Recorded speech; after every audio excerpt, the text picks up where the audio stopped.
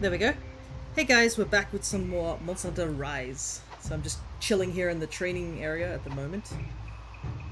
Both my companions have fallen asleep because we're not doing anything right now. But yeah, so I guess in terms of what has happened last time, we got to deal with our first rampage, as well as encounter Magnum Marlow, which we're actually up to fighting because we have successfully hunted a couple of monsters that we needed to distract Magnum Marlow. So all that's left is to basically fight the big cat. There are a couple of things I do want to show off because I was messing around here in the training area. Two of the things I decided to change was actually the switch skills we were talking about, I think, last session. I didn't want to change them last stream because I wasn't sure what they did, so I decided to give them a try here. So the two switch skills we got was there's the hard basher, and then there's the drill slash. So hard basher was what we used earlier. That was the default sword and shield combo, whilst we now have drill slash on at the moment. So drill slash, instead of focusing more on using direct hits with the shield, basically to do a harder stun attack, this time we have a drill attack that does more elemental damage, basically. I do not know how long I'm going to use this one. We'll see how it goes, because I tend to use other elements besides just the regular elements. I tend to use status elements, but I think it should work with that. But I guess we'll see. The second thing that I decided to test out is the sliding slash. So beforehand, the advancing slash was basically just a basic quick attack that prevents you from staggering and getting knocked back whilst doing it. The sliding slash, actually, if you successfully land the hit, it will launch you into the air to do the scaling slash.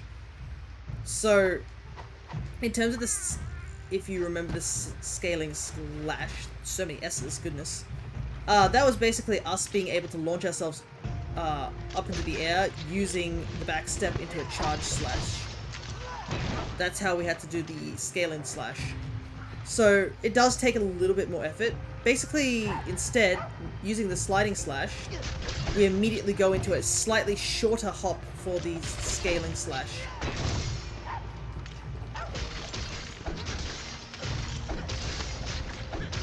And basically, you just need to do it when you are doing nothing else in a combo. So basically the beginning of a combo. So it's really handy. The drill slash is simply the hard bash, just hitting the A button multiple times, but instead of oh wait, the bash is with the tilting the stick. You have to use the shield attack. So as you can see there, it's more damage based rather than stun based. You get this extra chunk of damage, and it doesn't open you up as much. So yeah, two interesting new skills for now. And I think I want to give them a try to see if they'll be any good. But before we go and fight Magnum Marlow, I am going to be fighting some other monsters, sheerly for the purpose of warming up, and also because I want to go grab one more paralysis sack.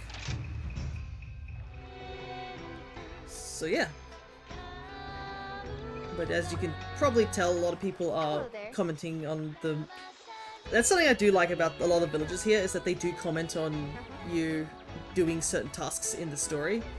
So there's actually a ton of dialogue that is just basically in the game that you normally wouldn't see if you just rush through. You're heading out to hunt Magnum Marlow? But don't mess this up, Shipper. If you do, I'll have to initiate Operation Close the Gate. And honestly, Magnum Marlow scares me. I thought the worst we'd encounter would be some bombardry. Leave the gate to me. Also, we did collect, I think, all the stuff we needed to finish this particular side quest, which was to get more Palamute gear. You're a lifesaver. Goka says thank you too. Now I can continue my work on this idea I have. And here's what I promised you. If you run into any problems with it, just let me know. Yep. Well then, I better be back to work while I'm still in the zone. So we now have the large shuriken. So the Palamute is slightly different. from the cats because they are very attack based. But the Palamutes also get a special little gear thing here. So as you can see, currently we have the heal blade, but there are other things like the healing scroll. We have this the guarding parasol we got last time, which is, as you can see, used for both attacking and defending. And we have the large shuriken, a massive shuriken thrown with full body force and capable of making mincemeat of monsters. So basically big damage. We have the dual scythes or the steel fang, but I think I like my setup with our doggo at the moment, being able to use that. So I think we should be okay with that. I did update our buddy skills, so as they level up they do unlock more buddy skills. As you can see here, we need to get to 20 to unlock this one. But I have specifically given Ray the Deflagration Leaf, preventing Blast and Hellfire, which we will be encountering with Magnum. Given them kept critical up S, but given them earplugs, so they no longer will flinch when monsters roar. And I believe for the Palamutes and the Palicos, they automatically get the highest grade of earplugs.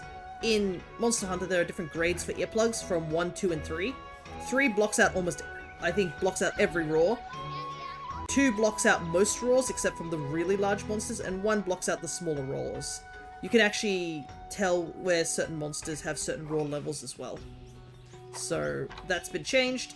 I've also given Haku the earplugs, but I've also kept attack up, and I think I added Knockout King as the other skill.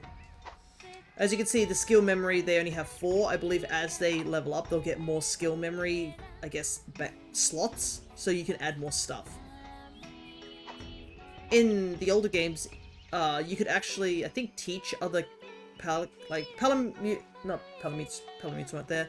Felines could teach other felines different skills and stuff like that, so that was also handy. I do not think our cat has any other things that we need to do.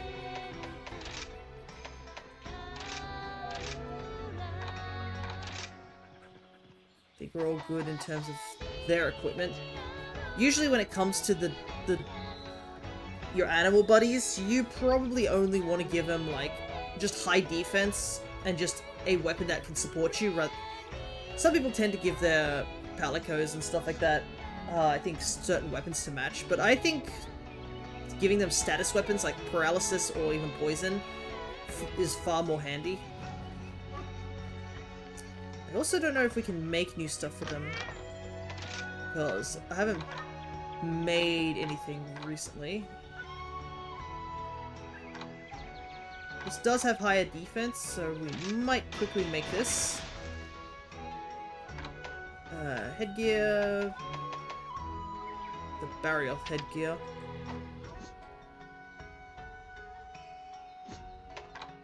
Rathian weapon.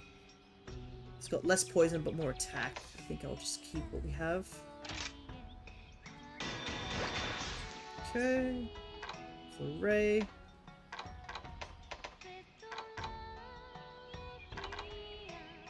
Oh, are they still just wearing the basic gear? Ooh, they really are. That's not good. It's because they're wearing layered armor that I didn't realize.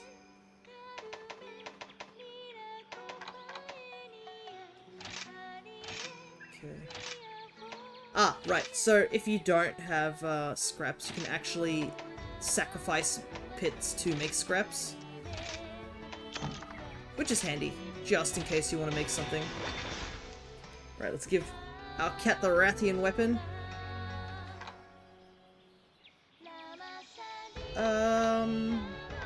Rathian armor probably is handy too.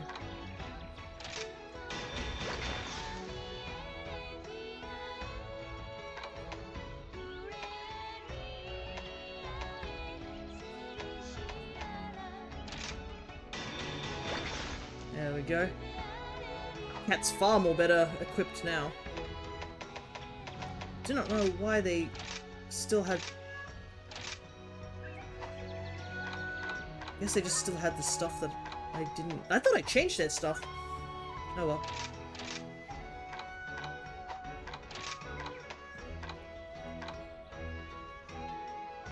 I have to make some of these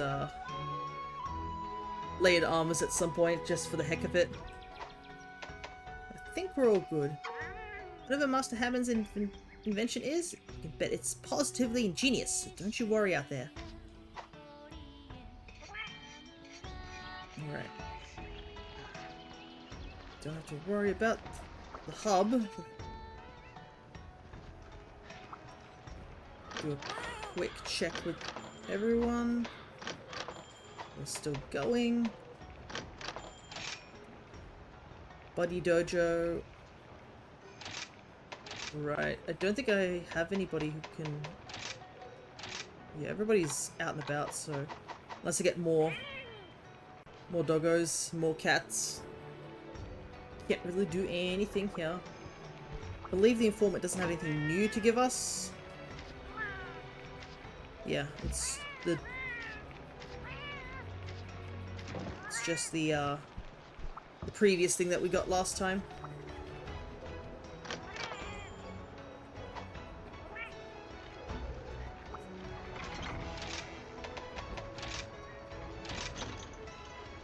Ready? I think we're all good there. Actually, I don't know why that's that. That doesn't do anything. Max potion, dash juice, tranks, flash bombs.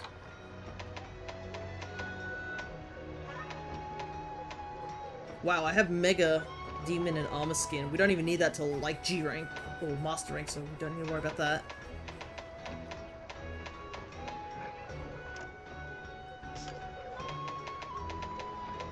Wish I had something else. I might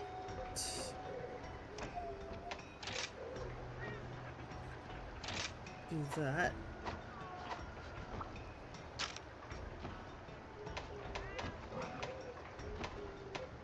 What the heck? Oh, my radar also got registered. What the heck?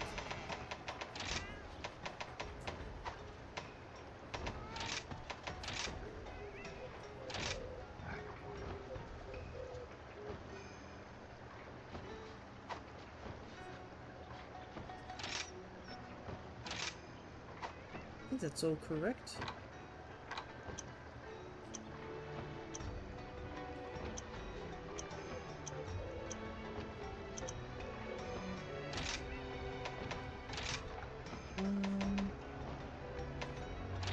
Regular rations.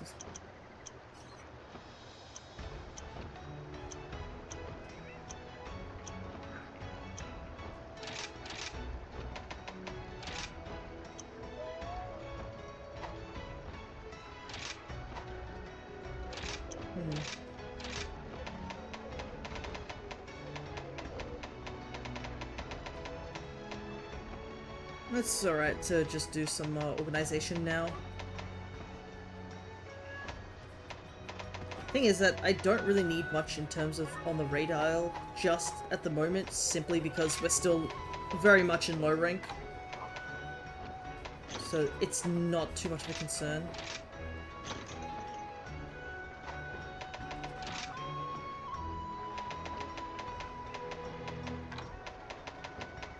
We don't have to be all fancy with things yet.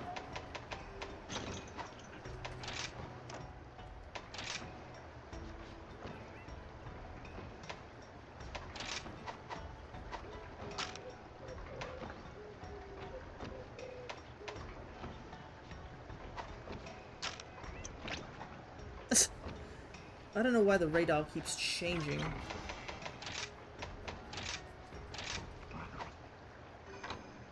Oh, is it because it's... Ah, I see. It's because of the... It's in the village. The village has a different one. That's why. That's why it was confusing me. Okay.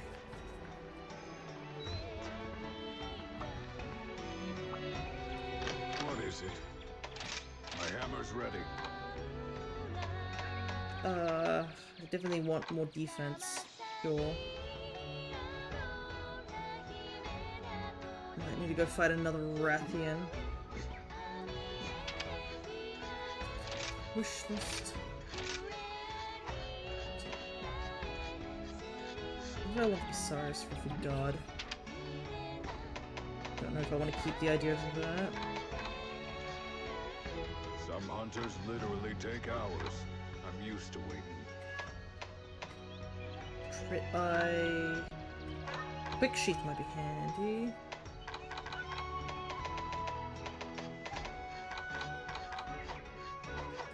Come to me if you need new gear. Right now I want to go and I have a special quest for you. do some quests. Which quest would you like? So as you can see, we did leave a couple of quests. So we haven't done this key quest. We also haven't done this quest. We also, I don't think, did this one. And I haven't done this one yet. Alright. Be careful out there. Gonna quickly do this quest here.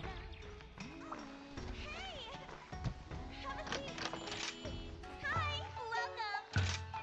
Oh man, so good. You. Let's quickly eat and head on off. Time to go. Alright, so we have fought Volvodon prior, so I believe we fought him maybe as the second last monster before we ended stream.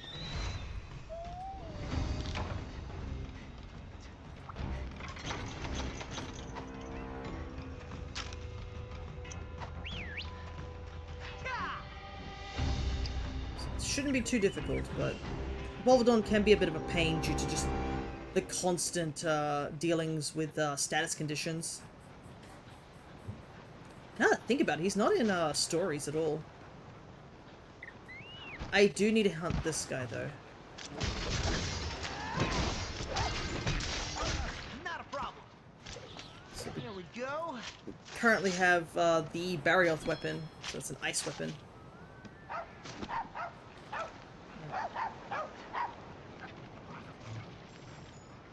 Don't believe we need to hunt any of those guys. There's something else I think I need to hunt here. Oh, it's like Slagtoth. There was a Slagtoth in the first area. Let me go back and quickly get that before I forget. Sometimes you gotta go and hunt some of the smaller monsters from time to time.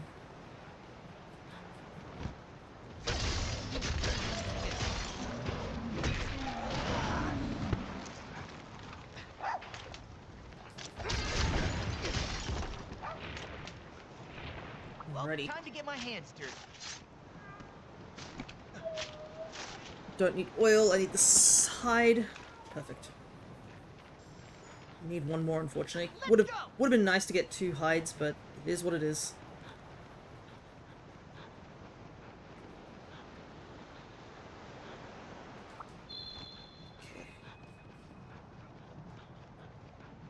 Hopefully I haven't become too rusty with these games every time we go back to them.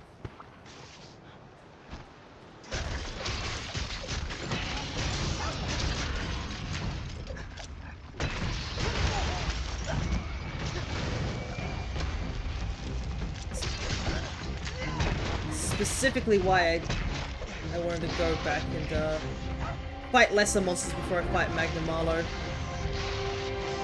For this purpose. We're gonna get used to the controls again. Oh, dang. Taking so much unnecessary damage.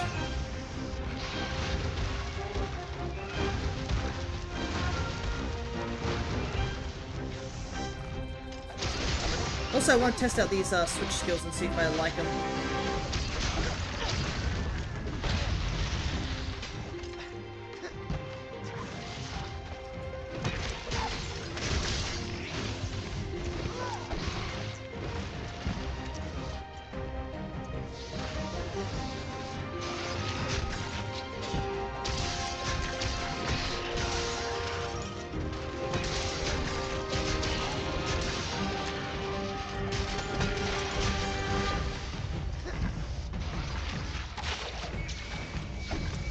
Oh, dang it. Straight over the top of him.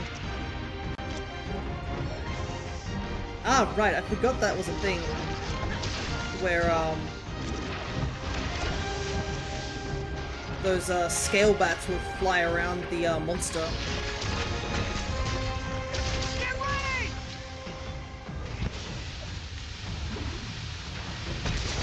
Oh, Renopos, you bastard. I had the perfect lineup. Of course you would do that. That's why I do not like Renopos. For that Doing great. specific reason, because they always do nonsense like that.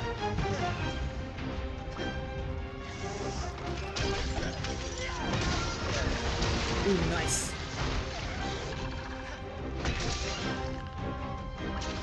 Ugh, I keep messing up this attack. I want to do the whirlwind attack, but I keep messing up. There we go. Don't know why it's so hard to do, but I keep messing it up for some reason.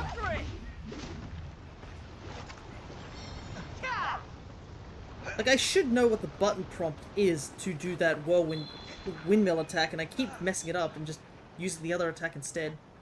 I really do hope that I can switch out the wire bug skill at some point, because I do not like that one where you just launch yourself in the air. I'm sure it's better on really big monsters, but for early game, a lot of these monsters are not that big.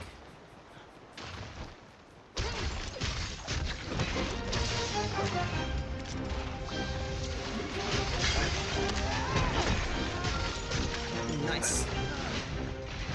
Thing is, I don't think there's much to really pummel around here. But there is a Roggy in the next room, so we might be able to ride him all the way over to here. As long as the Roggy's not leaving. There we go. Bye-bye. This is gonna be good. Look out! Not letting that happen. Definitely need to sharpen too. Ooh, nice. A good poison attack on him.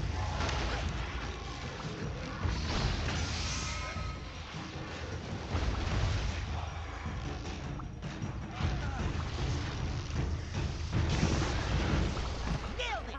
Good, good. And we got the poison too, so very handy. Perfect. Like to see. Get ready.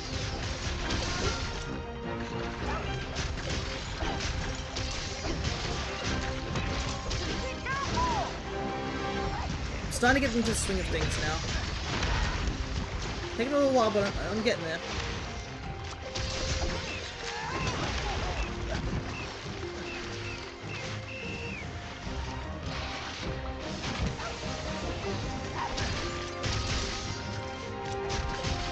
Does help that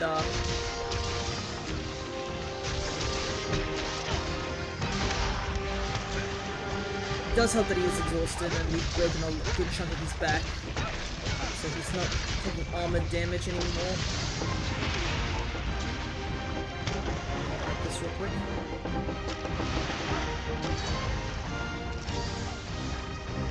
Heal.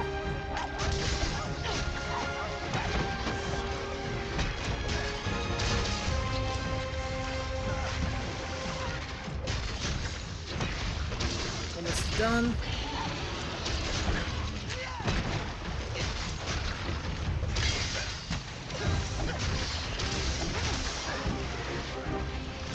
Oh, I'm in the orange.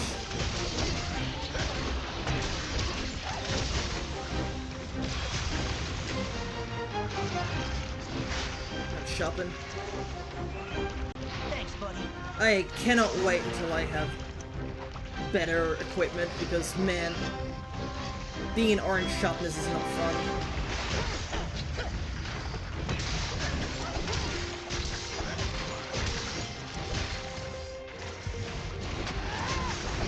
Oh, that was such a perfect hit. Oh, Have a taste of this. a little bit more.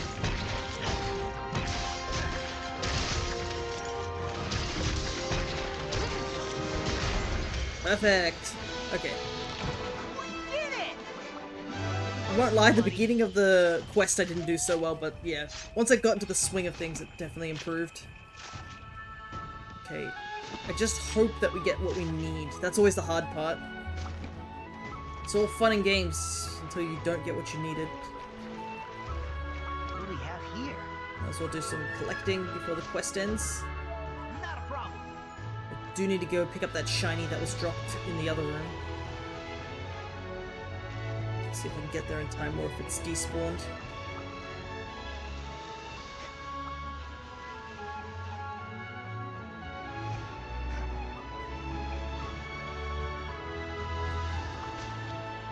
There we go.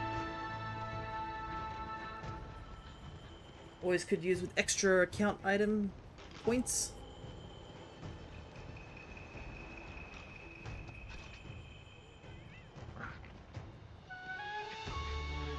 Let's go home.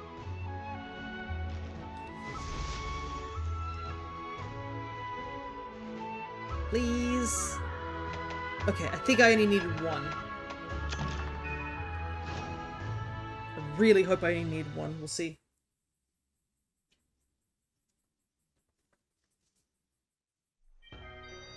Yes, perfect. Wanted to make the power weapon, that is why. There's a sale, so better go do the lottery. Have a look around. What do you need? I wanted to make... So it's down here. Sector Nulo green one. Plenty of this, might as well use this. Gotcha. There we go, we now have a power weapon. Only taken us so long. Take good care of your gear. My actual armor might actually be of use now. I'm having a sale. Mini submarine. I would like to win that, but we'll see. To try your luck. Ooh, that's quite good. Ech. Still can't win. Ah, there is something I want to test out. Because I do have my amiibo with me this time. I went and grabbed it from downstairs.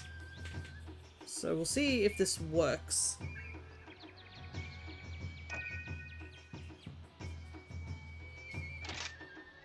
We'll do the amiibo lottery. Well done. Happy hunting. Alrighty.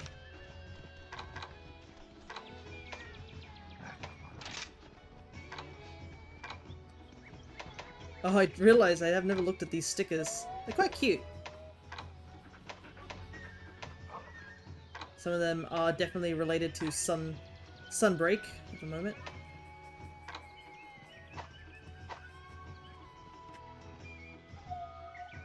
Alrighty, so we got the weapon I needed. Do I want the better armor? Because Hellfire and Fire Blight, I think that's similar. I think it is still just overall fire damage, and I'm pretty sure I'm kind of weak to fire. Yeah. My defense is a little bit better now. And I do have power attack, but I don't know what part of my armor has power attack. Oh yeah, it's the two Banara pieces. Right. Make sure to check the special quest as well. Okay. Have a look. Let's start doing some new stuff. Let's get the rest of these quests finished up before we Don't forget to eat. go and do Magnamallow. Time for a rest. I've got lots of tasty snacks for you. Let's see, because we got some new stuff here too now. Ah, we do have the Moon Gaze now. So restores health to nearby allies upon fainting. Don't think we need that right now. So I think we get the buddy treat.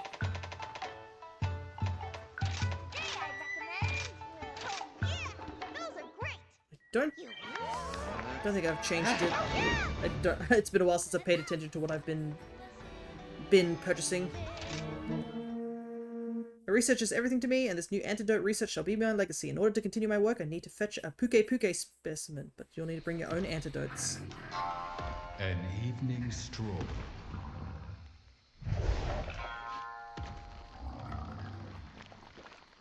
Looking for a snack to swallow whole.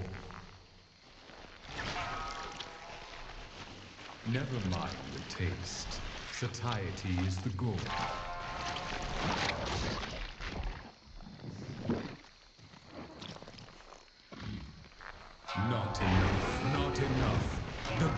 growls for more.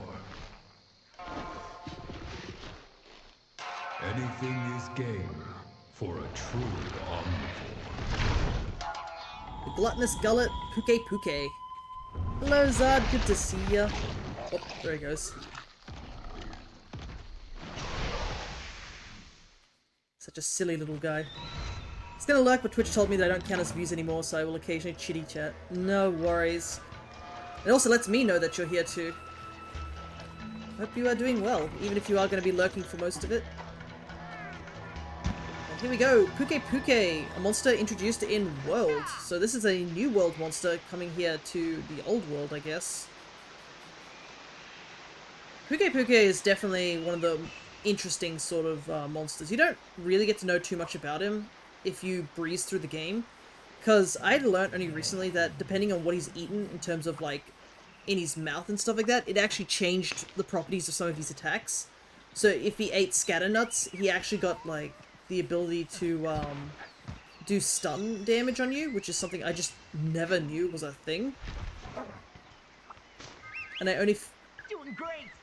only found out about it until like when I was helping out a friend in low rank in World.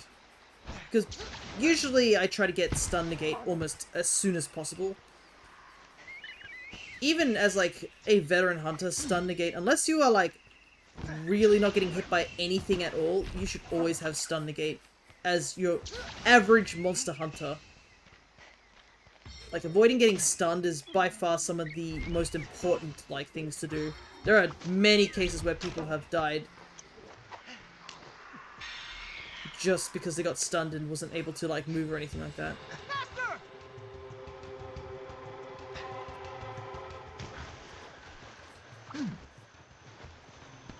Looks like my bag is full. Send it to my doggo.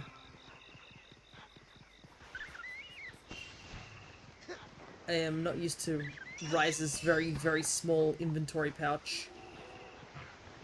Oh, where's he at? Guess we could cut across up here, right?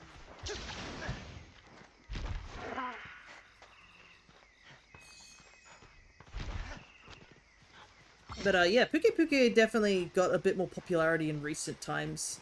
Like, he does have a very derpy design, so a lot of people like him for that. But he also was actually... He actually played a prominent role in the Witcher event that happened in World. But yeah, you can see here, I believe Puke is a level 1 in terms of roaring, but it's still dangerous.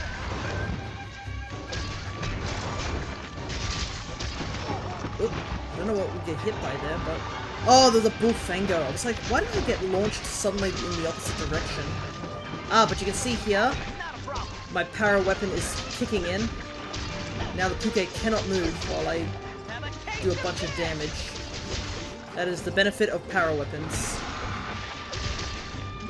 You can break the Puke's wings, his head, and you can cut his tail.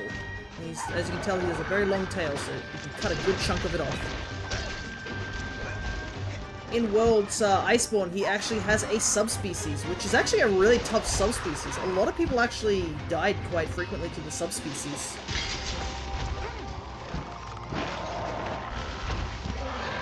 Also, as you can see, he's puffed up in areas. If his tail's puffed up, he'll use poison attacks from the tail more frequently. His cheeks can also get puffed up, which means he's got poison in his mouth. Things to take note of. And when he's angry, he goes with a slight red color.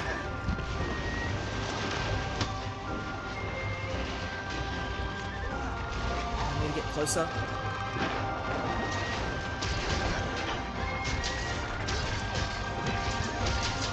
Ooh, another part broken. Nice. I want to get that tail though. It keeps spinning around though. I bought this game, never got the opportunity to try it, but I like watching people play it. That's totally fine.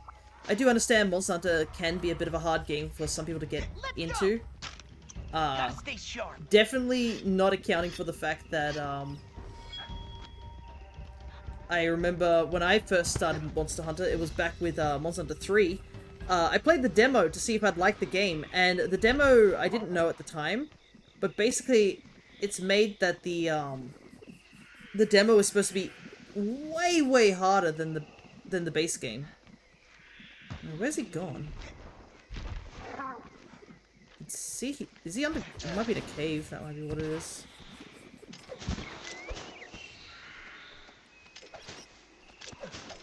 But yeah, I died to a Lagombi in 3, and I was just like, am I just really bad at this game? I decided to stick like to it and give it a go, I guess.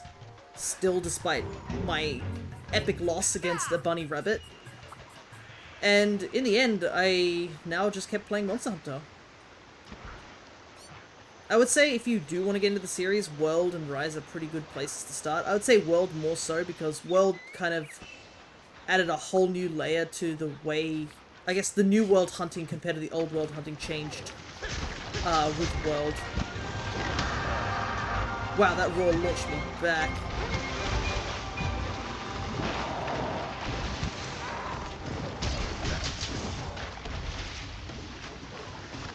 And plus, both these games are a lot more accessible due to the fact they're also on Steam, so you can play it on PC as well.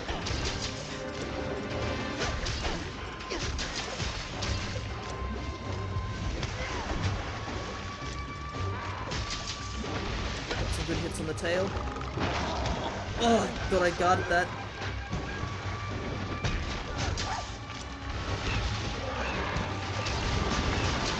Should be okay. Oh, there we go. Nice. There's the tail cut. And the left... It looks like the right wing is damaged, or it looks like both wings are damaged. I think we've taken off everything we can.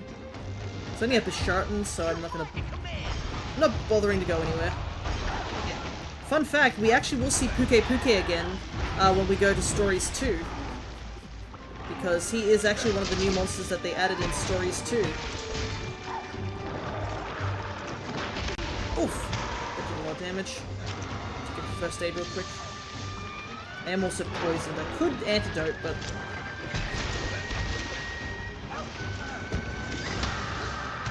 I hear the construction starting again. Nice.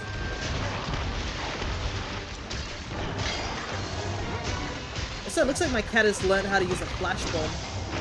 Rocket attack. Get some heals from the doggo.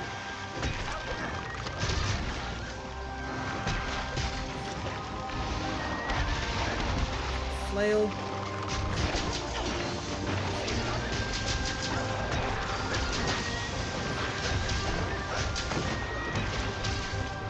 Let's put an end to this. Didn't get the perfect rush, oh well. It's fine.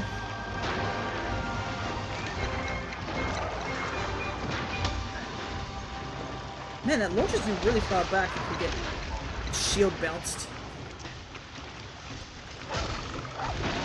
Oh, I hate this. I do too. Poison is a sucky ass ability.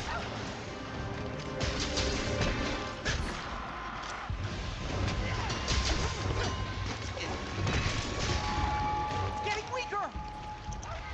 Don't know where he's gonna go, but I do want to carve that tail.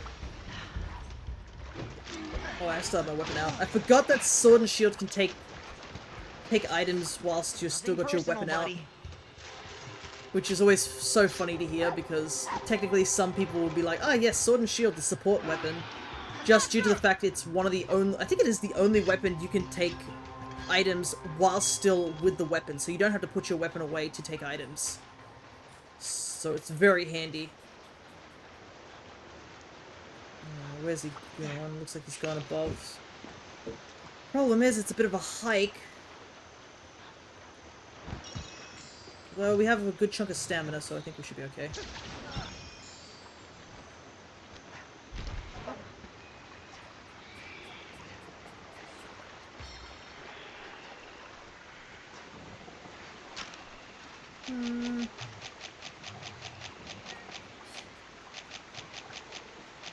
We can show this off.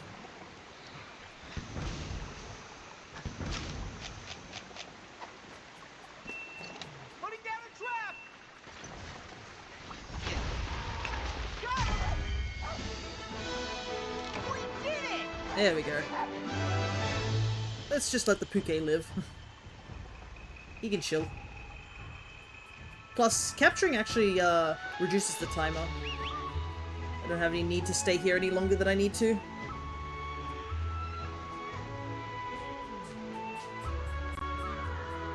I guess the reason they have a reduced timer is just the fact that, you know, you don't need to carve the monster, so the game's like, yeah, you can just go early.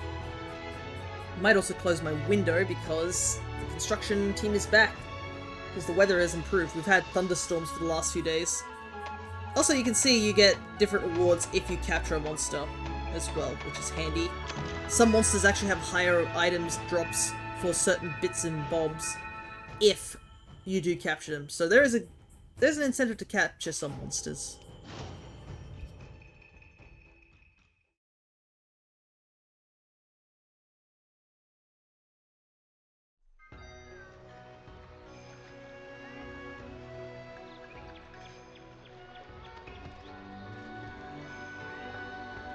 Alrighty, onward.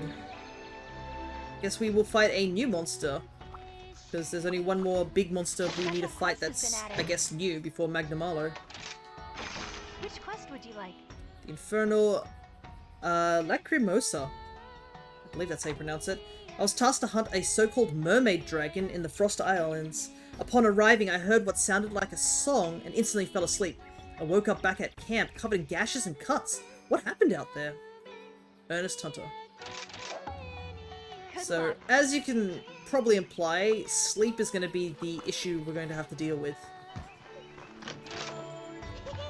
I've been waiting for you. Hey AJ, good to see ya. Usual, huh? What will it be today? That's a great combination. We're just about to go fight a new monster that we haven't fought yet. Let's go. I know Cress is also streaming ZA, so part of me's like, I want to take a look, but can't. Go do Monster Hunter.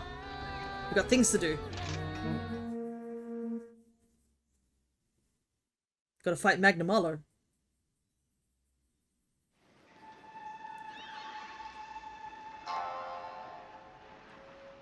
A miraculous spring, clear as children's song. Deep runs its stream, elegant but strong.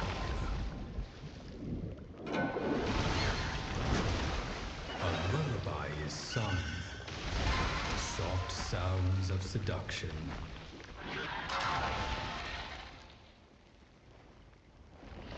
Its dulcet tones inducing sleep and serpentine destruction. Sporific Siren Somnicanth.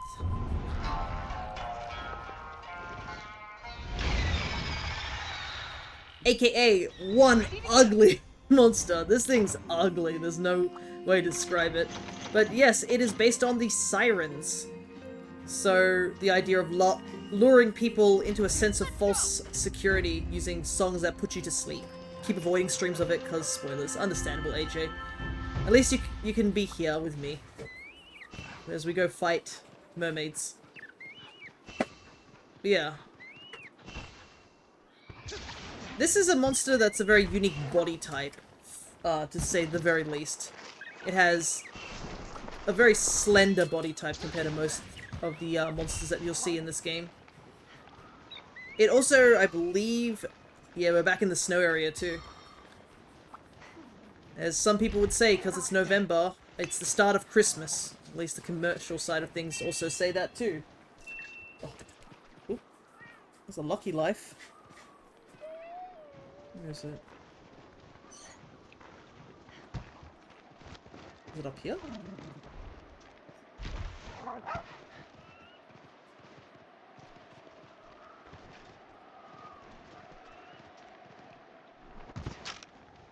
Oh no, it's on the other side.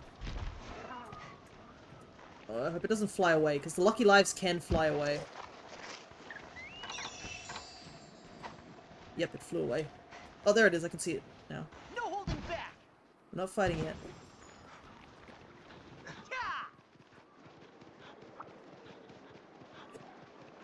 We'll fight the Somnicamp in just a moment. Because I think this is a new Lucky Life. There are 2 different Lucky Lives that you can see. When a Lucky Life spawns on the map, it will just fly around. Here it is.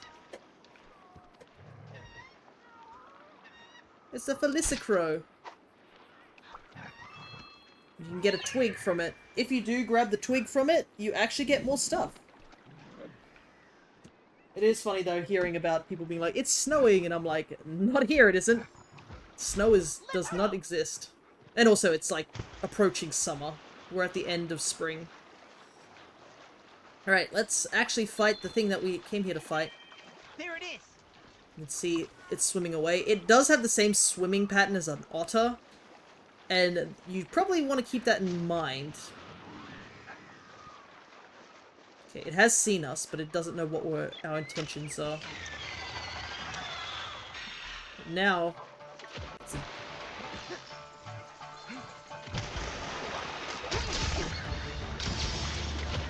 Yes, it has the ability to crack shells on its stomach, like an otter. And depending on what shell it has in its hands, will actually determine what type of effect it will do. So as you saw there was a bright light. Basically, that one is related to stun. Also, because of its thin body, it will whip itself around quite frequently, so it is a very mobile monster. You cannot cut its tail off, but you can break its fin, I believe. Cannot be entirely certain. It's been a while since I fought this monster.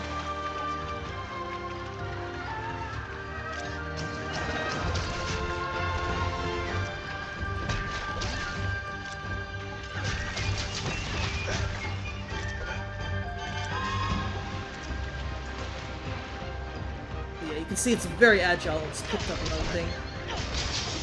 Oh! Sheet! Come on! Going for another stun shell.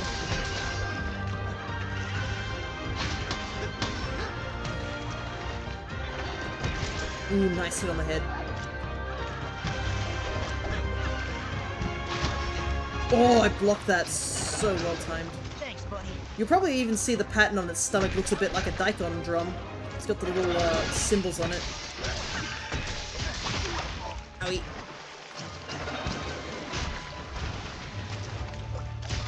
Somnicamp also has a subspecies in this game. I guess we'll see it once we get to Sunbreak. I believe you can break its arm fins as well. My best pal. So that is something. Fear clutching it. Thanks, man. I tried my best. Oh! You can hear it singing now, and there's this strange gas on the ground. Block that. Do not go into it. It does inflict sleep, and since we are early game, we do not have the means to do it. Oh, the power kicked in. Perfect. Thanks, buddy. Start doing some actual damage now. Power is also really handy just in terms of being able to, like, attack certain monster parts without them having to move around and stuff. Invincibility frames.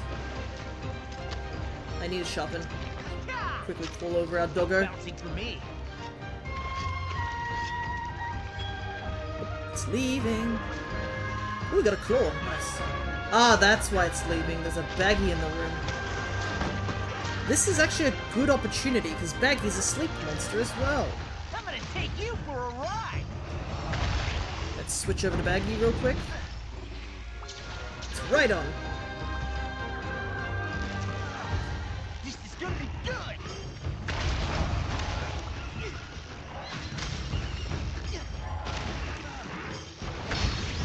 Nice. Mounted Punisher. Let's knock her over.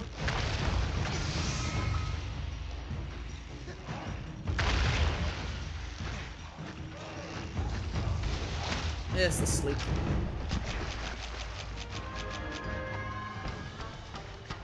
Not so funny when you're the one who gets put to sleep, huh? Ready to blow. Put down a bomb.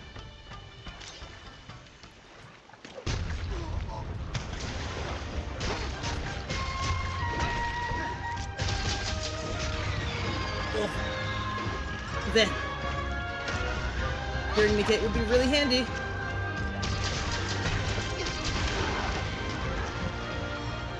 Get up, get up.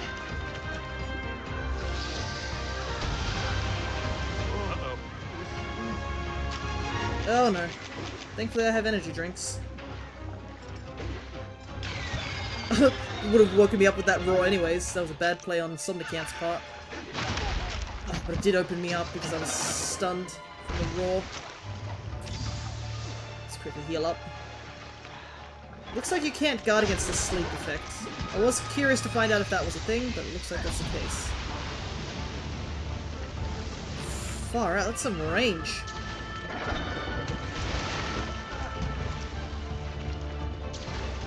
It keeps zipping away before I have a chance to attack.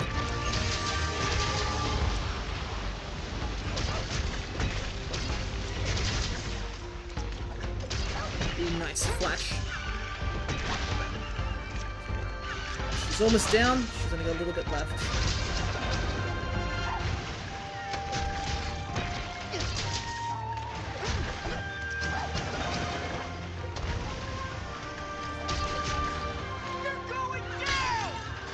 Oh, I wanted to use the perfect rush, but I think I should use it when they're paralyzed. Get ready!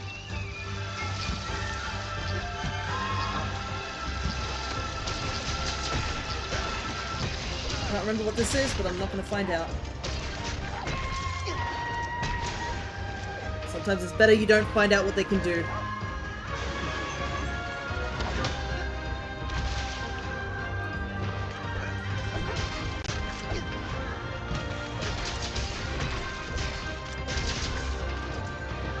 Ah, probably because AJ, you just came in later too. We have switched up our skills, so we do have a bit of a different jumping attack as well. We almost got it! So, the hard shield bash has been replaced with a drill attack, which does more elemental damage. And our X and A attack now does a mini jump attack, so... And I think I'm enjoying them a little bit more. The jump attack is going to take a little while for me to get used to because I keep mashing buttons as the Neanderthal I am as a dual blade user.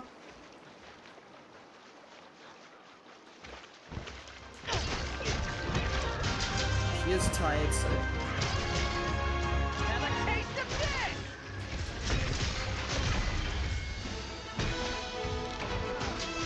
All done! That perfect rush off right at the end. Nice. Nothing personal, buddy. I got attacked by a Gaju too. Somnicant dust. Nice. Those are really handy to get. Oh, I would have expected a sleep, Get my hands dirty. sleep-related thing. It's here! Oh my god.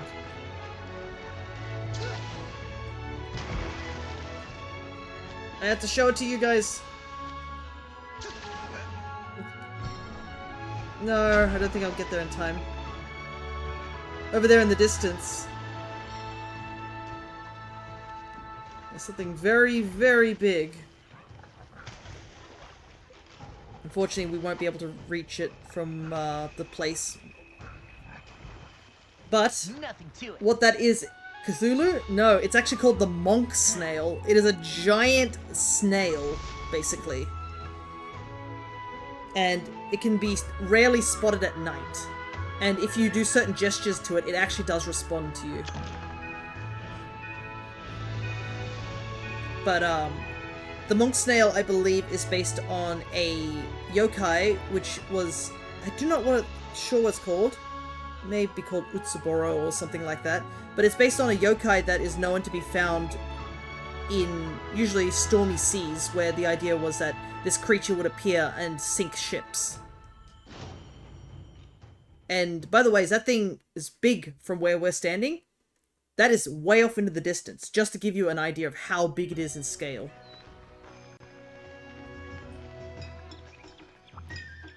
It's a big snail. Don't worry, we never have to fight it though, so... You wish to try your luck? Astounding! Oh, I finally win! Yay, let's go! Happy It only took you 10 tries. We finally got it. I have a special quest for you. Alrighty. Here's the quest list. Not many quests left, I guess. It's just carve things and hunt monsters. Well, I'll do that in my spare time. You guys don't need to see me run around grabbing white livers and whatnot. Or the monster guts. Third wheel. I think this is the arena? Yes, it's an arena quest. Don't forget to eat. I think this is our first arena quest too. So we get to see what it's like. Get your bunny dongo right here. The benefit of Here's your favorite. I guess, arena quests is that you don't have to run around chasing monsters. But you also have to remember that the monsters don't have to run around to chase you either. In the right, Azuros. On the left, Tetranodon. Oh, you're here too? In the middle, you. Let's go! So much power! Here we go.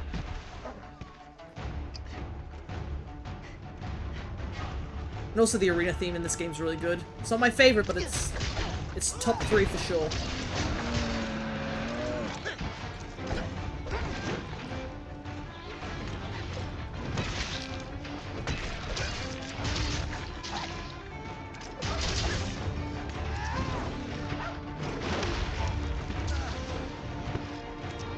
Oh, dang it, I walked straight in that and got stunned.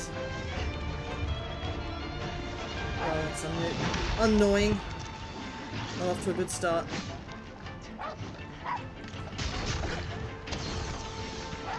Gotta take it slow.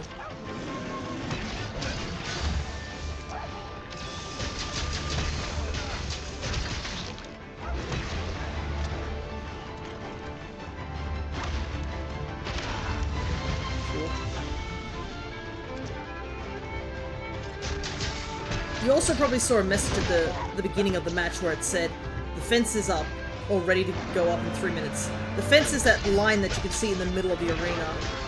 Basically, it just means that you can close off the arena. Very handy if you're fighting against 2 monsters at once. You can use it as a means to prevent monsters from both attacking you at once.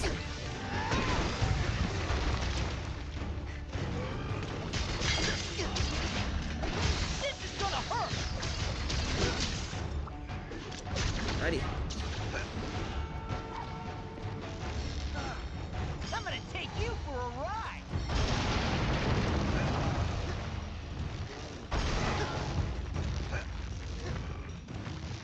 Yep. Perfect.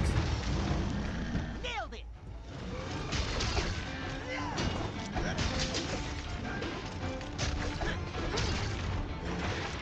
Nice. Arms are broken. And as you can see now, the Tetranodon is in the arena as well. So we do have to be careful, because now we have 2 monsters that are going to be coming after us. And we've already used up the mount on the Azuros, so we're going to have to use Tetranodon for that effect.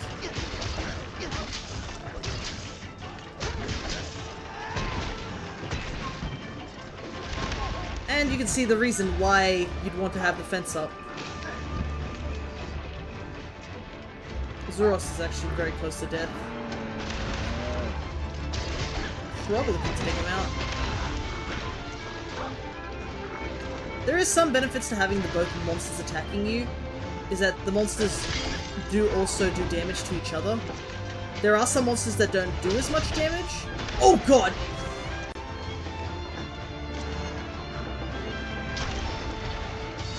Heal up. I believe the Wraths don't do as much damage to each other, because they're technically spouses. Oh my goodness, this man keeps jumping. Stop it!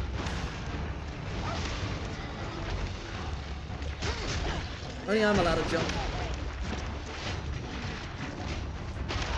Oh, I got stunned as well. It's not good. Thankfully, your Palicos and Palamutes may attack you to knock you out of certain status conditions, whether it be sleep or stun.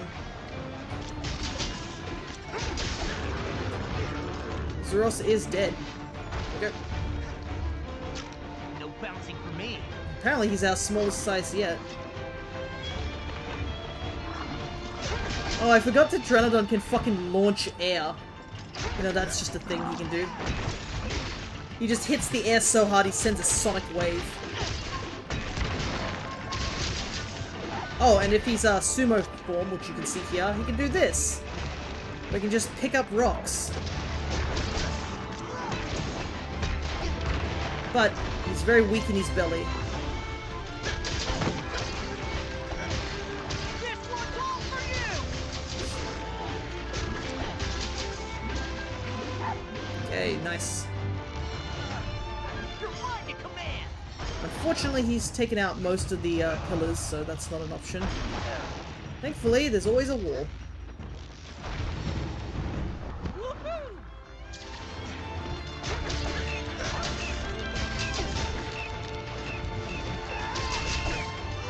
Oh, nice, a para.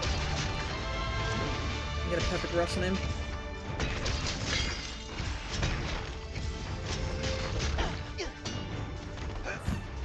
Unfortunately, we bounced on a lot of his back armor because it's all big, chunky.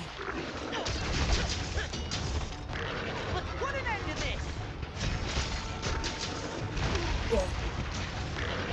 Azeros's carcass has disappeared. That's another downside of things, is that... Ooh, Tetranodon item.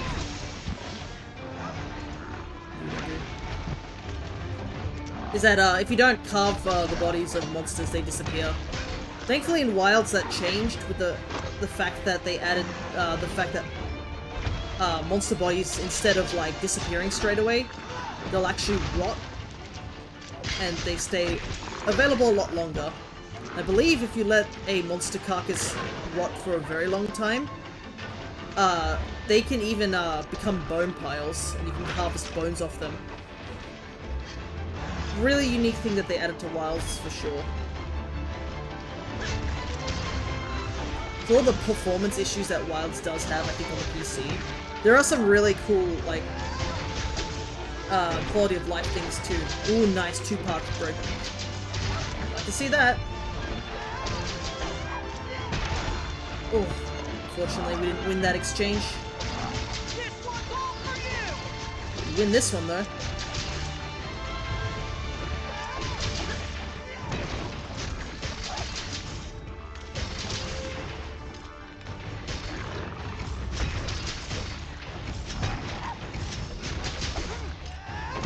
Nice, got that perfect rush. Ooh, and the knockout too? Hell yeah. I'd like to see that. You brought this on yourself.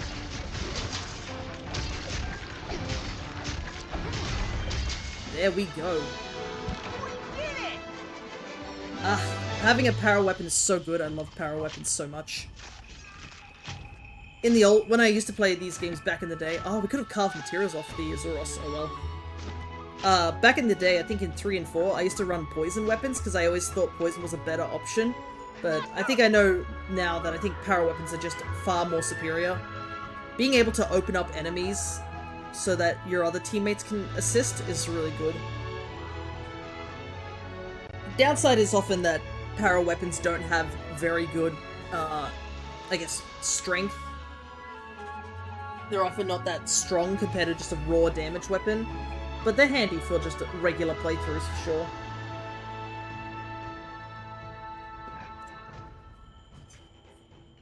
Alrighty. I guess it's time to finally fight Magnamalo. I think we're as ready as we can be. Good job, buddy. Quest complete.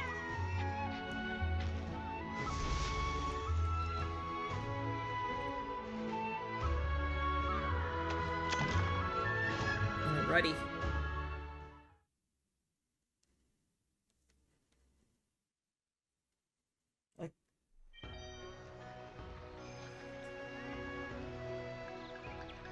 I was wondering what that sound was. It's actually coming from outside. I was like, is that my fan? I really hope it's not my fan. It's not. It's a construction outside. I have all my windows closed. Can't wait for this room to overheat. Also, fun fact, if you've seen how Kagero has the sails and there's a little cat doing the little dance, the cat actually chills up there. He's the village doctor or something. You can talk to him. You go up here. Oh, it's you, Shippai. Oh wow, you're a hunter now, eh? You know, it's very important to me that despite my medical talents that everyone stays healthy, and I stay permanently unoccupied. Well, you've always been a strong and healthy kitten. I suppose I need a little need to worry about your choice of careers. I'll change anything. Taking the fight to Magnamalo, are you? And you best be careful. Don't go getting hurt, you hear? I don't want a reckless injury getting in the way of my naps. If it does, you're gonna have ointment smothered all over ya that stings so bad you'll regret it. Keep that in mind when you head out. Heh. Now if you excuse me, back to catnapping. So I guess he is. I wonder if there's other village doctors or is it just him? Well, but we're a strong lad now. A lot stronger than the days of a rider, that's for sure.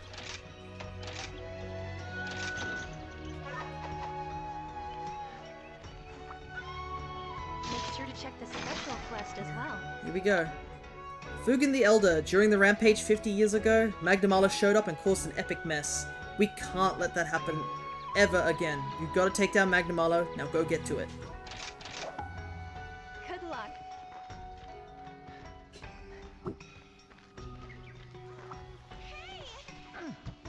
Then again, I think as a rider we tanked some pretty crazy attacks, especially at the end of the story.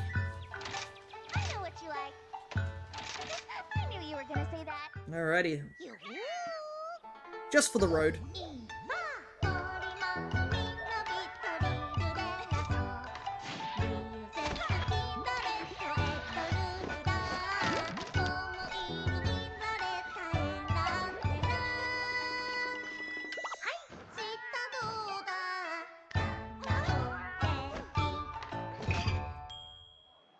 Here you go.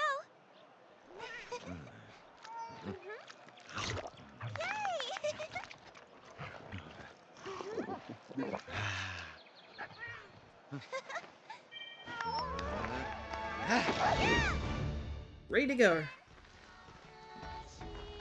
I do like how the bunny dango definitely looks like his hairstyle when it's got the sauce on it.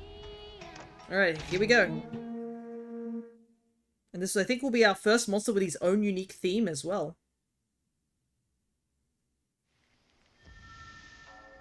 A grudge towards all life, given form in flame.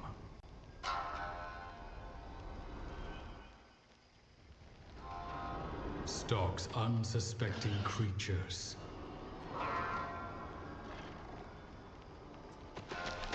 That it seeks to maim.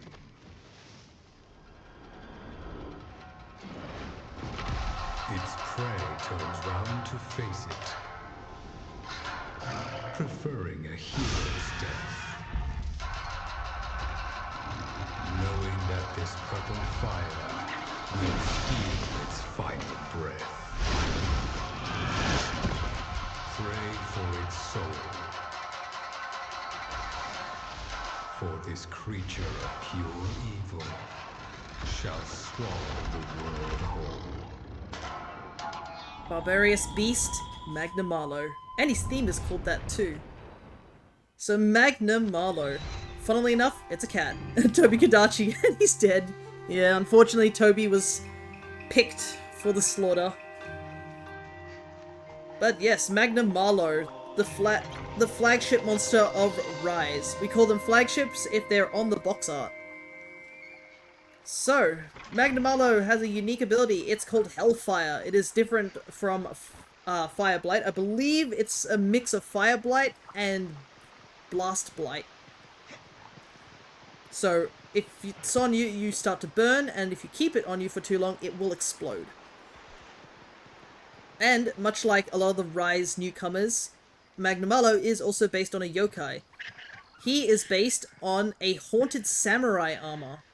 So the idea of a samurai who was killed early in battle, or may have been a corrupt samurai, coming back as a haunted piece of armor. is what Magnamalo is based on. He also has an amiibo, funnily enough.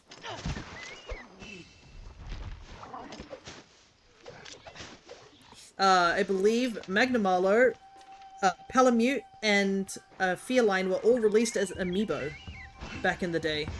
And it's a pretty chunky amiibo, to say the least. I'm trying to remember, I think I still have to take out some Mizuchi. Let me quickly do that. Yeah, I need one more. Well, time to get my hands Dogs dirty. will do that. Get that sub camp.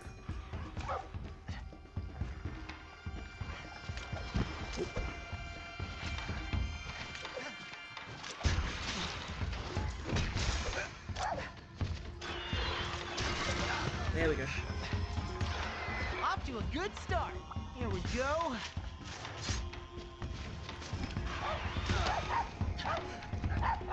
And another fun fact is that Magnamalo will also be available in, I guess, Monster Hunter Stories 3, which is exciting.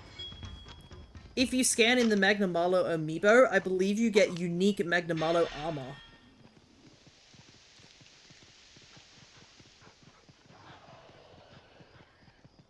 Also, his theme's really, really good. Just want to point that one out as well. Alright, here we go. The Lucky Life is also here.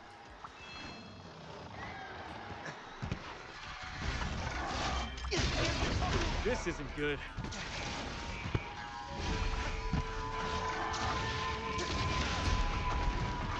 Hellfire explodes on impact. Y dash before you get thrashed. Luckily, an Izuchi is right here, so we can use the benefit of the Izuchi real quick. Oh, I'm actually, like, taking serious damage, I've just realized, while I'm on the back of this guy.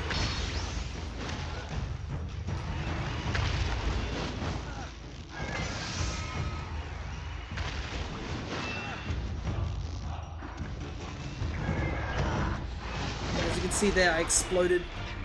There's nothing I can do about it because I was on the back. Let's go.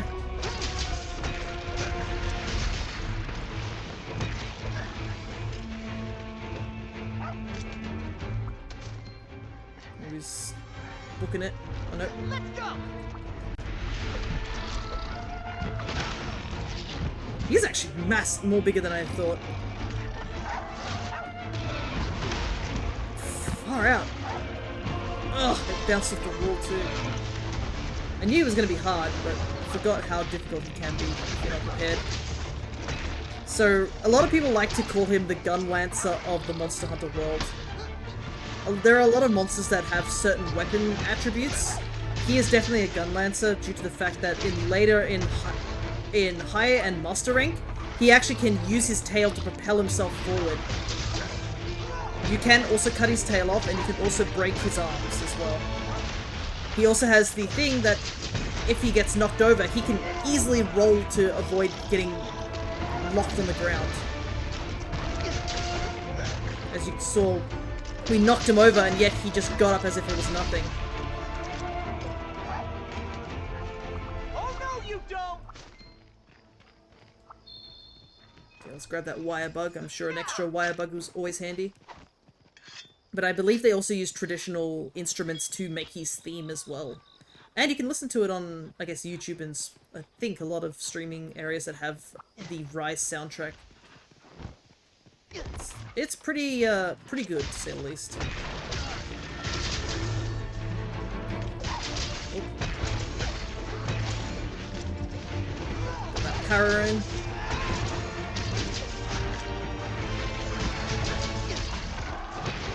Ooh, nice.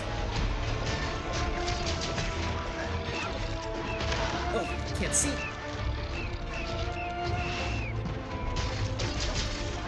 Certainly one of the bigger... Oh, God. Got roared out of midair. Ah, right, I forgot about this. When he's in Hellfire mode, he can launch himself like a rocket across the screen. So you do have to be careful.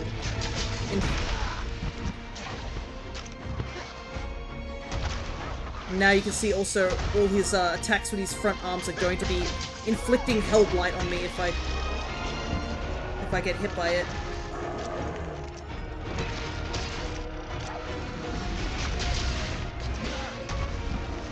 His blind at the moment.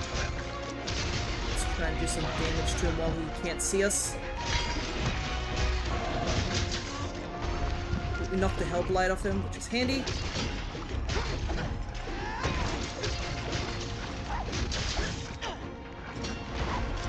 I believe you can also damage his back as well, but our weapon kind of can't do that right now because it's weak weapon. Oop, looks like the cat's pulled him into a spot, so he can't do anything right now.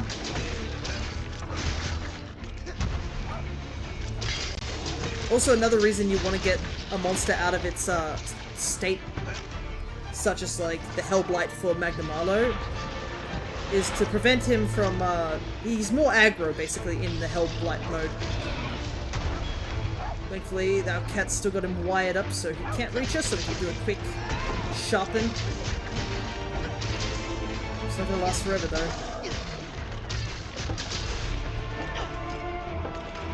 Oh! We've got a ride. Unfortunately, I don't think we can really use it for anything, because I can see that Aknasom is leaving, so that's not possible. And Izuchi's already been wired, so that's not going to help either. Just have to knock him out.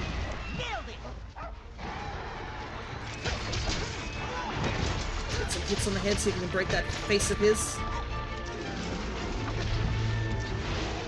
Ooh, sky knockout. Would like to see it. We recovered really quickly from it. There's a flash bug. Do some tail damage.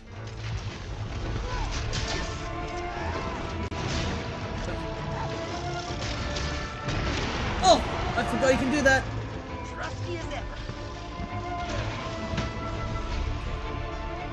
Just gonna wire away to get rid of that hellfire because I do not want to deal with it. Because we saw what it's capable of.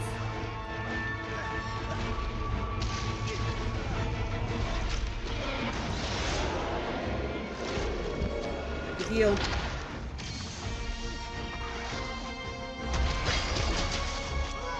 Oh! Oh, we traded blows. Holy shit, that was cool. It wasn't worth it. Oh! He is so relentless, holy hell. Hey Zodiac, good to see you. Give me a second, I am fighting for my life, as you know you do.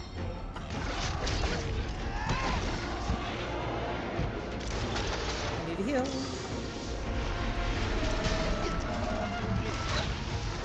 No! I heard my dog. He was like, yep!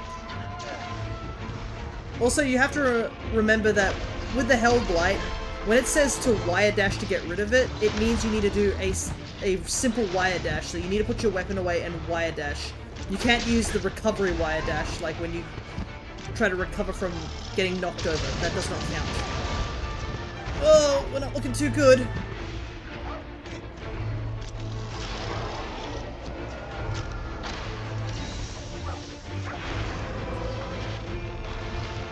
Ah, right, I forgot this is also another thing too. This is low rank, yeah, this is part of the story. If you let him stay in Hellfire mode for too long, he enters a pink state, which does a lot more damage too.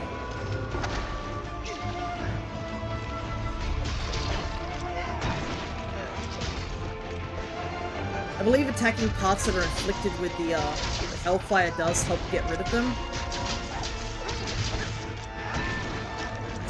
Okay, both arms are broken. It's just a tail and a head.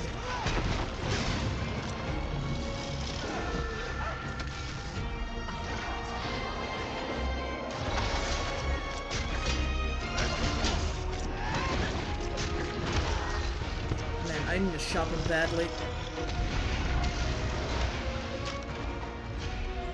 Let me get on my dog though.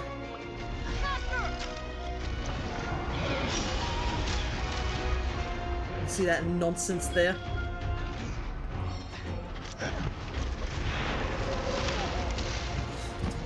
Didn't even get a chance to do anything. I'm probably not wearing the best armor for this fight as well, but I don't really want to do any upgrading right now. Oh no! You'll be fine. Oh, oh boy.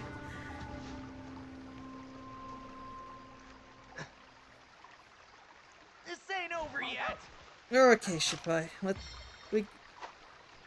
And he's apparently close to capturing, our cat said. But as soon as I heard the be careful, I immediately remembered that he has that gun lance attack. So, you probably couldn't see what happens, but what he does is he scoops you out of the air, off the ground into the air. And then he will zip around and then crash into you like a rocket. And that's what happened. Even though I tried to wire bug away from being in the air, he locks on you in the final attack. So if you're not prepared for it, you will just get completely caught off guard like that.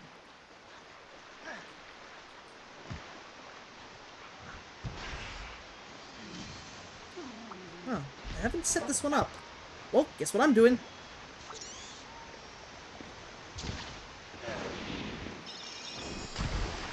Just gotta hang in there for just a little bit longer. Let's go. Also, there's something really cool about seeing the hellfire in the distance at night. It is a really cool effect. But my goodness, would it be haunting to see that at night.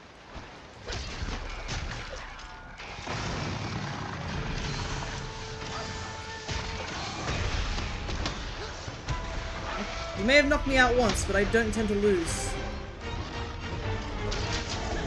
Take that. This one's all for you.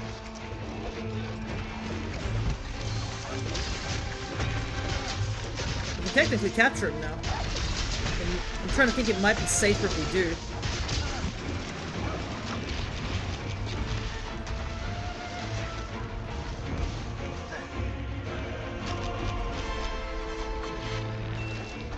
Oh my goodness, my dog just cut his tail off. Let's go. I wasn't sure if we were gonna get that tail carve.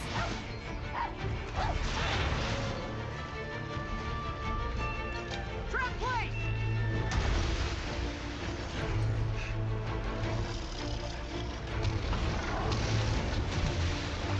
Just gotta get him in the trap now.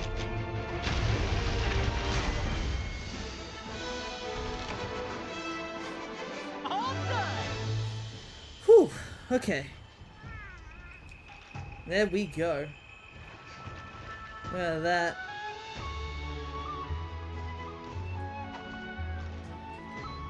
What a tough customer. Good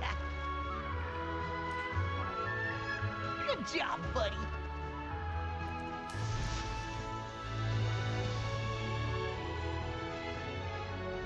Oh, Magnum plate. Let's go. Love to see it. But I cannot believe our dog literally cut his tail off.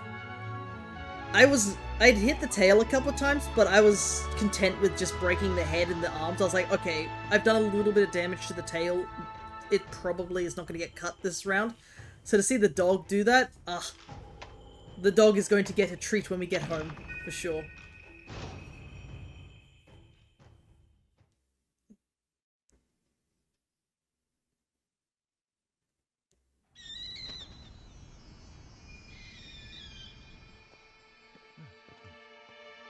Good job defeating Magnamalo, Kamura Hunter. You are what I call a true hero.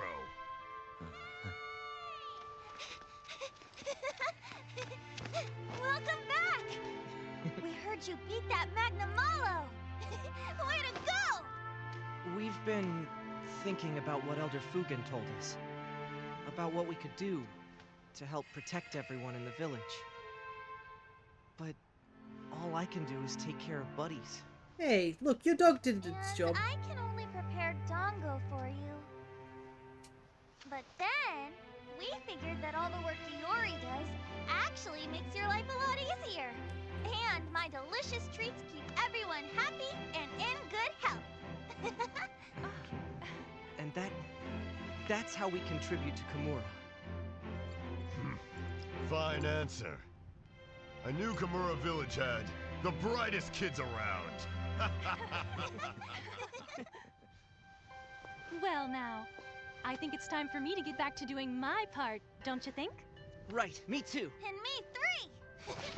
Okay, time for some new recipes! I've been thinking of a Magnamalo menu. I'd use some dark chocolate. Sounds heavenly. Let us know when it's finished. I gotta say, you did a great job, Hunter. Thank you.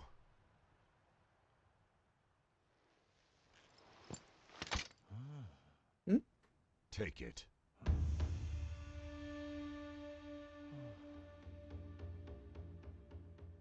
That is one big This long thing's been sword. passed down in Kamura for generations. You defeated Magnamalo, so now it's yours. Take it, will ya? You're getting too old to be lugging this thing around. Go on. Right.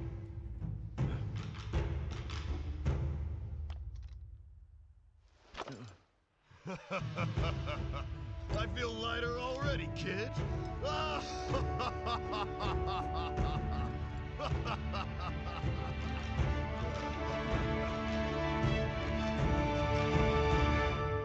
And thus, with Magnamalo done,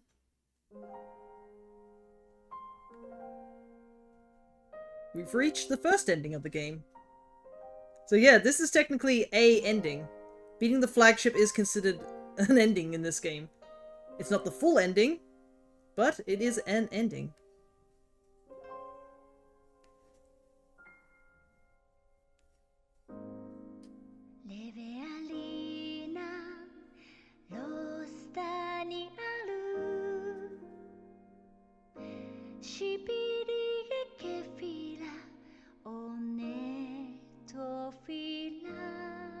For those who don't know, this is actually Wyverian that they're singing. It's the made-up language of Monster Hunter, which I believe, from what I know, is it's Japanese put into a French translator, re-put back into a Japanese translator or something like that. Hey look, it's Astra! You can tell by the little thing they're wearing.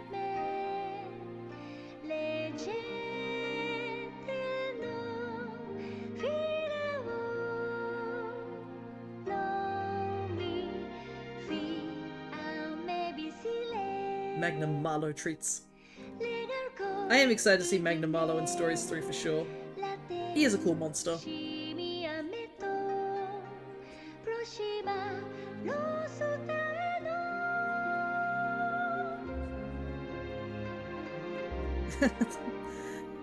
Old grandpa trying to connect with his grandson.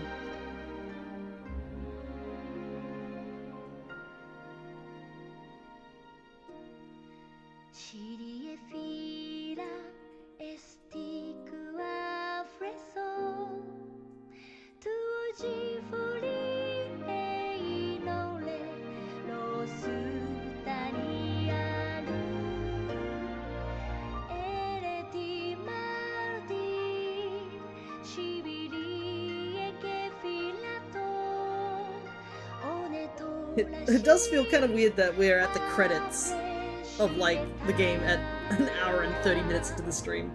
But there's so much more to do. Hey, look, it's Haku and Rei.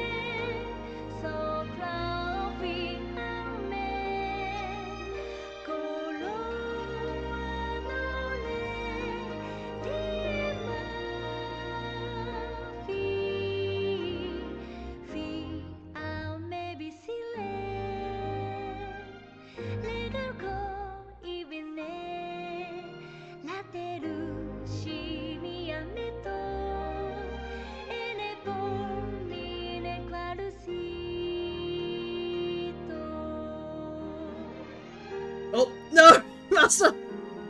He's taking the master out, no!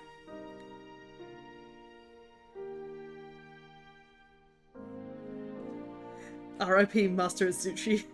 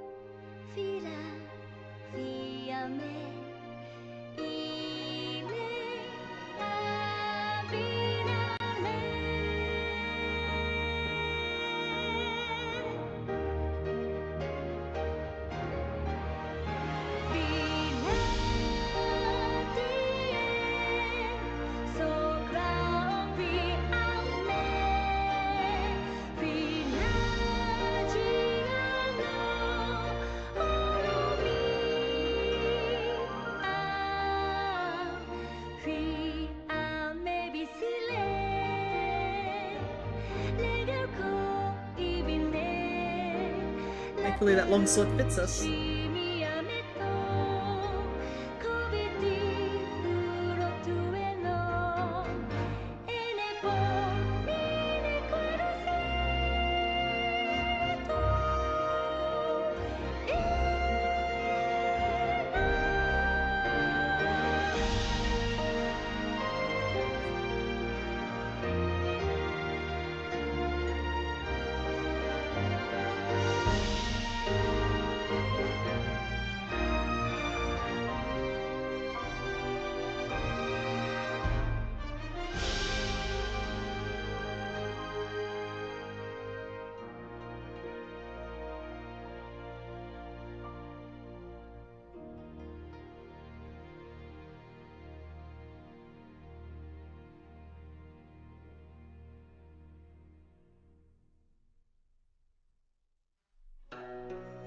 Well, that's the end of the game. I'd forgotten there was an actual, like, really long credits for the end of the game. Oh my goodness, look at all the different voices, too. But, yeah, I guess it's kind of funny, because I feel like we haven't got it. Well, if you think about it, we played for, what, 10 hours on stream plus a couple bits, so technically it's 12 hours long that we've played the game and we've reached the credits. But this is only just the first credits, because there's actually a lot more story left. We haven't solved all the mysteries to things. Sure, we have taken out Magnamalo, who is related to the Rampage and all that. But what about that monster we saw right at the beginning of the game that's been flying in the skies? We still don't have an answer on who they are. And I mean, we still have... And, spoiler alert, there's still quite a bit of story left. And we also still have Sunbreak if we've somehow finished Rise, but... that's not happening today at the very least.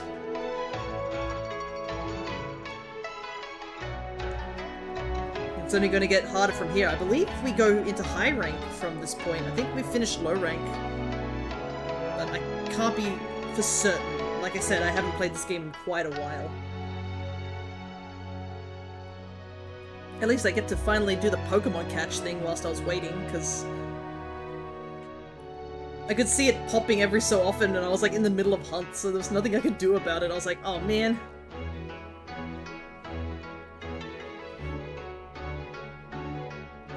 But I guess I could talk about how there was some interesting news that got... It's time for the hub quest. That is true, I do have hub quests if I needed to do that as well.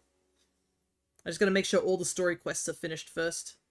But they actually released another trailer for Stories 3, and some really cool things came out of it. So one, it seems to be that a monster we haven't seen in like forever, like I've never fought it before, that's how long ago it was, is returning. And apparently, because I think we learnt that this Stories 3 takes place like 200 years in the future from the first and second game. So we're not going to see any familiar faces in 3. But yeah, a lot has happened. So I know, at least we were told that Rathaloses went extinct by the time of Stories 3, but it turns out they're not the only creature that's gone extinct. Which unfortunately, we found out there's a new character who has a Palamute as a monstie, and it turns out they're the last Palamute. Yeah, canines are extinct in Stories 3. There's only one dog left. The species of canines are just gone by the end of Stories 3, or like in Stories 3. And I was like, how did that happen? How did you guys lose all your dogs? like, I know Palamutes are only sort of in Kamura and a little bit of stories too. I like to think the idea of just my own headcanon of us introducing Palamutes to stories too from here.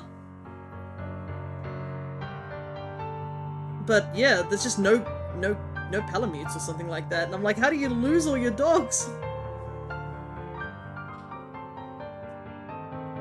Stories 3 is truly dystopian, and I'm so excited to play it. But we have to get through Stories 2 first. And we'll probably start Stories 2 next year. It's crazy, the end of the year is already coming up. But yeah, next year we will... That's another game that is on the table for being played. And I did also get Dragon Quest 1 and 2 recently too. So I'm excited to play those games as well. So we have a stacked roster of games to play. We're not running out of games anytime soon. Hey, nice catch. Though, to be honest, that platform definitely makes it easy to grab some of the stars.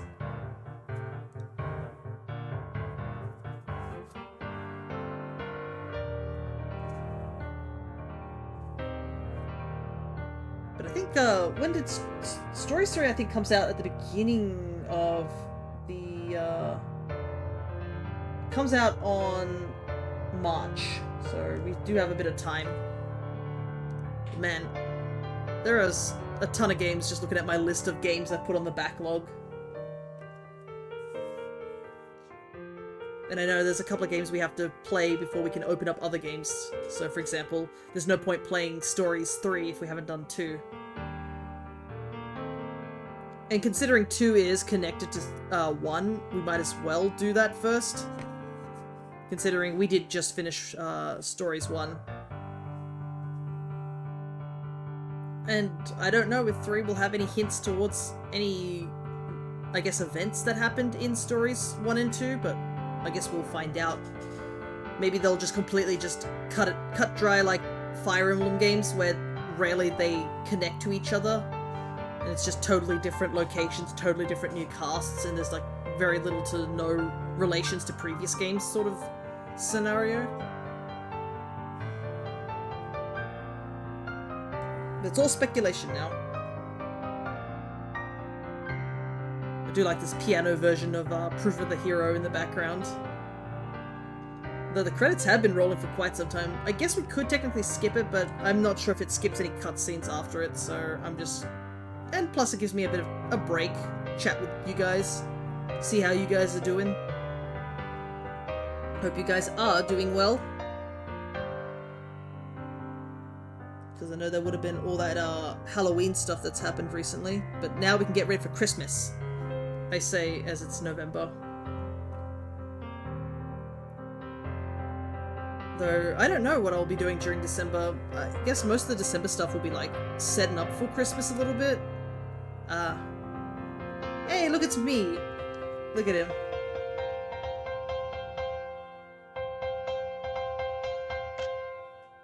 That's a cool shot. Even though we aren't going to use longsword. We get to keep it as a prize.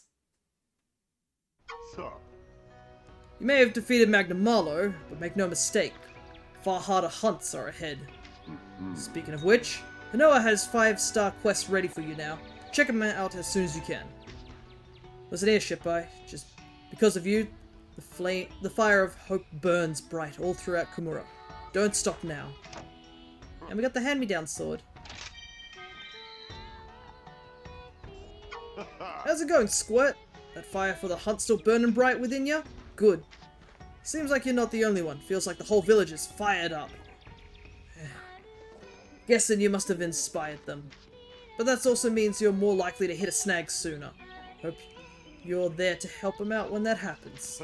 That said, we won't take your efforts for granted. I'll be giving you a special reward in return. I only ask that you make yourself available around town and lend a hand when you can. Complete 8 side quests. Itsuchi visible and hidden designs.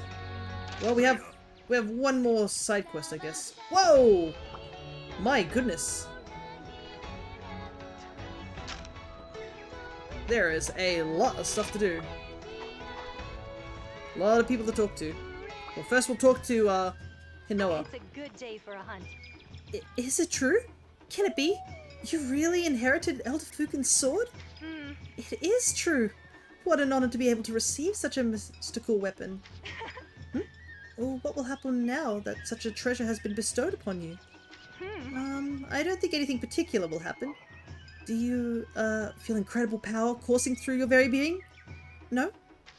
Oh well, Elder Fukin did mention that he wanted to pass it on in the near future because it was super heavy. That's weird. Oh, maybe he meant heavy as in the weight of responsibility it carries. Not physical weight. It all makes sense now. See, for us in the village, the sword is a powerful symbol that is only held by a true leader. Are you ready to be a leader? Are you ready to take on that responsibility? Well, we'll see. For now, we have to settle on taking these 5-star quests. Oh, hello. Alrighty, so 5-star is now available. And we got some big, heavy hitters. And this is also the start of some quests where there's going to be a lot more quests where we're going to have to fight multiple monsters, as you can see.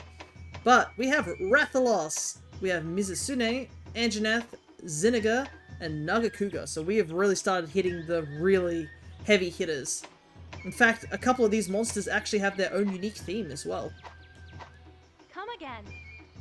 But first things first, best to talk and find out what all the side quests are. Oh, hello. Thank you for securing the area. Now we can begin setting up camp. Ah, yes, for that camp that we have. Once finished, it'll be available to use. Nice. See you later. Alrighty. Heard you got it, Shippo. Magnamala, more like Magnamid. And Noah is smiling even more than ever. Yep. You're my hero. So, as a sign of my thanks, I want to give you this armor. It's for a Kahoot, though. This rugged fur full suit completely negates any sort of functionality in favor of style. Your Kahoot's gonna love it. Huh? Come back later and I'll have some more armor ready that will blow your mind. Take care. Well, considering he got that for us, might as well check it out on our Kahoot, right? Let's call Astra over. Birdie! Hello there.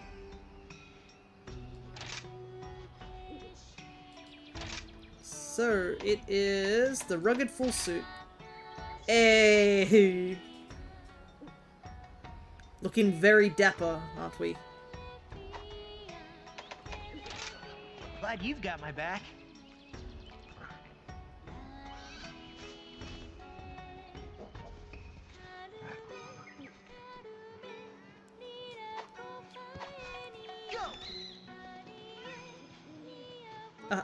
Right up there. I do like how you can see them launching it themselves as well. It's always nice. There you are. Oh, can we just carry? Let's carry Astra around. Why not? Oh, it's you. Later. Aw, can't stay when we're talking. Hi, Shipboy. Do you have some time on your hands? I need your help. Like I was saying before, hearing stories about your hunts really gets my creative juices flowing. Yep. And hearing your latest story got me thinking, what if I take a few Palamutes out and show hunters just how great they are? I'd like to run into monsters along the way. Oh, I'd likely run into monsters along the way, so I need to make some solid gear, but don't have enough materials. Would you be willing to share some of the materials you have on hand? And just like always, I'll give you some Palamute gear. So we'll get the Stout Fang. And we actually have everything. Easy peasy. Oh, hey. Thank you so much. With this I can craft some sturdy Palamute gear and head out without any worries. Here, take this. I've tested it plenty of times. It should be okay, but let me know if you run into any issues. Now, how to go about the promotional side of things? Well, I suppose I'll figure something out. Bye. Alrighty. Is there still a lottery? I'm having a sale. It is. Oh? Well done. Yeah, average Again. win.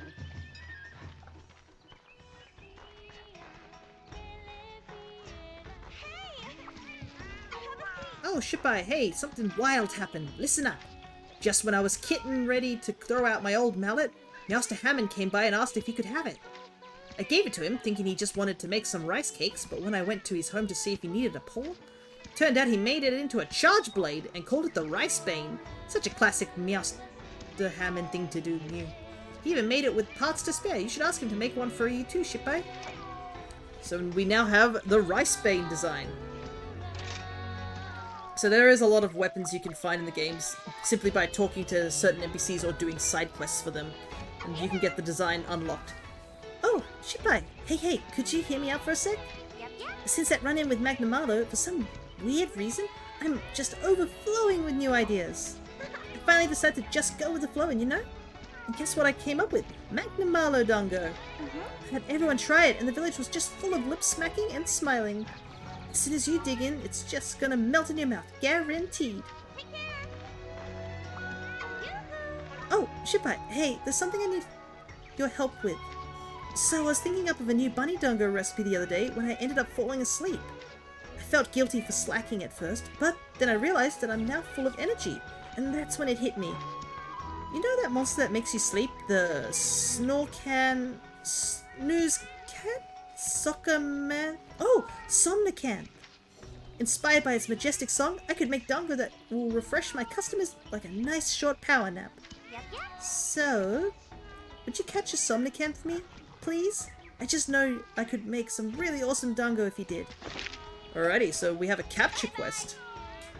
Welcome. And we need help for something else. So the other day I came up with a new recipe. This time I just know it's going to turn out great. The problem is I need lots of Renoplos eggs for it. I mean, I tried to carry a few back here myself, except, well, it's way too much hard work. My entire body's yelling out in pain, and I just couldn't go any longer. Yep. Please, Shippo, think you can bring me a Renoplos egg when you're free? The Dizzy Bloom Dango. Alright, we've got plenty of side quests to get through right now. A lot of people want to talk to us after finishing that Magnamalo quest. Oh well, I heard you've been helping out around town. Kamura's like one big family, and when you help out the people of Kamura, you're helping out all of Kamura. You remember that. Now, about your reward, I've asked the smithies to offer you some equipment they'll remind you of Kamura. Keep it up now. Alrighty. New armor designs. Shippo, working hard as ever, I see.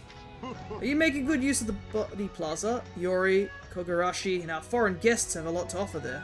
I'm hoping I can ask you to offer them one thing. Hire as many buddies as you can. Ain't much of a body plaza if it ain't filled with buddies. Plus, you'll be needing as many buddies as you can get your hands on. Different situations will call for different buddies. That's a fact. Don't think your efforts will go unrewarded. Nope, I've prepared something real special. Well, get to it. Alrighty. Feline Stealth and Canine Trader outfits. Hiring 15 buddies. That's a lot of buddies. Yup. Well, lately I've seen you going through quests faster than Noah goes through a box of dango. So here, I'm giving you this, a Kamura ticket. Ah yes, Kamura tickets. Aiding Kamura by completing village quests or rampage quests will sometimes reward you with Kamura tickets. You can use them to upgrade and forge gear. A little something to thank you for all you do for the village. Consider it a gift from everyone here. Keep up the good work. See ya. Ooh, 5 of them. What do you want? Hunting Magnamalo, the shadow it cast upon me all this time has finally been lifted. Can't thank you enough. You become a masterful hunter. I'm sure Fugen and Hojo agree. But the village is still far from safe. We can't rest yet. And Yori deeply respects you. You don't mind? It would be nice if you'd check in on him every now and again. No worries, I can easily do that. Origin or upgrading? So we have the Sinister armor unlocked, which is, as you can tell, Magnamalo armor. It's very samurai-like. And we also unlocked the Itsushi armor, which actually looks quite nice on us, to say the least. So we have the regular visible and the hidden form. The hidden form has him wearing his Ziniga mask. And as you can see, you need Kamura tickets. It also is only... Some hunters literally take hours. It's a I'm little on used the to weaker it. side. Okay, what does it give me? Wide range... Speed eating, free meal, and wide range. Whilst the hidden vision gives me evade window, wire bug whisperer, razor sharp might be handy. What does razor sharp do? Prevents weapons losing sharpness. Ooh, that actually is a good skill.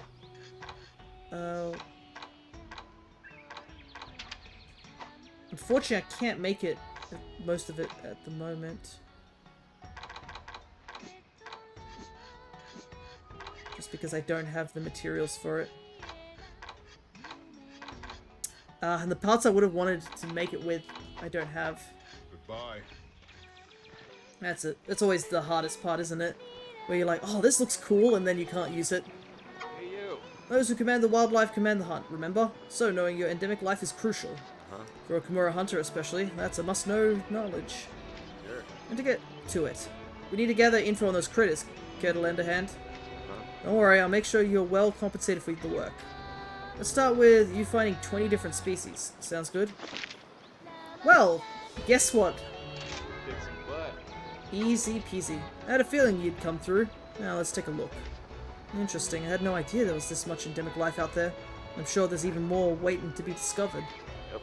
Hey, this one's an eye-catcher. Oh, and look at this one. Whoa, that's really something. Oh, sorry, got a little carried away there. Here are some great wire bugs. Yeah, more great wire bugs. The true reward here. Hang in there. Honestly, we're gonna have to go around and like plant all the wire bugs at some point. I'm gonna start getting some more buddies as well. Shippai, I have quite the important message for you. We have modified the Meowcenary's kite so they can now be able to survey farther off territories. This means they'll come across new, different materials to collect. If you have no qualms with it, I'd like to get started right away. Well, considering these guys are just done, we can go send them off right away.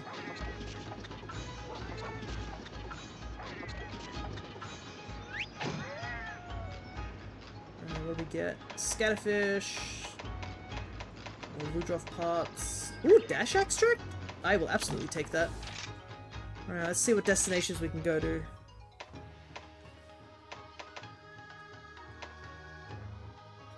Looks like, I think this one will be a good place to go. Use the Lagny apple. Send them off. Also, are we able to access this? Let's see.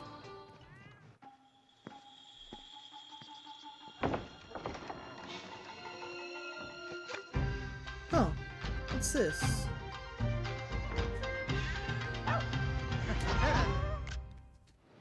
That's a nice picture. We got a blueprint for a buddy weapon. I guess it was just in this shrine.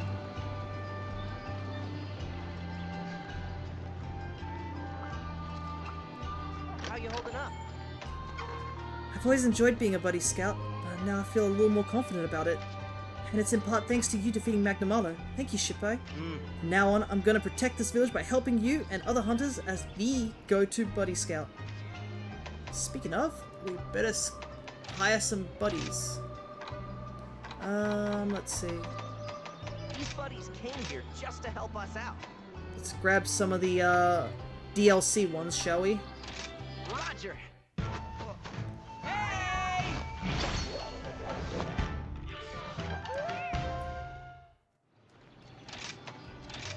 That's a good pick. Hey!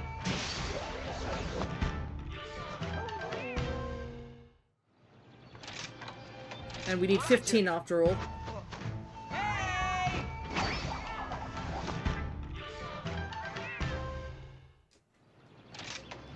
Meow That's a limit. good pick.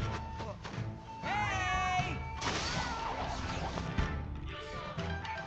He blew. Alrighty. Happy hunting.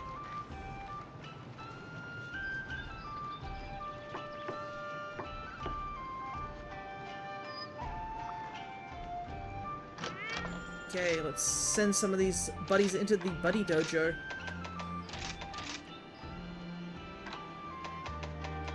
And it'll also make the place a little bit more full as well.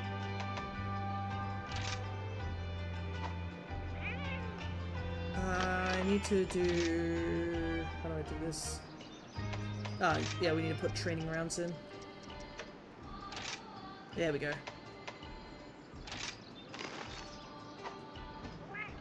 And now we can see that the buddies that we chose are actually participating in some training. Running laps, and as well as fighting the little mecha here. I hope we get another submarine soon. Trading is a wonderful profession. Ah, Hunter, it does my heart glad to see an individual of your profession doing so well. And so, to support your efforts, I have added new items for trade. All of these will serve you well on a hunt. I await news of your future exploits with bated breath, and do not hesitate to call on me if you find a use for my talents. Very well. Hello, good hunter. Let's see. This is why I chose this profession. Let's take all those shock traps. Time to bargain. Ah, right. So, we do get this. A hanging scroll presented to the savior of Kamura who slew Magnamalo. I do like how the game is like, yes, you did it, you took out Magnamalo without checking that we technically captured it, but maybe, I don't know. They could have taken him out later on. Alright, I think we've covered everything in the village, surely? Nope, the gathering hub's something. It's just about new... Want to hear something wild? Apparently there's a hunter out there who dual wields dango skewers as weapons. Ah, that's probably the fear of this world. Because that was the weapon I used quite frequently too. Being the dango meowniac I was, there was simply no way I could forget something like that. And that's why I've modified our bunny dango to be usable as dual blades. They're just as tasty as ever, but eating them during a hunt is a big no-no. If you doze off, you might be monster lunch. I gave some of the materials to Meowster Hammond. If you're interested, why don't you go ask him about making them? They're stealth dongos. So the stealth dongos are a sleep weapon, and it's exactly as the cat explained it looking like. How's it going? It legitimately is a pair of dongo. I actually can show it off, I believe. Here it is. The stealth dongo. Ah, there was also another weapon that I think got introduced. It was the rice one, wasn't it?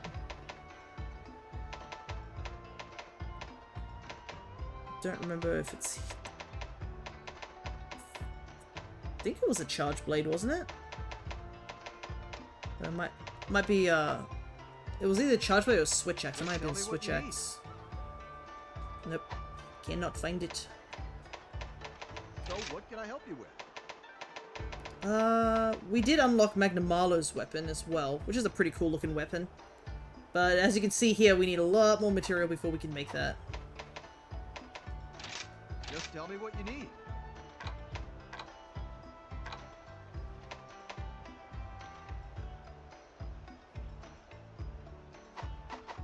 See you again soon. You know, Kisaki, the other buddy smithy? Me and him, we both studied under Meowster Hammond for a long time. Of course, Nakago and Mihaba are Meowster Hammond's apprentices too. Me and Kisaki, we go way back. We've been rivals ever since we could stand on two paws. We've even opened our shops on the same day. Around here, they call us the star-crossed rivals, but believe it or not, we're actually good friends. It was Charge Blade? You scrolled past it? Oh, I did? Okay, I'll take a look at it in just a moment. So, I think I apparently... Ah, yes, here we go. Is this it? The mystical bell? Yeah. Got this as a weapon, and I think the... Yeah, I've got the... The dog also gets one too.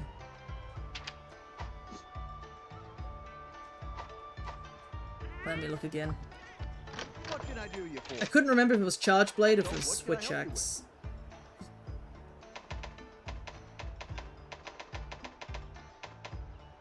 It'd probably be on the smithy tree, right? There it is, the rice bean. The silly weapons. Good luck out there. Alrighty. What to do, what to do. It's been 2 hours and we've just been picking up quests. Let's actually do some quests. Ah, we probably also should go talk to our informant that's casually hiding in our house. And since we have also grabbed the scroll, we got the Fast Friends scroll, which is very cute, and the Slayer of Malice. I'll put the Fast Friends because it's very cute. Knock knock. It is I. Fukashigi, the informant at your service. Very well, I will import to you the 6th dirty secret of Kamura. Buddy handler Iori is really a pretty good singer. But he won't sing for anyone. Everyone in the Buddy Plaza is always trying to get him to sing, but he's too shy. By my whiskers, wasn't that juicy? I'll update you again once you've completed an urgent quest with Noah. Next up is a big one, a two-porter of sort. I hope you're ready. So yeah, there's a very, very fancy secret for us to learn soon.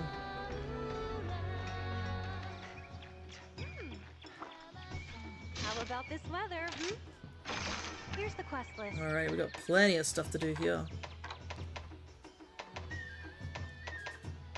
Okay.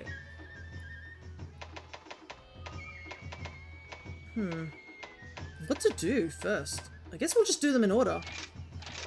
They're all going to be tough hunts for sure. But the only way we're going to get better stuff is to get better armor. We also need to get Renoplos eggs, and if I remember rightly, Renoplos eggs are only going to be in the lava cavern, so we'll probably have to grab them during the Rathalos quest.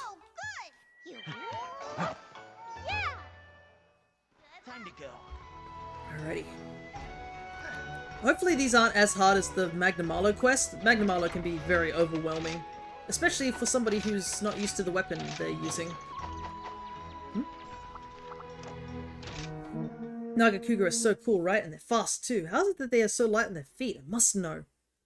But if I made some Nagakuga shoes, I could be just as fast as them.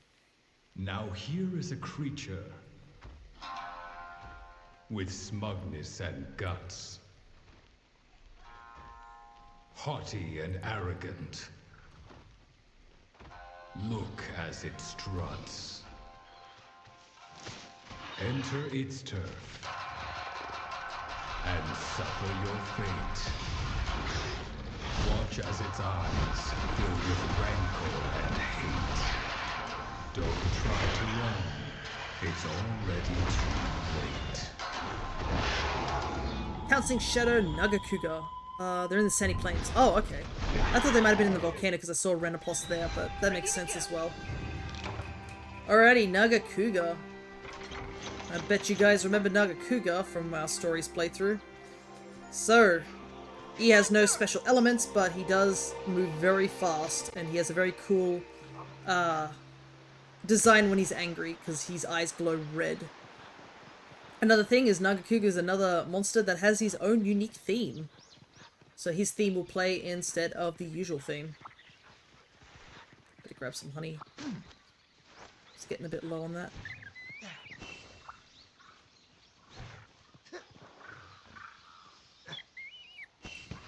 Missed the bird there, so go back and jump down.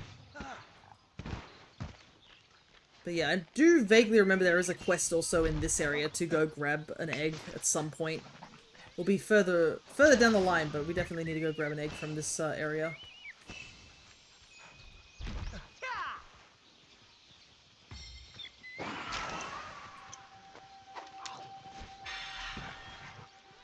Alrighty.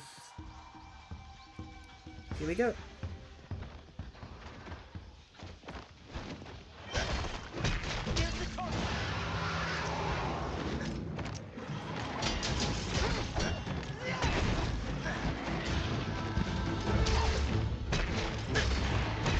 Nagakuga, you can break his wings, but they are made of a very hard material. You can take out one of his eyes, and you can cut his tail, but you need to damage his tail first before you can break it. He also has a tail slap attack, which does a ton of damage if you are not ready for it.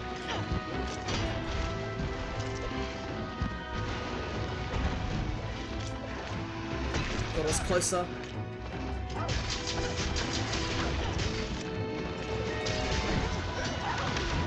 Dang it. He hit me on the landing.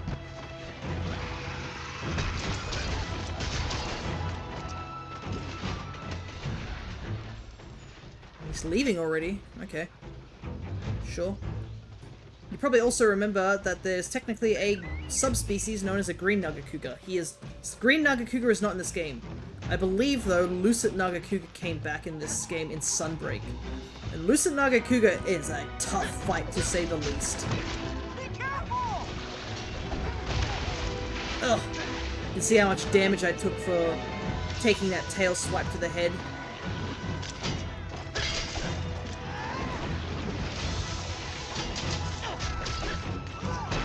There is a benefit to breaking his arms, is that he does slip a bit more. Hey, it's Toby. We might be able to put some Thunder Blight on this guy.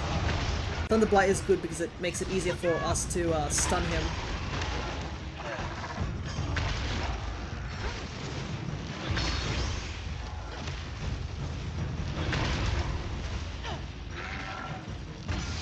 Let's do the finishing blow.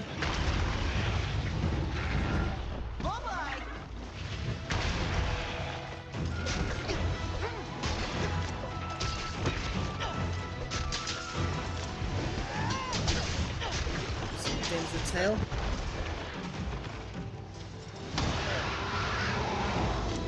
You see his eyes are now glowing red. You can also fire spikes off his tail as well. Oh, far out. I'm good, I'm good. Nope, I'm not good.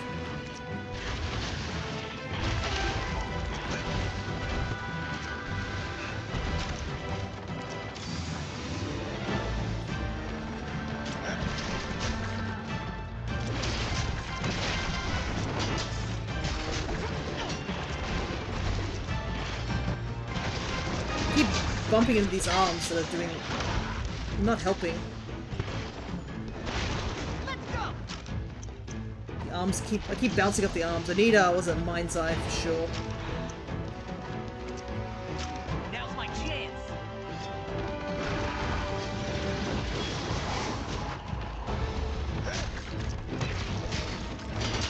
Ooh, nice.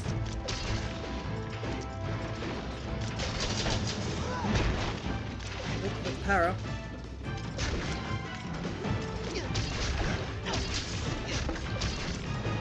Put an end to this.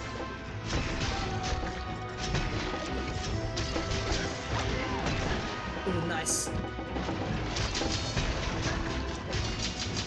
Don't know what we broke actually. Thanks, buddy. Oh, he must. Is it one of his arms? Oh yeah, it is one of his arms. We actually did break it. Oh, I rolled the wrong way. He is tired, so we do have a benefit to start doing some extra damage on him.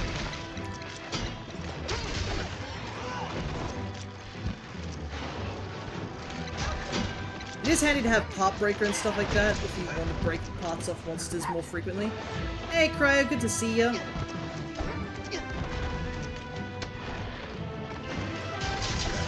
Ooh, nice. I don't know if we can benefit from this though. I think we'll just have to punch him.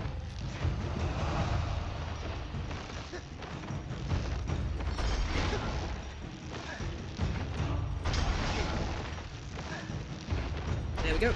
Big damage. Hope you've been well, Cryo, though. We just beat Magnamalo about...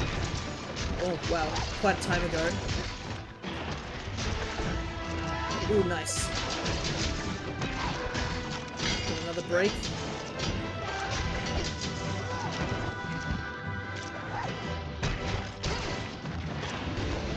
Let's see, one of the eyes are missing now. It's quite a big bat.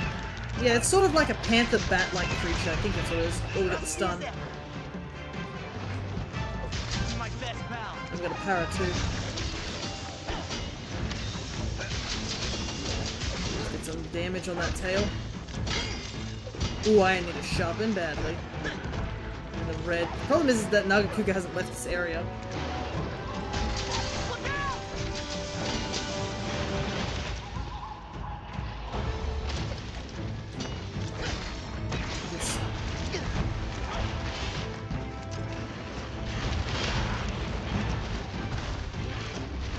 Let me sharpen, is he? Faster! Gotta stay sharp.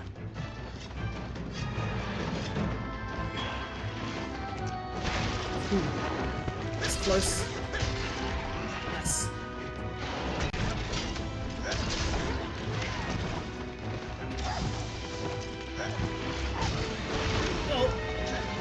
double.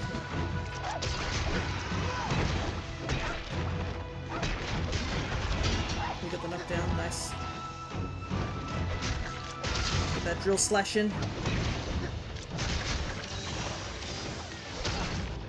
Alrighty, perfect. Took him a while to leave though. I think we were in this area for quite some time. Let's go. There's plenty of shinies to pick up. Just quickly sharpen before we pick up anything. Definitely need Nagakuga stuff. Nagakuga's got a pretty solid armor in terms of just design as well. But yeah, we're at 5-star now, Cryo. Let's see. So we've seen the first credits of the game, but there's still more to be discovered, and once we finish these key quests, you'll see what I mean.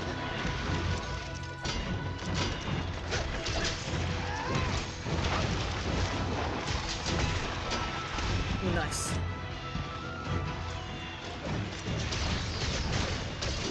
Another part broken. I think that's both the arms. Now, the tail is the only thing that remains. I'm also getting picked on by these small ones. The first credits? Yeah, when you beat Magnamalo, you get a credit scene. But it's not the end of the game, there's plenty more to do. Oh, I shouldn't have rolled in. That was a bad decision on my part.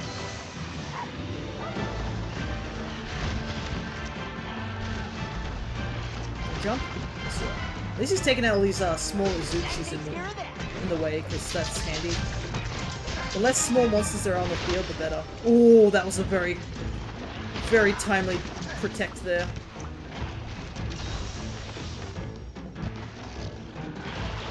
Oh!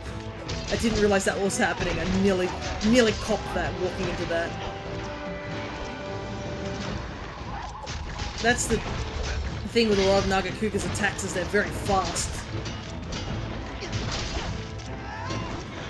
Oh, nice. You brought this on yourself. Let's go! That's what I wanted. Now for the finisher. Let's put an end to this.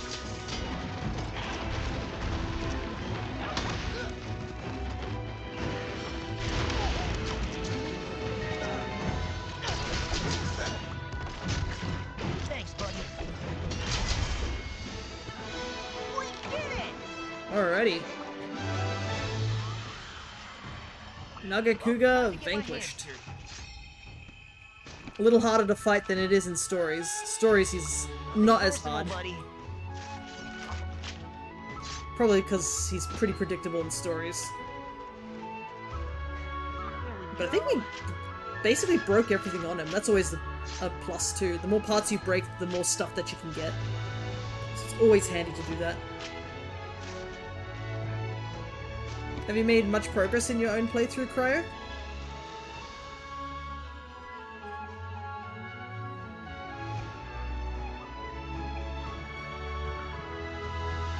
Quick stretch and a quick hydrate.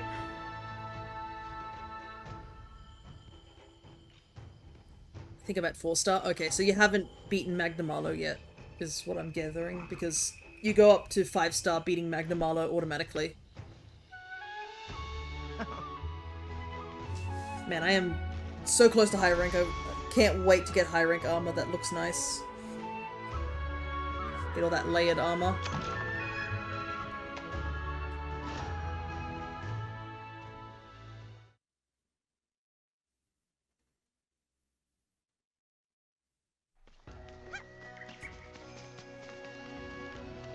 Oh.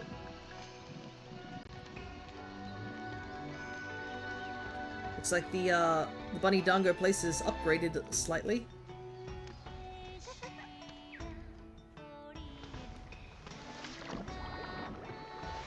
Oh no! Not the melting pot. Anything but the melting pot.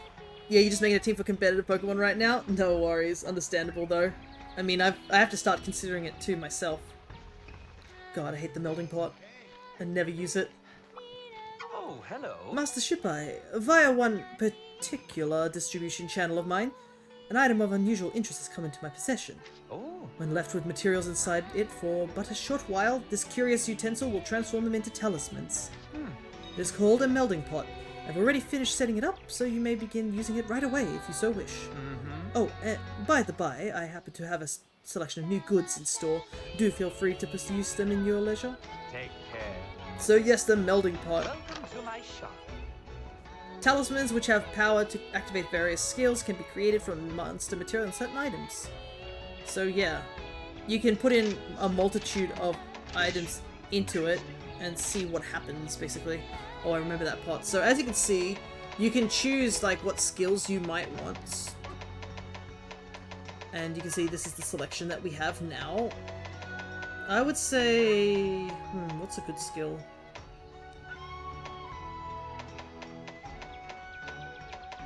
Wirebug Whisper is pretty handy. Exhaust Power's good. Lock Resist. Free meal is always handy. So for example, we'll just use this as an example. We'll use free meal. And you can see you have to put in 10 points worth of items in here. And you can see different items, depending on how rare they are, have higher value. So for example, if we go down this way, you can see all the stuff like the Great Baggy and the Great Roggy stuff. They only cost 1 point. But then you see things like Magnamalo stuff, the Nagakuga we just fought, they cost a lot more. So for example, we can put 2 of these in, and that makes 1 talisman. Or potential talisman. Sure? Thank you for your patronage. Let that sit.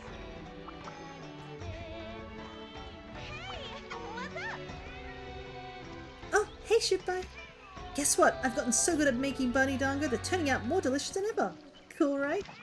Now their efforts are even more invigorating than before. Make sure you try them out before your next hunt. Alright. I believe that's... I guess this cat's gonna also tell us about the canteen. Just want to get that out of the way. Yoo-hoo, over here. And then... Welcome, Shipai! You know, Kagero showed me this really nifty thing the other day. You pop some materials into the pot, and wait, then hey, presto! A talisman appears. What a funny little cauldron. We've decided to call it the melding pot. If you want to take it for a spin, let me know and I'll pass it on to Kagero. Oh, and before I forget, I've got some new stock. Yep. The usual...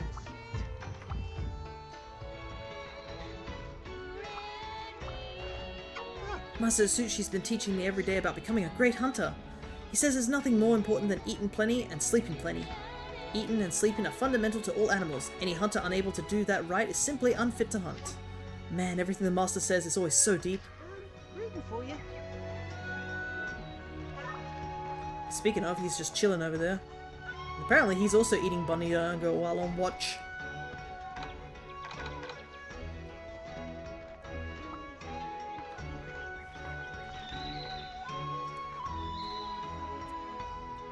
Sorry, escaped, dang it. Just too late. Yeah, if you need to check out the extension, you can always check it out below.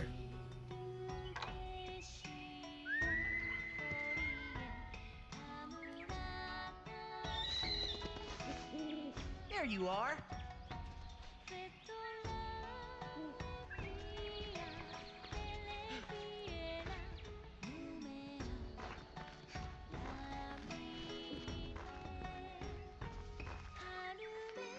Ah, yes. So you can see here, there's an arrow that points over there. You can actually send the Kahoot over there. Don't go too far.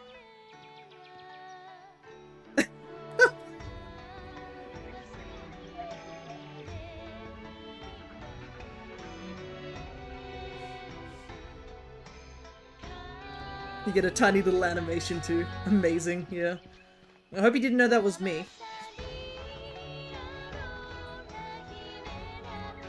Alrighty. How are you today? Ah, I should probably pick up some more optional side quests. We're probably running out of them. That looks good. Have a look. Ah, also, another thing you can see here, since this is a capture quest, you can see the icons different from this quest. Just in case you don't know. And, unsure about certain things. This is at the Sandy Plains, so we could probably do this one. Let's do this one to get that egg as well. Good luck. I've got some great sweets. You're always ready to help solve everybody's problems. You're amazing! You know, Shippai, Yamoki and Iori both said they really like you. I like you too, because whenever I talk to you, I always want to smile. Bye.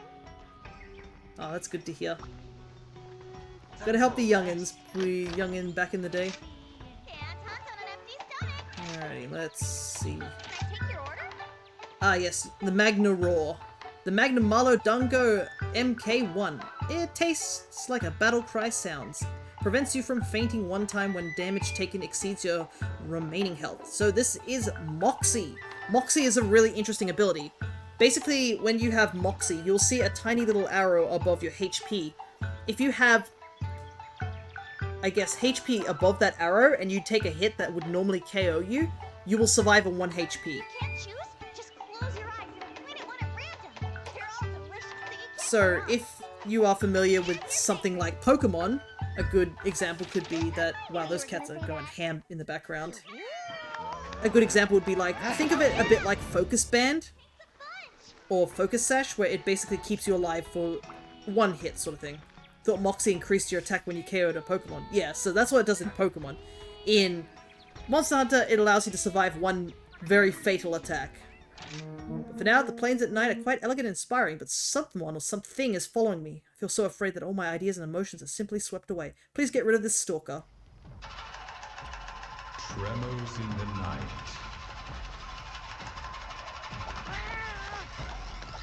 A feline runs in fright, hiding out of sight. But soon it is found, shivering in fear.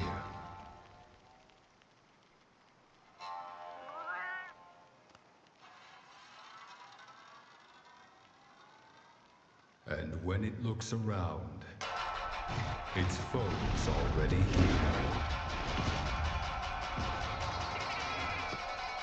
Run, young feline, run! You have to get away!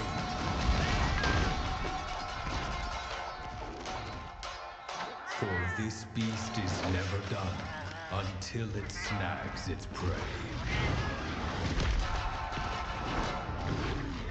The relentless ruffian Anjanath.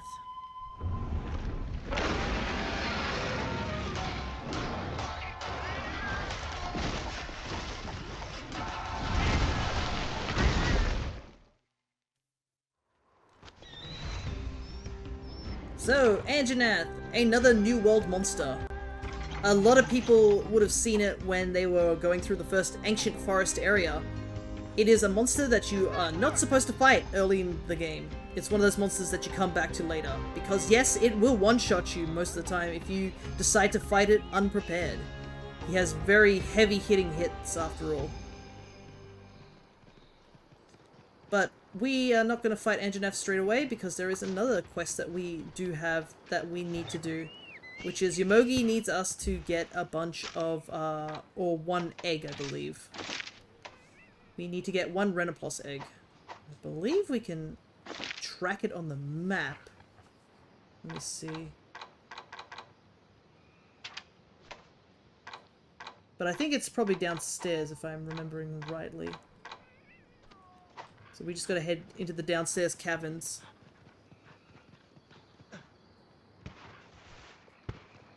Ah, the fishing place is here too. Oh, a sword's here too. Let's quickly grab that.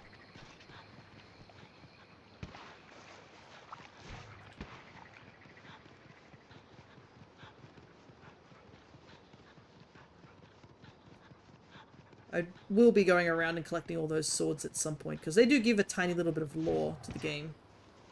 Nothing that you can't go without, but just like, if you're interested in finding lore about video games, that's kind of what these are.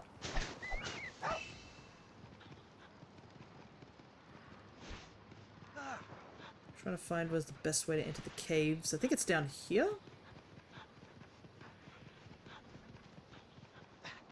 The issue is that we've got to get back up. I'm kind of hoping there isn't anything too dangerous here.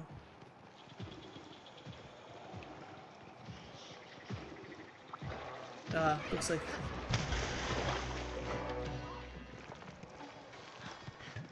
I'm pretty sure this is the egg place. Let me check. Yeah, of course. Thankfully, we've learnt from our days as a rider. This is a very familiar sight, for sure. Thankfully, it looks... Unfortunately for us, that Kutku is following us, so...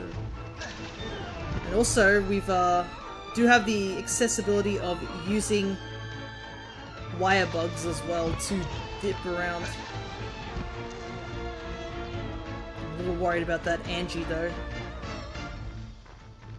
Okay, looks like Kutku also stole an egg, and he's actually going off to go do something with that. Okay. Unfortunately, unlike stories, we kind of need to, like, carry the egg all the way back to base camp. And also unfortunate for us is that we're not the only ones who like egg.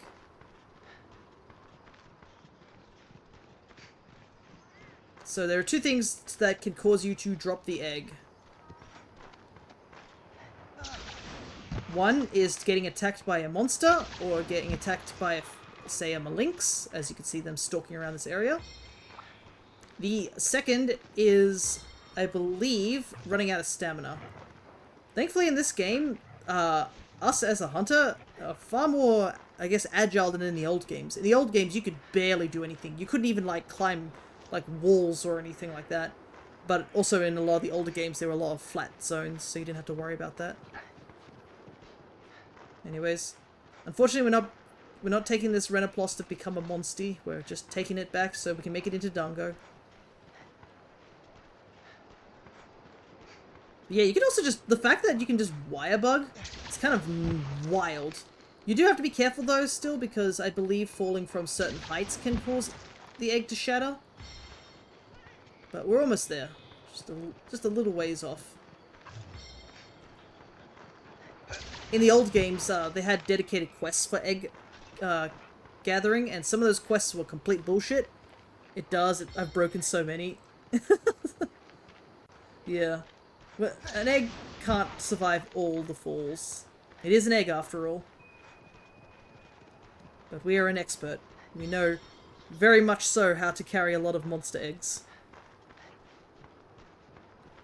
And I also believe monster roars can also cause you to drop the egg. That is true too. Anything that causes you to flinch is, I guess, the best way to describe it. But in the old games, you were sometimes required to carry like 1 or 2 eggs, and what they would do is that they'll be like, alright, you went down that path, we're gonna just block the path with random giant rock. And then you'd have to go a different way. And then they would throw so many Malinxes and other enemies at you. But, once you have the egg, all you have to do is deliver it in the supply box. Good start. And we're done. Now we can actually focus on the quest we're here for.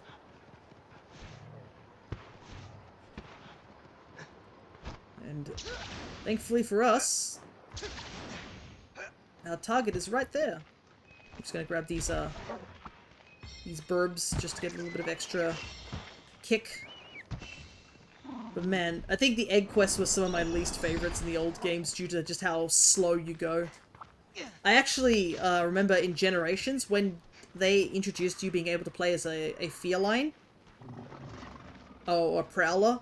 I just switched to Prowler because Prowler has unlimited, how he roared out of the sky. The cats have unlimited stamina, so you didn't have to worry about dropping the egg due to stamina loss, which I think is really handy. But unfortunately, Prowlers were only available in Generations. It's a unique class. I'd love to show it off for sure, though, when we have the chance. But Angie is in stories too, so we'll get to see Angie sometime soon. Anjanath also has a unique subspecies. The subspecies being Folga Anjanath that was introduced in Iceborne. You'll probably hear more about that when one day we get to World. Oh, there's the Kulu again.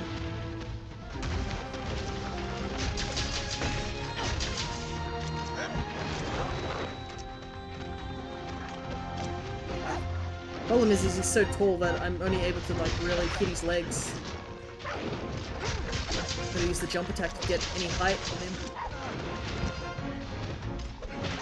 He also has this annoying kick attack that does quite a lot of damage. You know, prep for it. Thankfully, we have power weapons.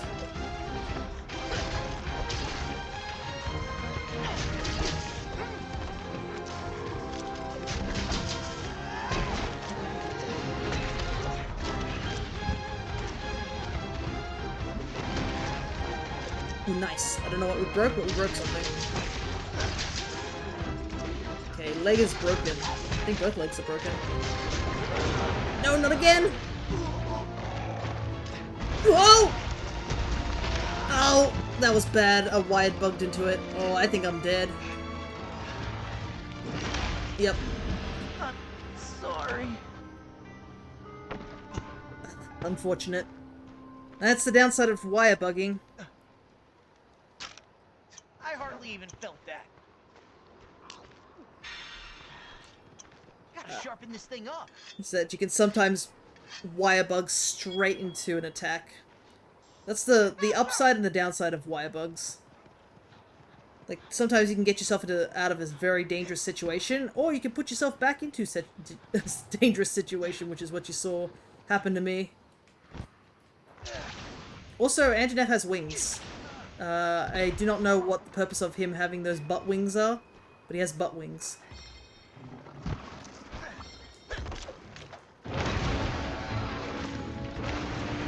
Let's try a bit better. Let's try not to get ourselves KO'd.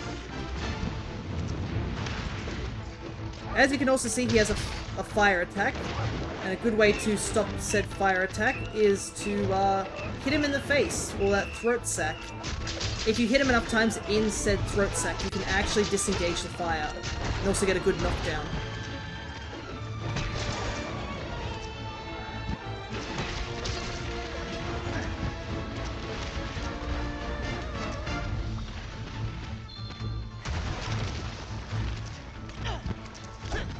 Also, you can, as you can see there, a doggo was able to knock him out in the fire. I believe you can also break his nose. That's that bit that's coming out of his face.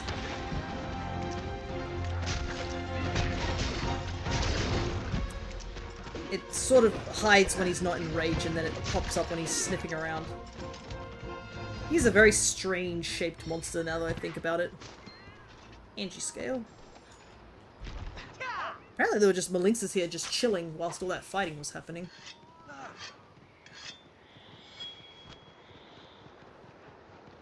Apparently they didn't care.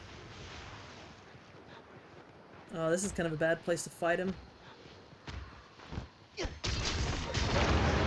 Stop roaring, I don't have hearing negate. I want hearing negate so bad. Okay, I can see, I think his arms are broken. Oh no, his face is broken too. Get ready!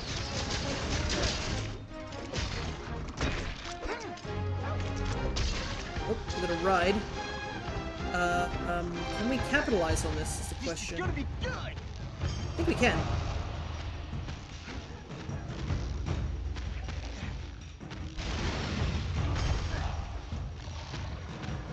Here I come. Hiya! Nailed it! Let's ride on. I'm gonna take you. Oh, and it gets us that, the wyvern riding goal too. Sometimes dodging also helps when you're wyvern riding. Not only does it allow you to get your balance back on, the dodging actually does a little bit of chip damage to other monsters, so you can use it as a means to, oh, what? Oh, we might fail this. Oh my goodness. Ooh, that was close. Angie did so much damage to us that we almost got knocked off the ride.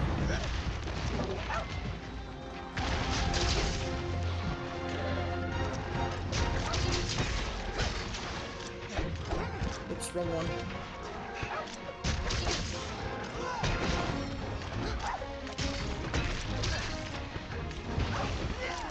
Oh, missed.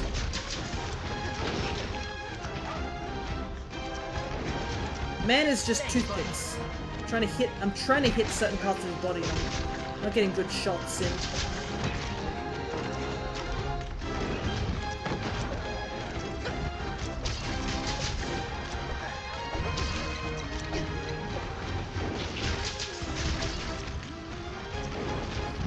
This is a really bad place to fight, I must admit.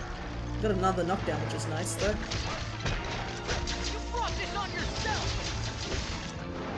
Some good cut damage on his tail. Don't know if we'll cut it off, but we can at least certainly try.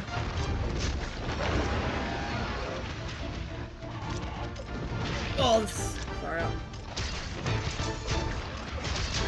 Oh, nice. That parrot couldn't come in at a better time.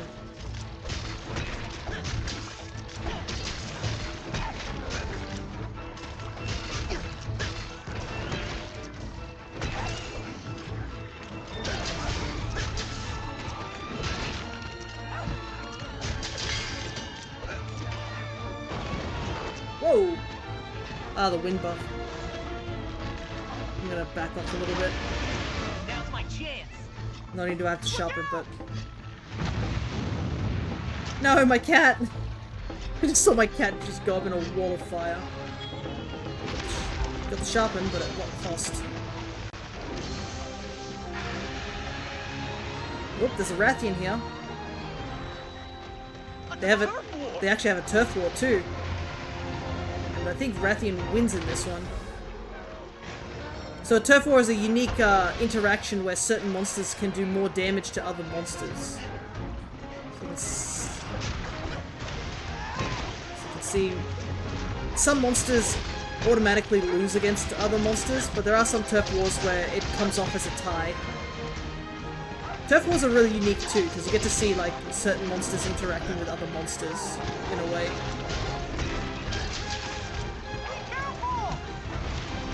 The lunge attack. Great, are you asking me to hydrate while I'm in the middle of a hunt? Don't worry, I will though, after we handle the Angie.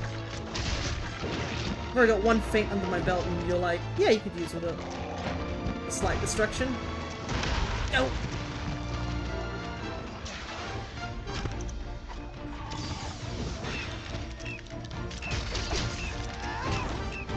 Trying to hit that throat sack. Thankfully my dog's got better accuracy than I do. There we go. Alrighty, now we can just focus on taking him out. Nothing else left to cut off him.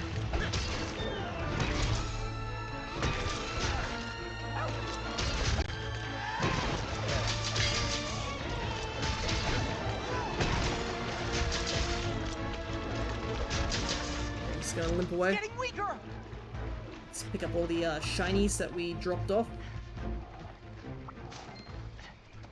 Oh, I lost a tooth as well. And most importantly, tail carve and the hydrate. Alright. I gotta get some earplugs though, my goodness. I'm pretty sure those earplugs have screwed me over more times than other things. So apparently he went up this way, so there must be... looks like there is a loop around that goes down to the cave area. Maybe?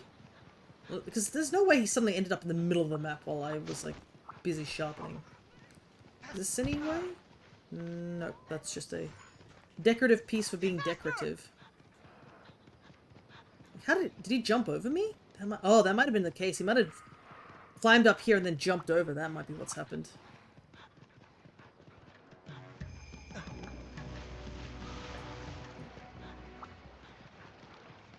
So I'm pretty sure I saw him climb up this way.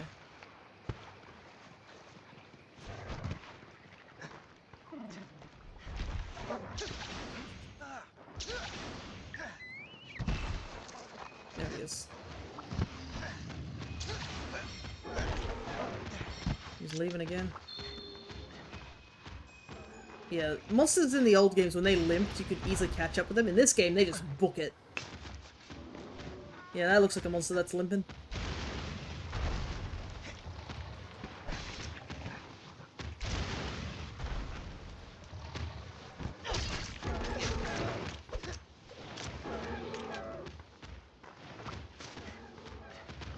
way is he going?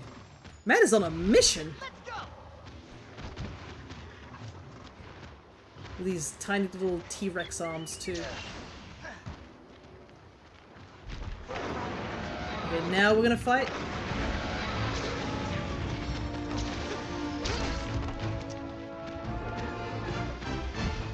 Oi! Quit running! Looks like it's on its last legs. This man just doesn't want to sit still. You just wasted my time. He's running from the small creature attacking him with a sharpened rock. That's true. I don't see she being much of a threatening force, but I guess he does have a knife.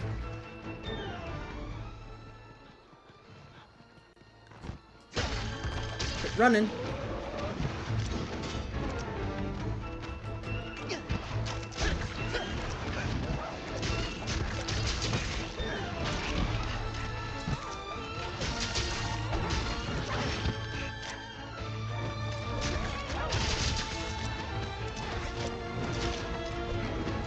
Closer. This is gonna hurt. Oh no, I used it at the wrong time. That's unfortunate.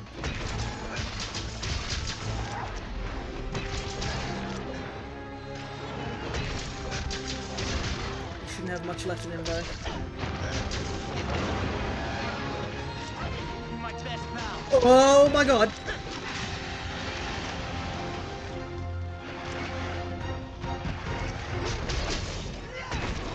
Kind of hoping Rathian is just... he's not sticking around. There we go. Guys, stop it! Stop aggroing the Rathian. I need to carve this thing. Nothing personal, buddy. Oh my god, everybody's here. That poor Kuyaku is on fire and poisoned though. My goodness, he certainly chose the wrong creature to fight. Alrighty. Know something I dislike about the Pokemon that don't live in wild zones? What is that, Cryo? What is it that you dislike about the Pokemon that don't live in wild zones?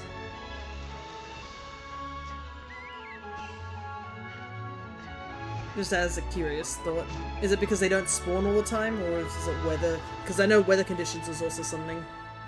Pokedex doesn't actually tell you where to find them. That is true.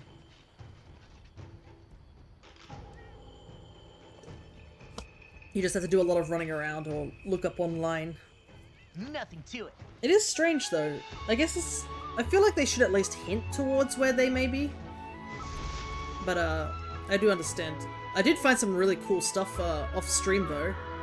So I guess for those who haven't seen my posts and stuff like that on the Discord, I actually, off stream, 5 minutes after we ended stream and I decided to do a little bit of grinding in levels, I actually caught a shiny. Just random shiny Pokemon. You'll get to see it next time we play, ZA. And I also found Eevee on a single rooftop and I was like, oh, okay. I found that by pure accident, so I've been slowly grinding, catching as many Eevees as possible so that I can do a huge amount of the evolutions, because the evolutions will like fill out a whole chunk of stuff. Because I mean, evolutions cover like what? You have Eevee itself, and then you have like Vaporeon, Flareon, Jolteon, Espeon, Umbreon, Leafeon, Glaceon, and Sylveon, which is like 9 entries in the dex. What? Alrighty, so we do now have some more armor. We now have the Nagakuga armor. And we have the Anjanath armor. Both now unlocked.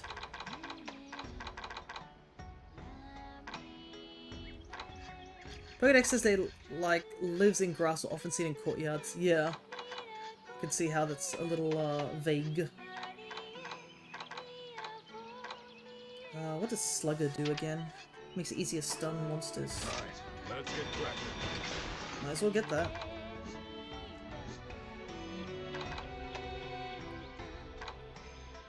Evade window. Minus, sheesh, minus in a lot of things.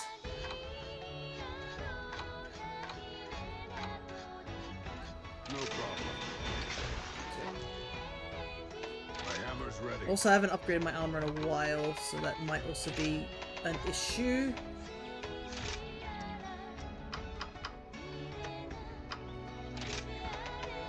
Gotcha.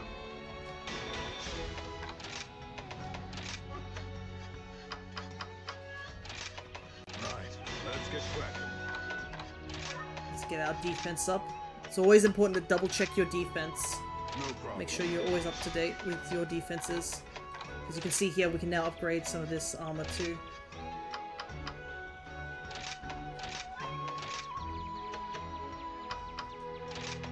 Gotcha.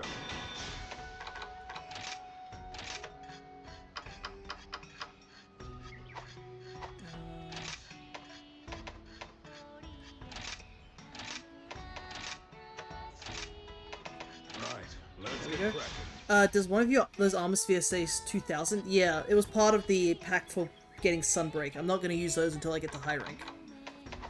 So each armor sphere has different, I guess, values. Man, I look like a mismatch of stuff, don't I? How pricey does armor become? So, armor prices don't really matter as much. Like, if it's more the issue of, like, getting the materials. Money is honestly secondary in this game, because you'll most likely be having issues of getting armor simply because you don't have armor spheres or you don't have armor material. It's rarely the price of the armor that is the issue. Plus you do get money for doing quests, and the less you faint in quests, the more money you get. Is there any decent looking pants I could wear? 'Cause I look a little silly right now.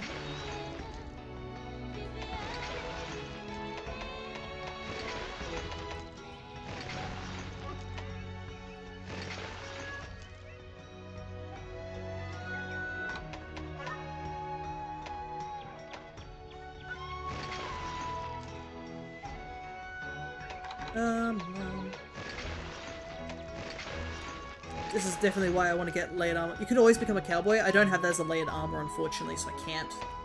Even if I wanted to. That's why I need to get to high rank as soon as possible, so I can wear better armor sets. And I definitely want to keep the arms, because they do have the kinship stone on it.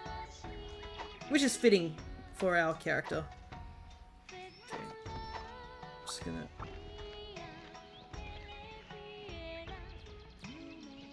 I think I might take off this, take off this one though. I think the Naga cooker should be fine.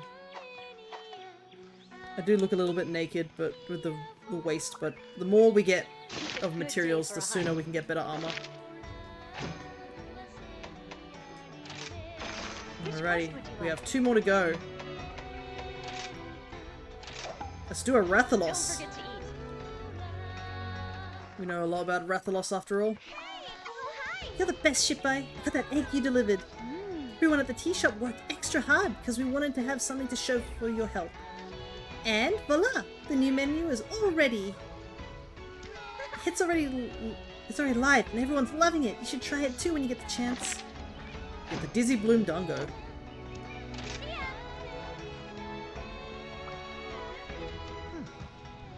Alrighty. So, Dizzy Bloom should be somewhere around here. There it is. Dizzy Bloom! The taste of Renoplos egg infused with cherry notes. Dizzyingly delicious. Makes it easier to stun monsters. So we will be grabbing that one. What do I want? Prevents knocking. Speeds up weapon sharpening.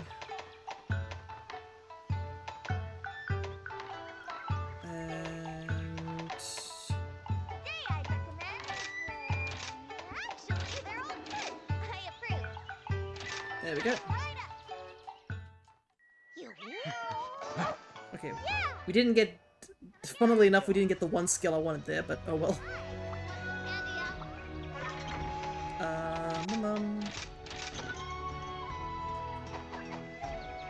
Need to make more trank bombs when I get a chance. Report begins. Rathalos spotted in the lava caverns. Stop. Requesting support from all qualified hunters. Stop. Look out for the rain of fire from the sky. Report ends. A cave of crimson, flames billowing high. That is where he makes his nest. Best to not go nigh.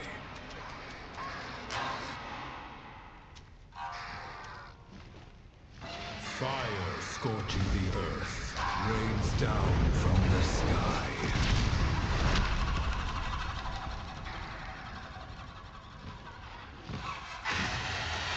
When His Highness sets his eyes on you, it's time to say goodbye.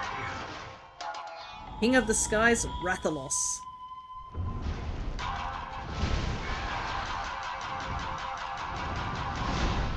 And if you know anything about Monster Hunter, you could say that not only is he a flagship, but he is basically the Pikachu of the Monster Hunter series. Even if you don't know Monster Hunter, there's a good chance you know what a Rathalos is. Not only is he also the important monster in all 3 of the Monster Hunter Stories games, I mean, he also has shown up in Super Smash Bros. Ultimate as a boss character. Just in case you didn't know about that particular fight. Still a very cool fight, by the way, the one that's in Smash Bros. Because it actually does reference a lot of his moveset from the old games. A lot of the moves that Sakurai let him have in Smash are pretty much one for one. The idea of using Deku Nuts to flash him out of the sky, using the barrels as barrel bombs, all references to Monster Hunter, which is super cool. That's definitely something I do love about Sakurai's work, is he is definitely somebody who knows attention to detail. And just the whole idea of spirit fights and stuff that were in Ultimate, you actually get to see a lot of the creativity that they use with the limited resources. And if you're familiar with certain franchises, you can be like, oh, wait, I do recognize what that's referencing. Like, when we did, another code recently, now that I know who, Ashley is in that game, seeing the references in the spirit battle that she actually has in Ultimate is really cool. Oh my god, there's a Magnamalo just chilling on the map. That's a little scary. Hopefully we do not run into them. Ah, also, as I was talking about the Moxie, you can see now that I have those arrows on my HP. So if my HP is above that and I get hit by an attack that would normally OHKO me from that point, I should survive. But it's only a one-time only thing. Alrighty. Time to fight a Rathalos. Ashley, I believe her name's Ashley, right? It's been a while since I played another code, so I believe it isn't her name like Ashley Mitsuki Robbins or something? The painter? No. Oh my god! Sorry.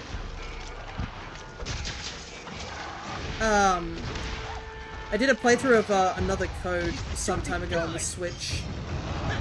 That playthrough should actually be on my YouTube channel. Okay, we need to switch between Wrath. She's not a assist trophy if you're asking. Yeah, Magnamalo's a pretty terrifying monster to get as a ride. You can do a serious amount of damage. And I guess we get to see this from his perspective, by the ways.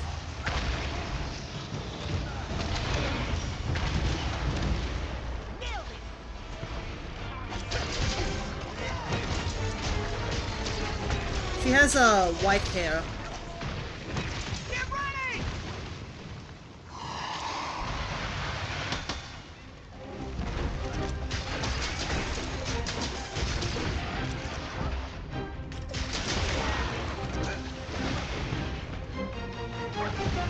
Yeah, I think the version that's in Smash was before the... Did I get stunned from that? Holy shit. I am almost dead all of a sudden. I was not expecting that huge amount of damage, I'm not gonna lie. I am wearing Binabre armor, so I guess I am kind of weak against fire attacks, so I should be a little bit careful. Oh, you were thinking of like, yeah, the WarioWare games. Also, what's the series called? It's called Another Code. The game that I did play on stream was called Another Code Recollection. It was a remaster of the first two games. One of them was on the DS, and one of them was on the Wii. And they were remastered and redone in terms of story. Pick up all these shinies real quick. Oh, actually, before I go, I do need to actually fight some of these guys. I need some of their scales for a weapon. Making progress. Man, it feels like forever since I did that series. I think it was it last year? Yeah, I think it was last year that we did that, we played that series. We played it around a similar time we played, Princess Peach Showtime. Holy hell, that game also is like a year old now too, that's crazy. Doing great. Here we go. But yeah, we pretty much 100%ed, Another Code. The downside was that, I didn't realize there was a missable item, and I wasn't able to go back for it, so it's not a complete 100% like playthrough, which kind of sucks, but we did get through the majority of it, so I think that still counts. And we knew where the item was. It's just really unfortunate there was no way for us to go back to that one item we missed. But we did 100% the first game because it's a double game, and I enjoyed it. It's a visual novel, and apparently it was a bit of a cult classic back in the day. There was a lot of people who actually liked the game. It was one of those games, I think, Hotel Dusk is another game that is by the similar creators of those games. The visual novels of the DS era is what they kind of were. And that particular character from, I think, that Hotel game is also in Smash as a spirit. You probably recognize him from the art style of being basically a pencil sort of paper art style with no color to it. So they're very similar creators, I believe, or the same creators. Oh, that didn't work. I thought that was gonna work. Oh, that definitely didn't work out. Oh, that's cool. Yeah. So, a lot of people actually do have high praise for that game as well. The Hotel game. I've never actually played it or anything. I got stunned from that? Man, I'm getting stunned so frequently. I gotta really get stun negate. Okay, we broke the head of the Rathalos. Ah, that's probably something we should point out. On Rathalos, you can break his head, break both the wings individually, and you can also break his back and cut his tail off.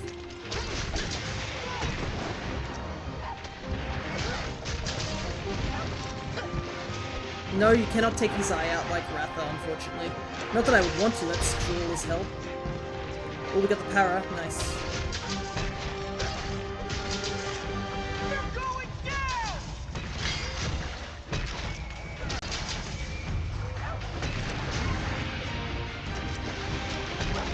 Don't cripple the poor dragon, I know.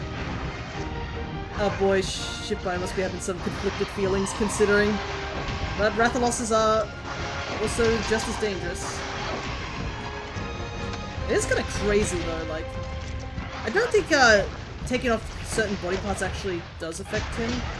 So I know there are some monsters that actually do get affected if you do damage their wings and such like that. And can actually help you fight the monster a lot better. Like, there are some monsters you want to take certain body parts, or damage certain body parts in order to have a better advantage. An example is Rathian. You want to take out her tail as soon as possible, because her tail is a good source of venom for her. So she will often, like, use it during her spins to, like, basically poison you all the time. While Rathalos's poisons are based in his claws. So there's not really much you can do in that. And in, I think in Generations, when they added the Deviant monsters, Dread Queen Rathian had toxic poison. So poison takes out your health at a decent speed, Toxic just chewed away at your health so quickly. So it was almost paramount that you take out her tail, because once you do, she only gets reduced to regular Toxic, rather than the really high potent version of it.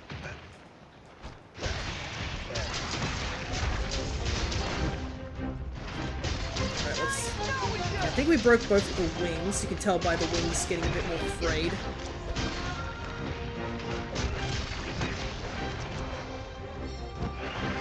But yeah, there was only 2 monsters that had, like, noxious poison is what you call it. You probably remember in stories that we had actually noxious poison on Pink Rathian. There we go. Nice. I think all that's left is the back, and we're done.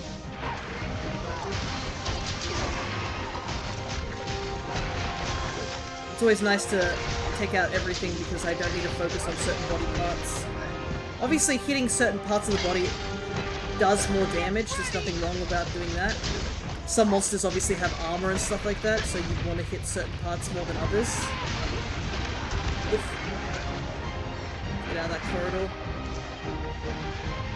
He is enraged. But I think the only other monster that had noxious poison in Generations was Owie. I don't know why I didn't dodge that. I should have been able to dodge that.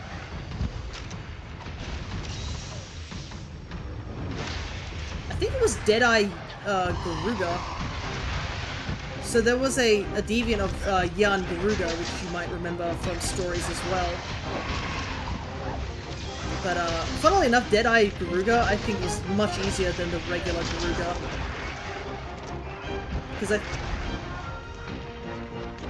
Because it was pretty much a Garuga, just it was just on crack. So he didn't have any special mechanics. It was just like, okay, he has a more toxic poison, alright, but the only other thing is like he's just gonna fight until he dies. So for some people that's easier than just having a whole nother mechanic added onto the fight.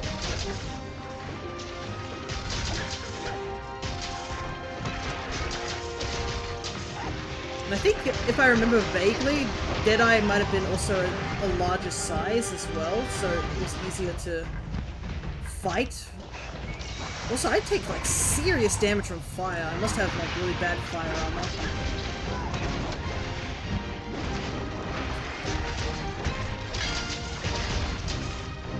I just heard a shiny noise and panicked. Oh no. Can you see where, or know where the shiny might have been?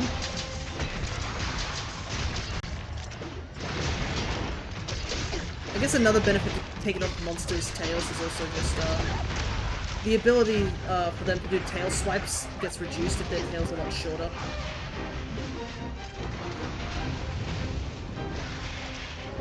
There's a fletchling. Ah, yeah. Fletchling's not a bad shiny. It's a little basic, but it's okay.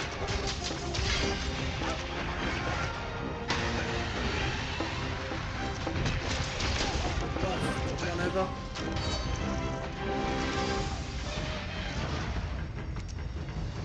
Get down here.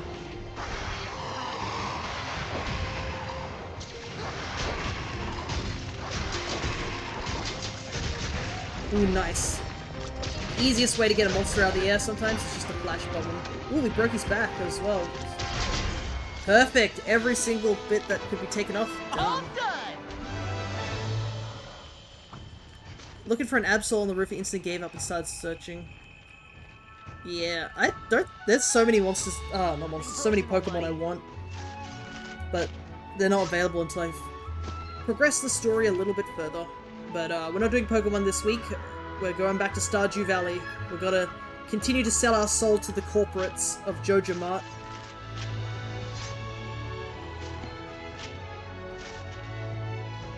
And I think I should have Thursday off this week as well. I don't have any big plans on this, so I might be able to do a little bit of Bonanza as well. It's been a while since we've been back to Bonanza, and I actually do need to get that game done. Just a shame you can't backstab them. The... Double checking. Which you're talking about, Cryo? Let's go home. Joja.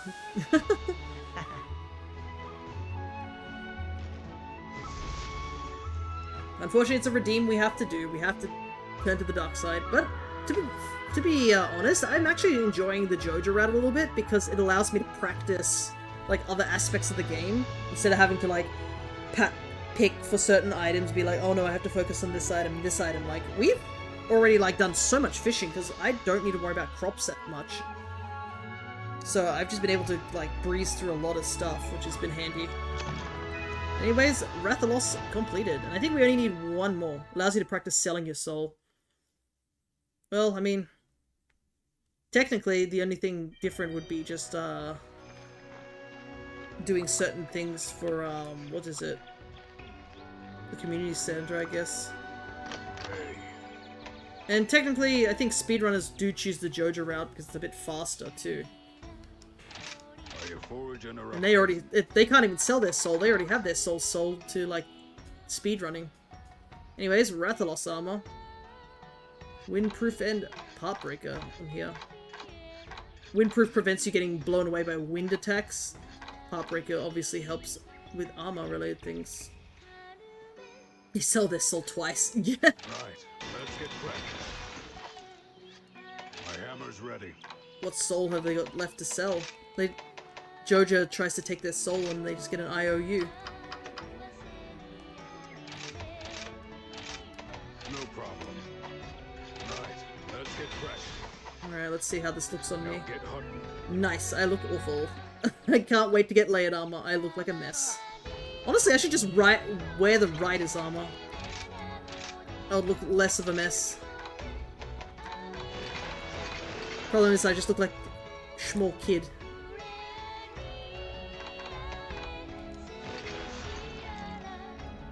It becomes a custody battle for the soul. Yeah. Yes, fashion, I know. I'm trying to find a decent armor set here. I wish that there was a way to unlock the Hakumo outfit. It would have been really great to have the Stories 1 outfit, but this game came out when Stories 2 came out.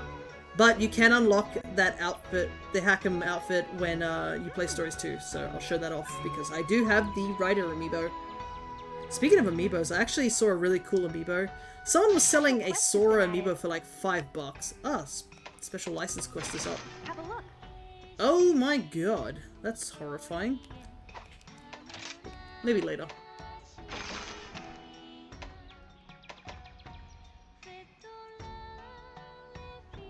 Yeah, it was like on Facebook Marketplace, it was like a Sora for $5. I should have bought it, honestly, but I have never bought things on Facebook Marketplace, so I couldn't handle it. So no, I did not leave for a little to play with the new addiction. Welcome back then. Actually, after we do this quest, I'm gonna do Zinniga. I like Zinniga more. Be careful out there. After I do this quest, what I might do is take a quick break as well. What pants looks better? Yikes, not those.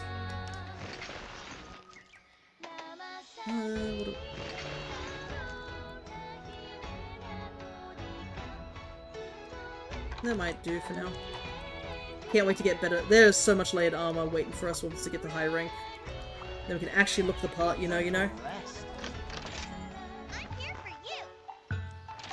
What will it be today? I know what you like. Yeah, Okay, I love that one I too. hope I get Slugger this time around. No! Dang it. No Slugger for me. During a survey of the shrine ruins, I was struck by a bolt of lightning. At first I thought it was perhaps some genius idea had come to fruition, but alas, it was only a Zinniga. Look upon its prowess, its movement full of spark. Its claws cut through the silence, its fangs bite through the dark. Gaze upon perfection, thunder given form. Either knock its lights out, or die fighting the storm.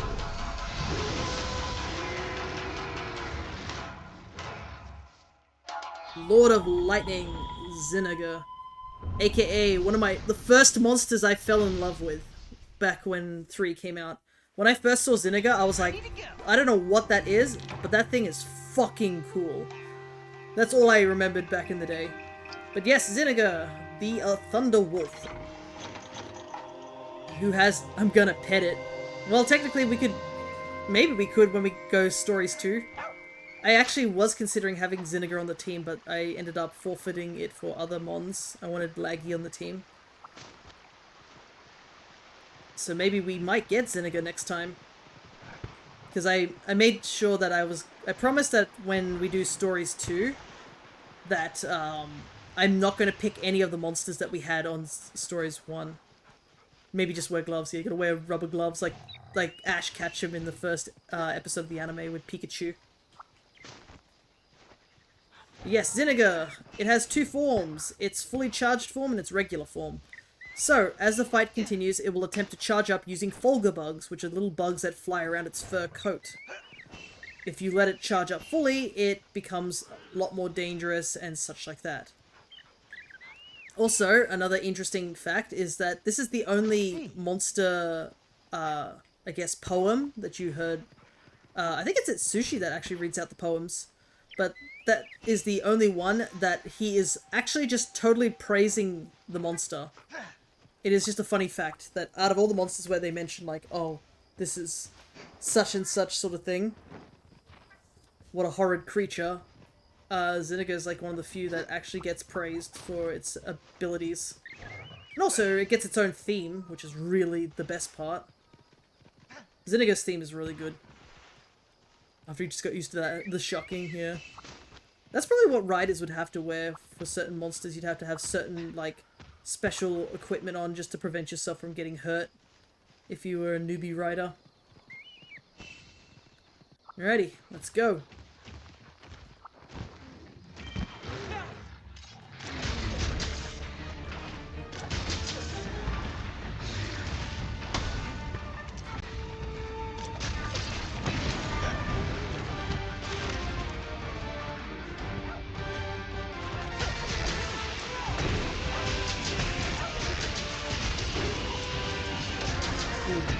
So you can see there, as he's howling, he starts to charge up. So we're trying to prolong that as long as possible, so that he's not at his more powerful state. Nice.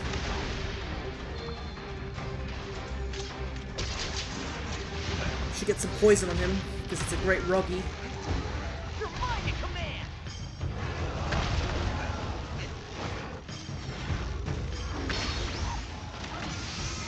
We go.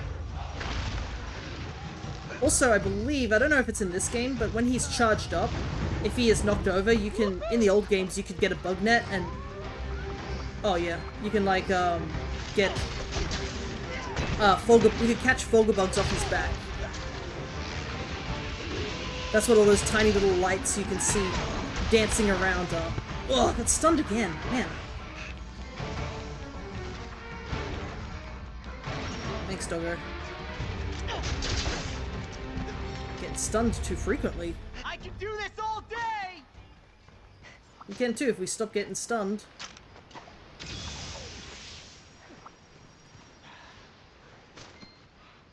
Yeah, there we go, Folga bug. Faster! And also from stories is the Stygian Zinniger as well, which is the subspecies, which has a dragon element over a thunder element. And he has, I think, Draco bugs instead. Let's grab Speary Bird there. Just eat the bugs, he can't shock you if you eat them all. Actually, let's grab this real quick.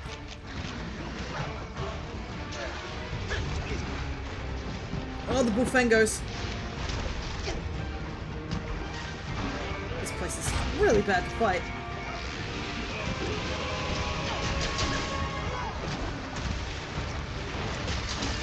Ooh, nice, a horn break. I rarely do it that early.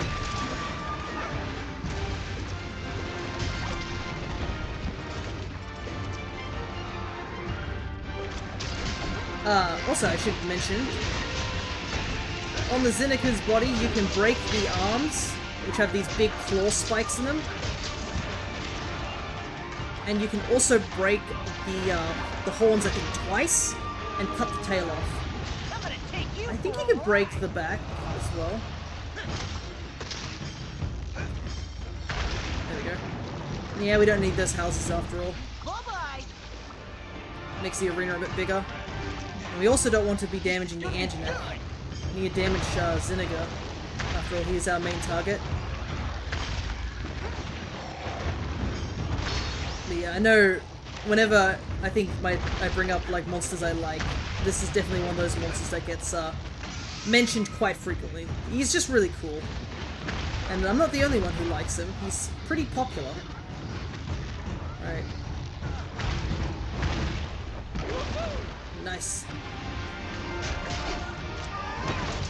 And he's very unique. There weren't any wolf-like monsters for quite some time.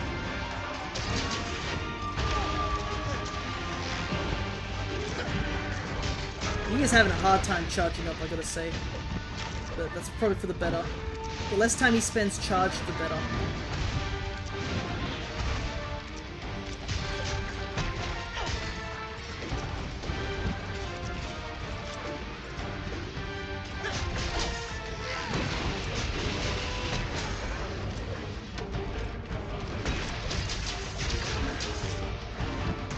Nice. Oh, the wind buff. Oh, that opened us up as well. Also, when he's fully charged, he lets out a giant electrical attack, so we have to be careful as well. Another downside is the tip of his tail is actually armored, so you have to hit the more fleshy parts of his tail. Oh, there he goes. He is now fully charged. So now he can shoot Fulgur bugs at us. You also have to be careful because if we're Thunder Blighted, we actually get stunned more frequently.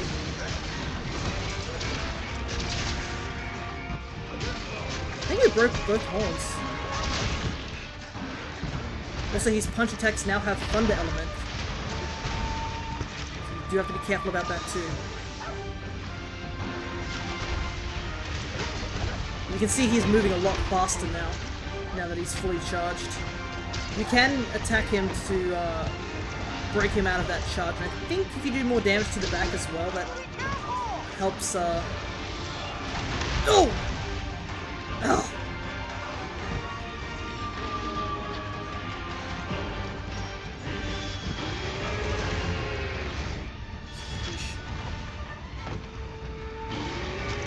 Oh, the cat tried to use the fishing line, but he moved too far back to be effective.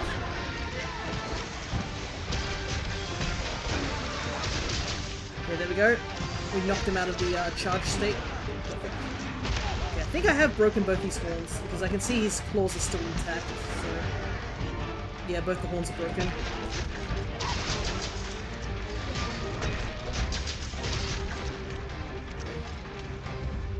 Oh no, you don't! Can I get the Pokemon thing before it disappears? I don't think we had any shinies dropped. Yeah, because all of them were from the Zinaga earlier. Oh, right. AJ, you did mention that you may have not gone away to play a certain addiction. What was the game that you were playing? Theoretically, you know, hypothetically, what was this addiction that you may have been partaking in, as they say?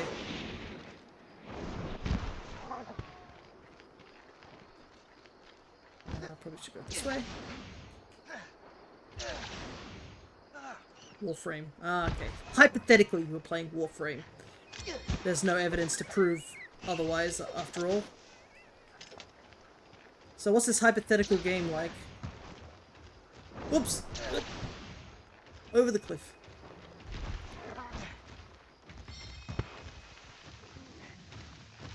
Haven't played that in a minute, so Cryo knows what it is. It's just me who doesn't. Ooh, nice, the power up. Let's go.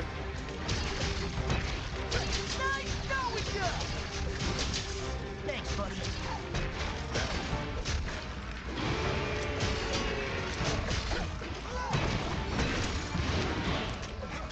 Zinaga's a little bit harder to power up. A lot of the times thunder monsters tend to be a bit harder to power up.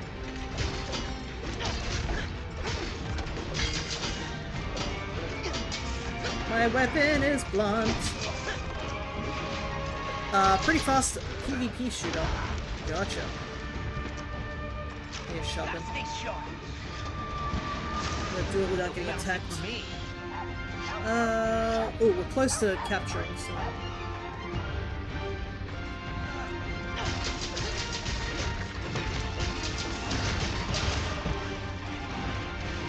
Hopefully he's a bit on the tired side, so we should be able to deal some solid damage before he recovers.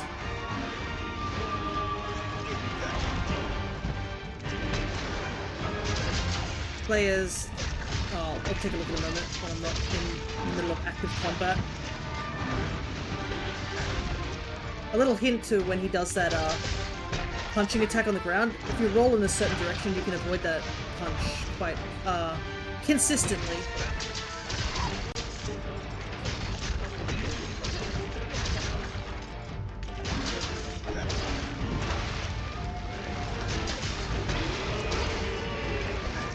Because I'm prepared for the amount of depth of lore of first free-to-play. I make it sound like I haven't played free-to-play games.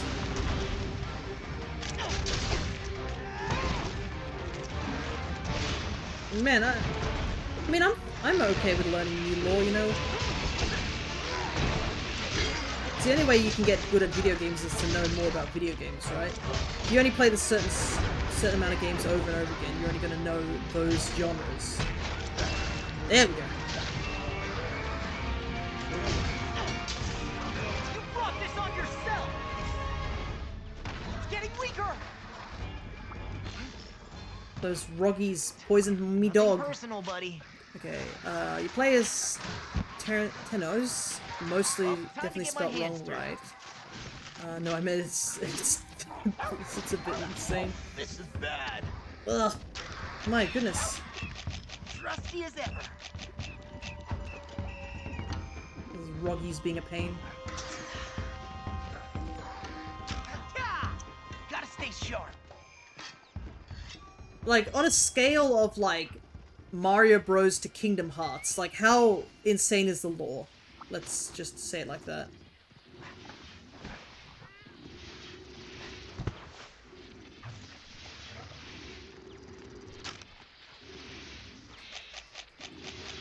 Also, fun fact, if you are planning on capturing a Zinniga, you need to make sure that you do not use a shock trap. Zinnigas are actually immune to shock traps. I will also mention, since we fought Nagakuga earlier, Nagakuga is actually resistant to pitfall traps. Ow! Spinabra. I'm trying here to relax with a victory, and I'm getting attacked by big insects. Not a problem. It's very close to Kingdom Hearts level. Gotcha.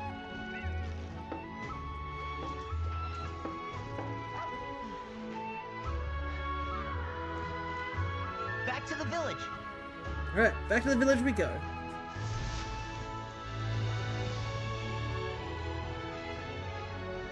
Got a good amount of stuff too. I'm gonna take a quick break before we get too much into anything else. But first... So, Hey, Shippai, got some big news for you. oh, The Mudron was spotted in the shrine ruins. It's rarely seen outside the mountains. This must have something to do with the rampage. yeah. At any rate, we can't have this thing near Kamura. We have to stop it before it gets any closer. And as a proud hunter of Kamura, you're tasked with taking it down. Oh, The urgent quest has been registered with Hinoa. We're counting on you now, so get to it. So yeah. We now have the next monster. How about this weather? Oh, Shippai, I've been waiting for you. An urgent quest has just come in. This time you're up against a Mudron. This monster is a real stick in the mud and loves to fight dirty. Literally. But I know you're no stranger to getting your hands dirty. So get out there and win this mud-slinging contest. Make sure to check the special quest as well. So here we have the Hermit of the Swamp. And the Mudron is making a real mess of things in the shrine ruins. They usually just keep to themselves up in the mountains. Could just be another effect of the rampage. Either way, we can't let any get close to the village. Get to it. Take care of yourself. Another thing that we've also unlocked is we've unlocked the Zinniga armor.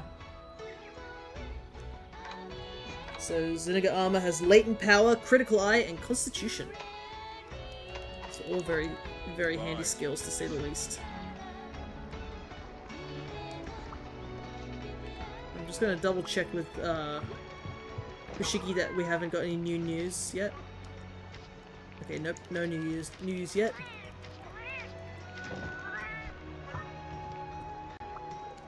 Like, what else are we going to do? I think we should be okay in terms of, the buddies, right? We need to go visit the plaza. You took down Magnamalo? I'm impressed. You're becoming a real top-tier hunter, huh? Looks like Kamitsu is head over heels for you, Shippai. Well, keep up the good work. But someday I will overtake you. You may be the hot shot right now, but I'm just biding my time. I don't know if I'll ever make it out of the shop, but I'm gonna try my best, and one day Kamitsu will look at me in awe. But not like that. She'll be in awe of my strength and success, and the stories about me. Love has nothing to do with it. Komitsu. Sure, kid.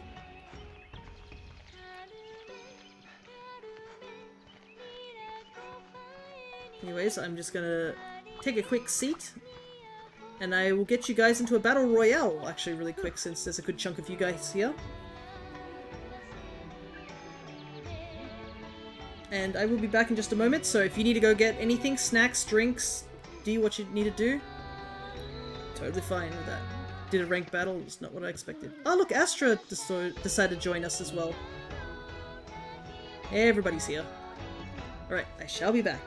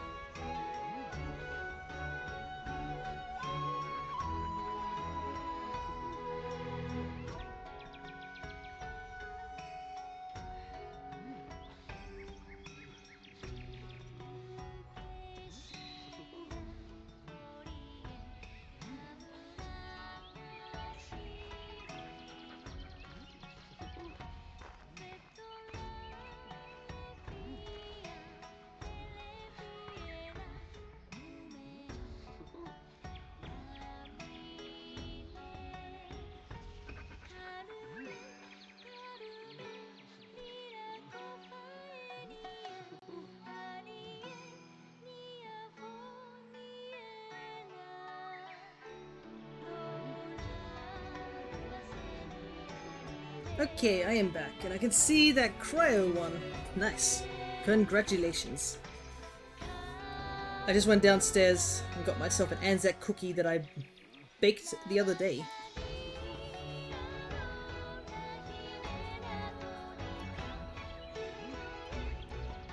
He's still dancing? Oh no, it's not that you're dancing, you're actually stuck. You're actually jumping infinitely, that's all. There we go.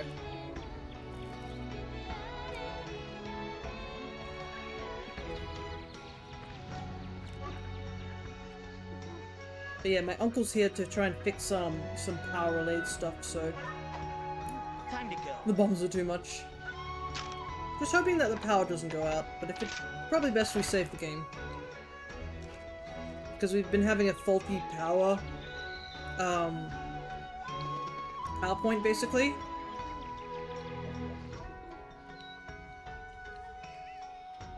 And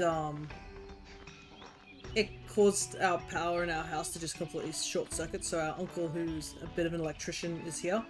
Another benefit of my uncle being here is that his dog is here, so I went downstairs and I gave it a big scratch. Give it a good petting. If I didn't have stream, I would still be down there petting that doggo. Yeah. It's a pug.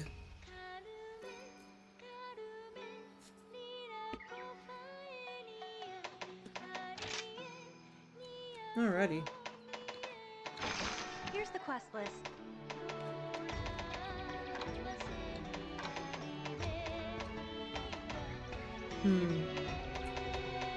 We only have one more monster that's new.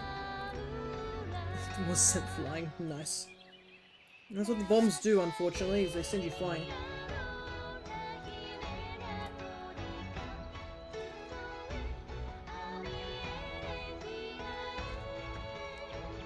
Just gonna finish off this Anzac biscuit. I'd get confused too. AJ been like, my god, is that what they do?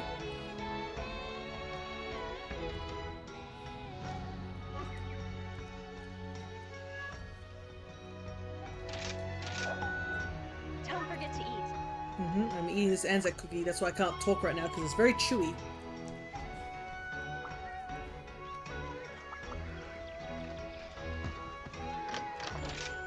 Hi, welcome. The usual, huh? I knew you were gonna say that. You will? Yeah! Good luck! Hey! Have a seat! And just notice that Yomogi's little sachet on the back has a little ball of tail, so it's supposed to look like a bunny. That's kind of neat. Right, off we go. Oh, how elegantly the Mizusune steps, arching through the air. It must be the fin. If I had one of my own, I surely could dance as it does. I know. Hunter, waltz with the wyvern. Light blue bubbles, reflecting the moonlight.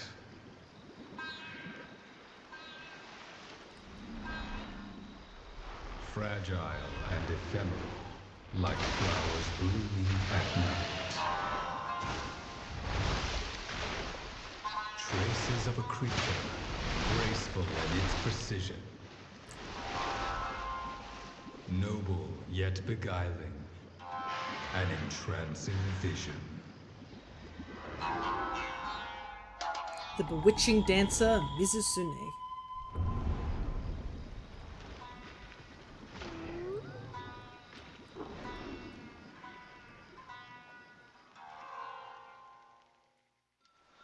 So, Mizusune, one of the Fated Four from Generations.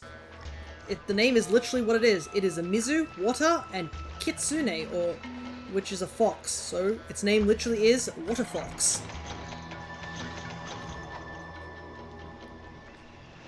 And as implied, it is the water element. Honestly, when Rise came out, I immediately was like, yep, Mizu's gonna be in this game. No doubt about it. Because Mizusune's theme is very Japanese in design. So I was like, if Mizusune is not in this game, that would be the biggest miss they could possibly have done, sort of thing.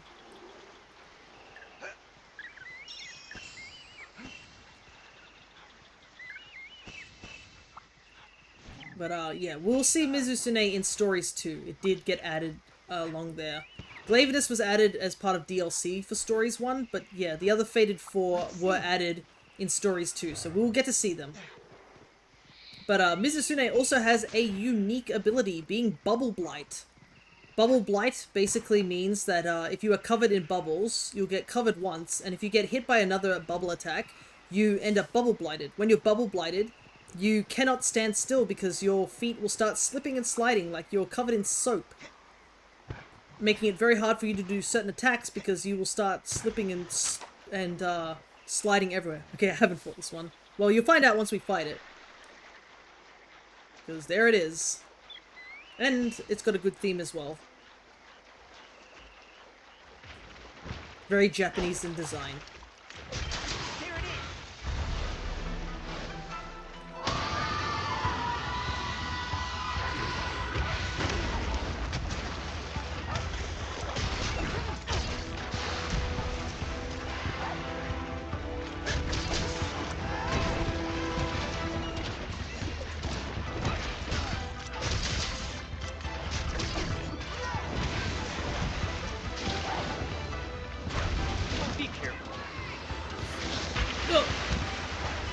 So you can see I can't roll very well because I'm covered in bubbles as well. So that's another reason you have to be careful with Bubble Blight. Nope, never seen this in my life. What do you mean? You saw it in the cutscene just a moment ago. Oh, no.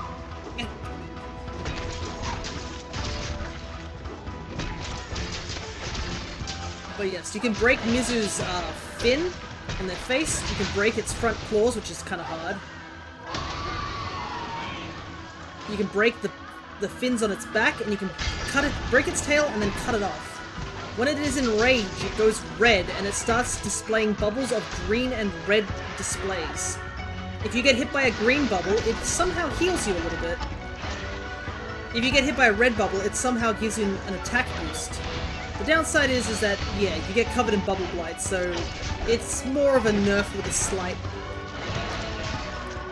I'm actually blind right now, I see, unfortunate.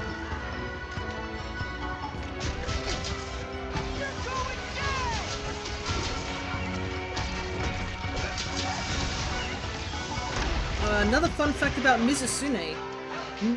If you see a Mizusune like this, it is a male. All Mizusunes that you fight in the Monster Hunter series are all male. It is believed that Mizusune, much like birds, the male counterpart is brightly coloured, whilst the females are apparently very dull in colour.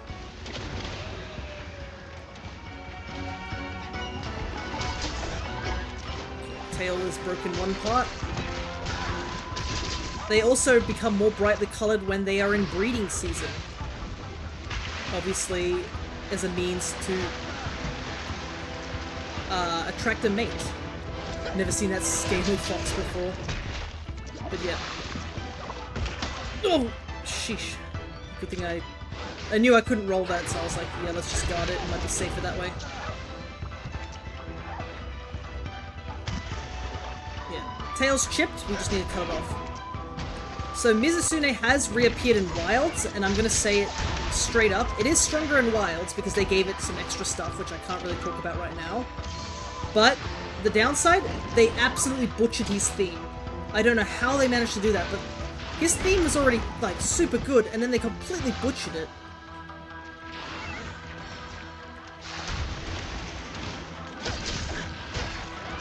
Okay, the fins on the back are broken. Nice. Heal.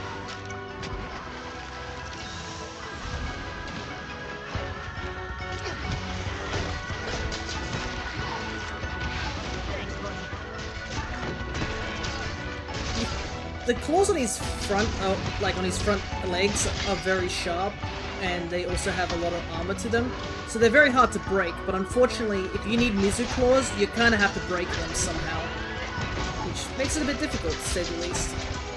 Stronger monster, but at the cost of their killer theme, pretty much. I still think Rise's version of his theme is by far my favorite version. Just having the Japanese choir in the back singing, because all the Rise themes added like a Japanese sort of flair to their themes.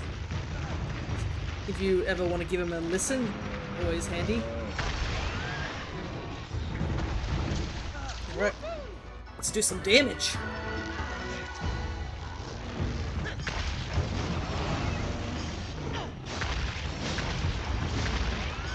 But yeah, he is a lot stronger in wilds, for sure. A lot of people actually died to him when he first came out, due to just him having a surprise, like, extra mode that a lot of people were not prepared for, to say the very least. But yeah, Water Blight seems to soften monster armor, so there's the benefit of having water weapons, I guess. But I still like Para.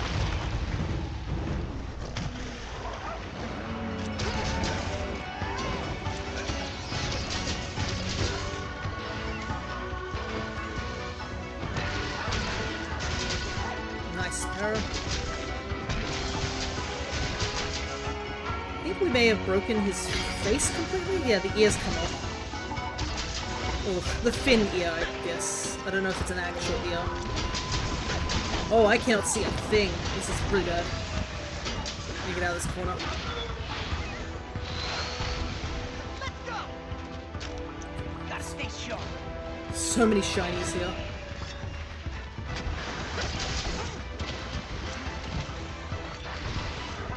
But don't worry if you worry about Mizu not having a stronger form, because in this game, they gave him a unique form. He has an actual special form that we will fight in Sunbreak, which is rather tough fight, to say the least.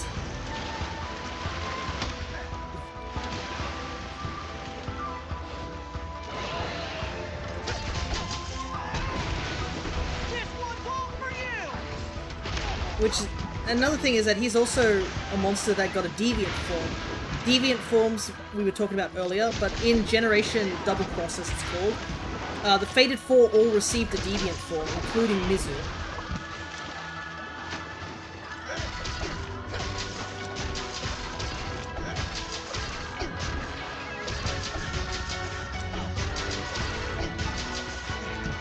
And his deviant form is actually really interesting in the fight, to say the least. Welcome back, Zodiac. We're just fighting the last unique monster before we do the urgent quest.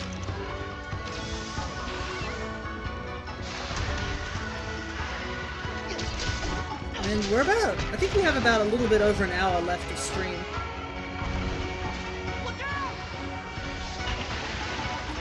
Just doing the whirlpool attack, just to go near him.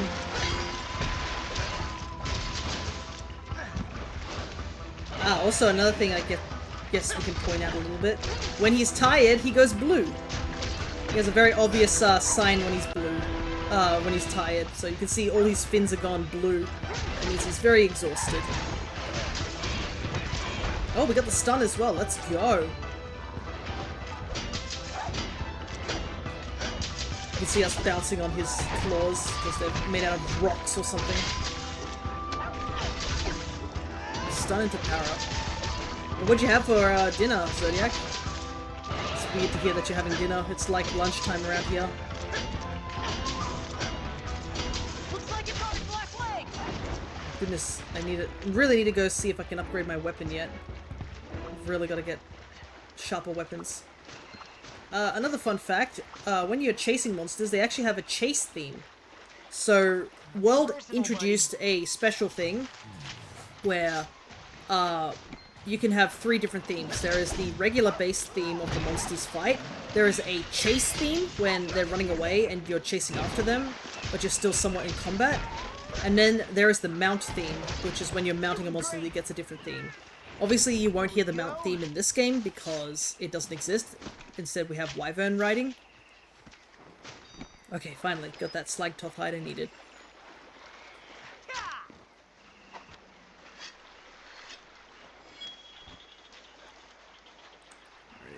It should be... Let me see that. There we go.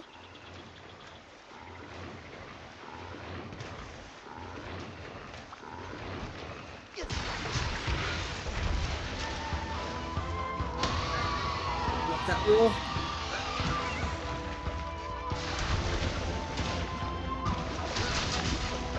No! Whoa, that was so close. I was in the middle of a combo. I didn't think I was gonna... I didn't think I was gonna get my shield up in time, I'm not gonna lie.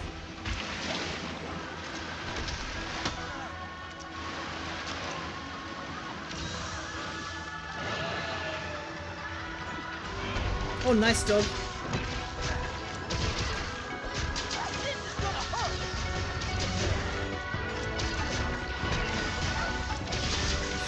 his last legs now.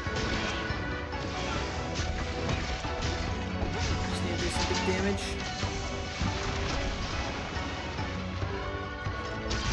Oh, I just have to walk up to him. Good enough.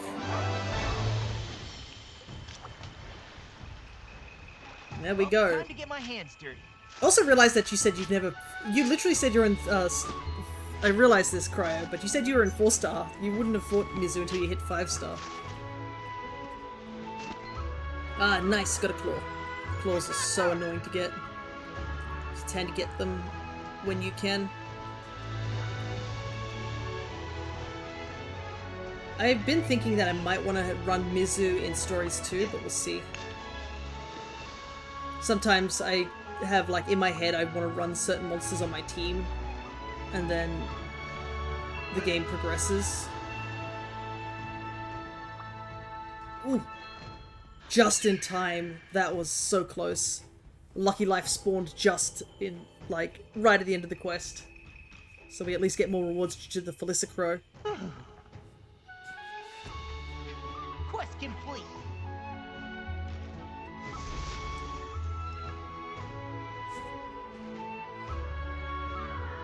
Oh, Mizu plate? Thank ya.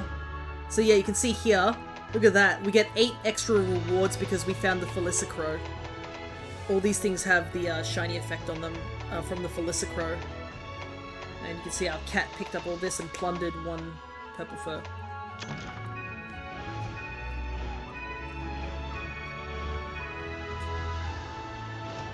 Alrighty, that's all the new monsters that we can fight before we do the urgent quest.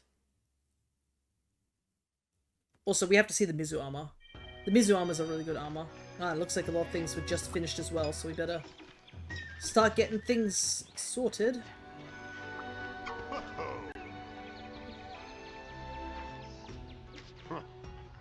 Take care.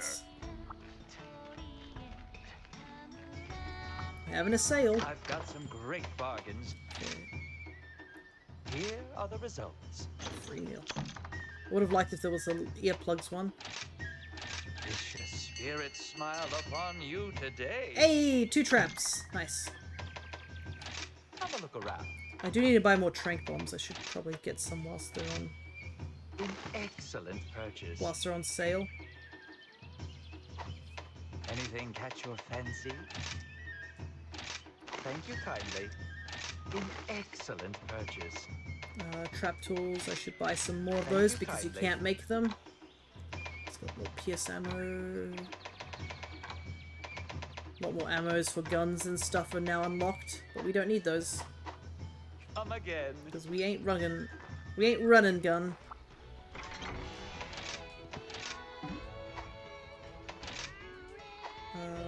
Nope, wrong thing. I was wondering why I couldn't find the thing that I was looking for. Alright. Mizu also has cool weapons. Oh yeah, absolutely. Mizu's weapons I think are pretty good. Good to see you, Hunter. So, I think we showed off the Zeniga armor. Here it is, the Mizusune armor.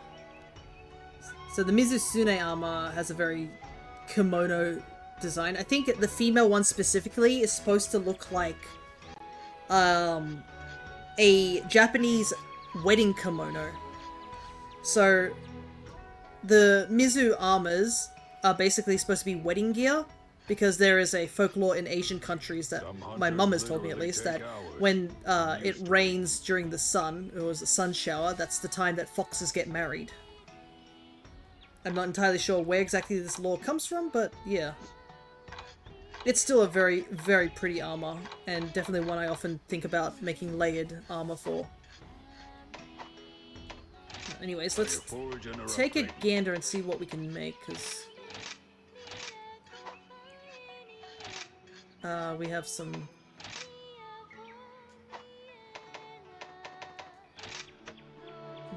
probably that should do. No problem. Upgrade some weapons. Got that already. Can our Banabra weapon be upgraded, or is it still unable to be upgraded? Still unable to upgrade it.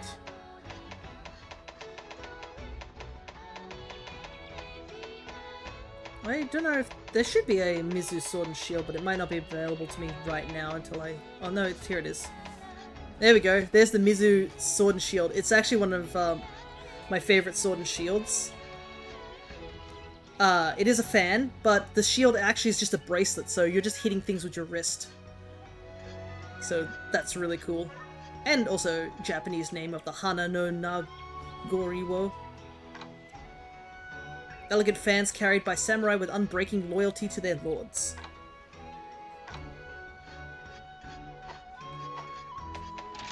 Sure thing. Okay. Coming right up. Take good care of your gear. But yeah, Mizu stuff has just got a really good set of things. A special quest has been added. Alright, time to fight the Amodron. I think we're okay with this. This is actually probably going to be our biggest monster we're going to fight so far. He's pretty big. Time for a rest. And he has a very unique gimmick. I've been waiting for you. Yeah, I love that one too. Come on, Slugger. No. Only one skill. Veh. The rampage doesn't scare me. Yes, we know about the candy sign. Whoa. Good luck. Okay.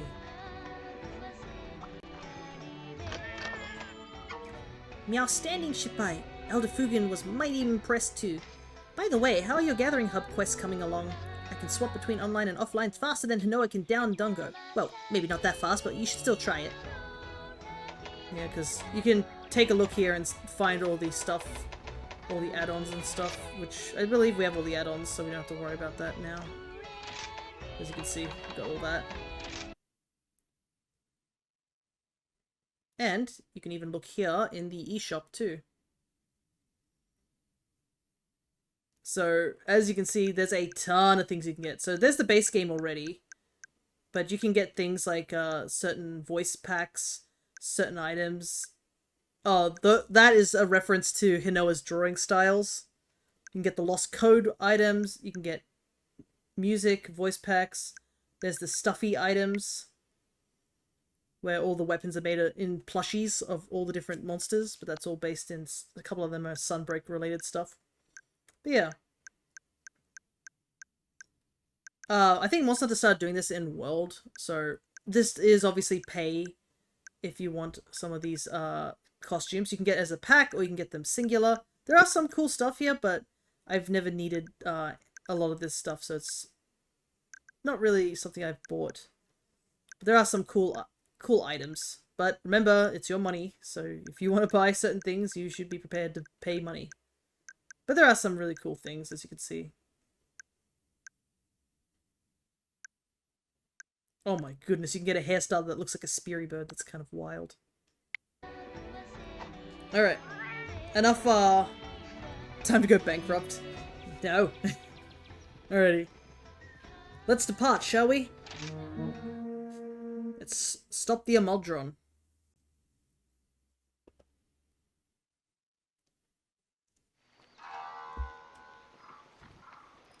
Playing in the dirt after a hard day's work. Bastards of the land. A grumpy old beast rises from the murk.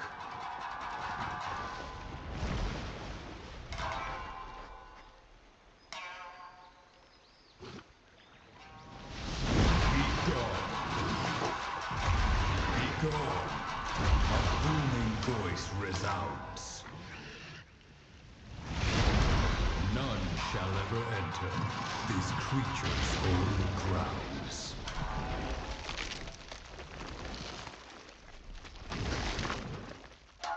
Hermit of the Swamp, Amodron.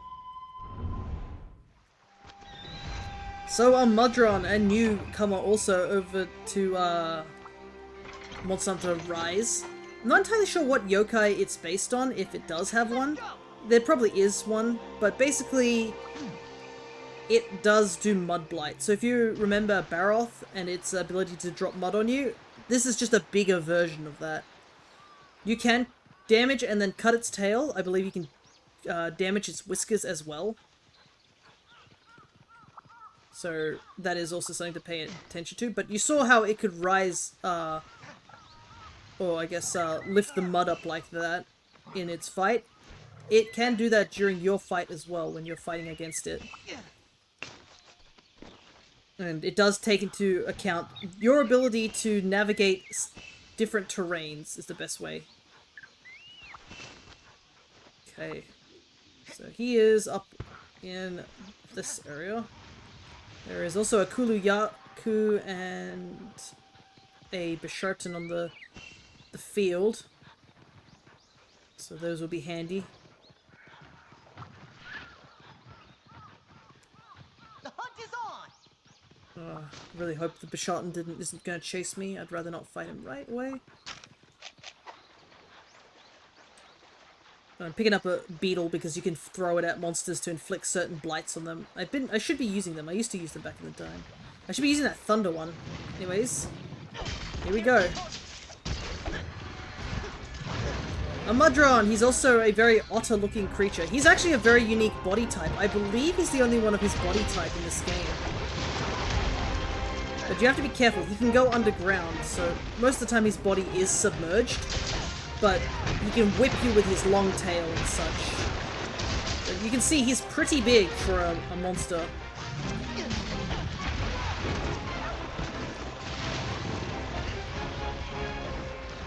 And due to the fact that he can go underground, you can easily lose sight of him. Bouncing off that goddamn claw.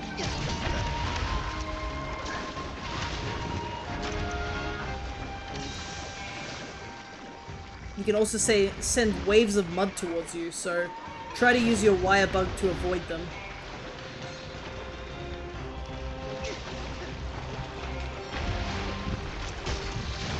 You can knock him out of the ground if he's under the ground like this, if you do enough damage.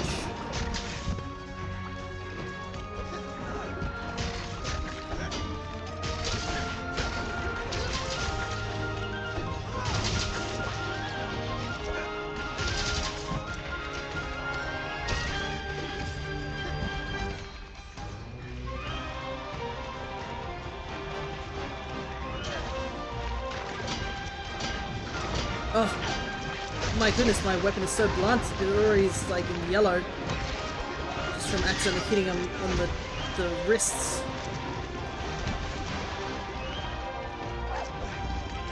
Can't reach his tail too. Alright, he's enraged. When he's enraged, he starts creating golden mud. Golden mud, unlike regular mud where it just slows you down, golden mud will actually do burn damage.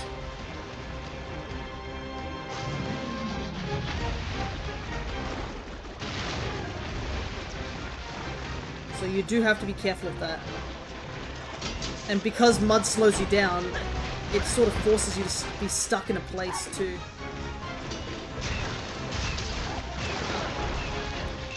You can see how I was just in that mud for just a fraction of a second and I started taking some damage just by touching it. You can tell the difference between golden mud and regular mud just by the glowing effect it has. But a Mudron is definitely not one of my favorite fights, I will admit. He's a pretty tricky customer due to just how much movement there is. So if you don't have a very mobile weapon, you kind of get really stuck, unable to really do much to him. Another issue I have with the Mudron is the fact that this bastard didn't give me the item I needed. When I played this game way back in the day. So he has an orb, that is called the Mudron Golden Orb, that you can only get in Master Rank. I killed 7 of these guys and never got it, so I was never able to fully finish all the dual blades in the game.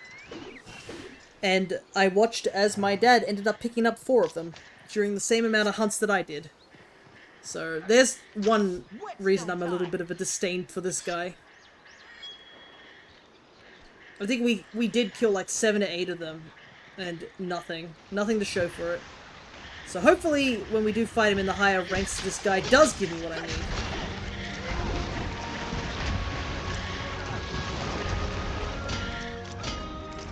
I keep bouncing off this arm. I need to hit somewhere else.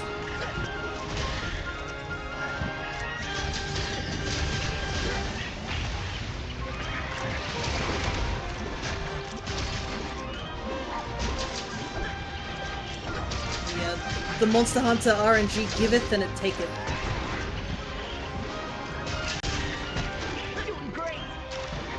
Badger's gonna get out of my way.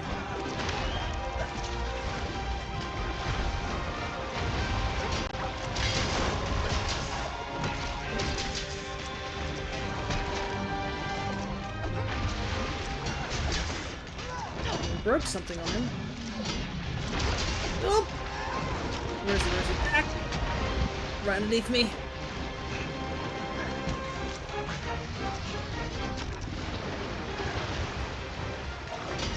Okay, we broke his back, I can see. The fins on his back are damaged.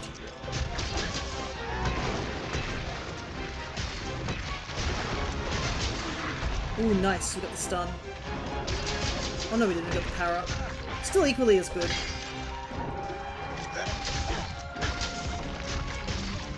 Hmm? Oh, we got the ride. Nice. Unfortunately, I think we're too far away from anything.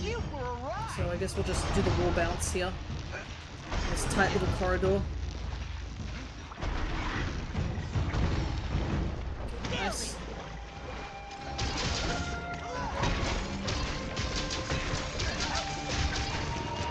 It looks like his head's damaged.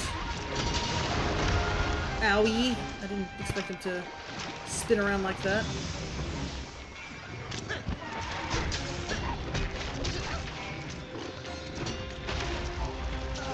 Man, the Halloween thing's been really throwing out stuff, isn't it? Meanwhile, I'm busy doing stuff here. Oh, nice dogs and cats. Okay, tail is chipped. Okay, one arm is chipped, which is good. Owie! Oh, I'm burning! I'm burning! I didn't realize he went into his golden form. You can also see here, for some reason, that the ground here is like, sort of elevated. There's an attack he does where he elevates one piece of ground, and then he just puts wave after wave of mud. You need to use the elevation in the ground in order to avoid getting hit by the mud waves. I hit his tail because I want to cut it off right now.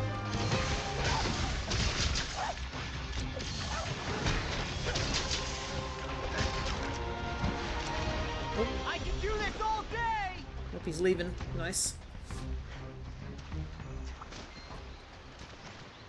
Ah.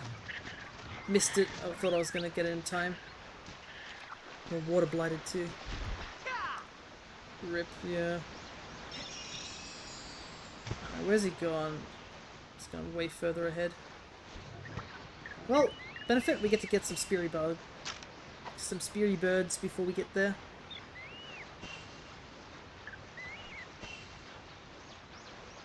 There's a Bishartan in the room.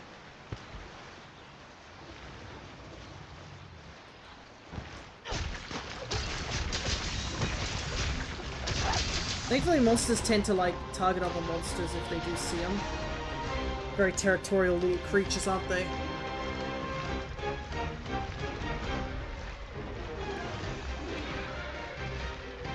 Oh, they have a turf war.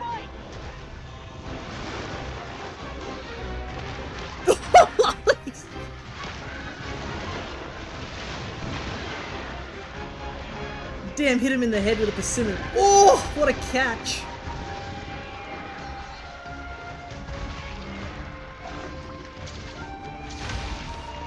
Some turf walls are just really cool. You're mine to command. But we do get the benefit that we can actually fight the Amudron with the Bishartan now.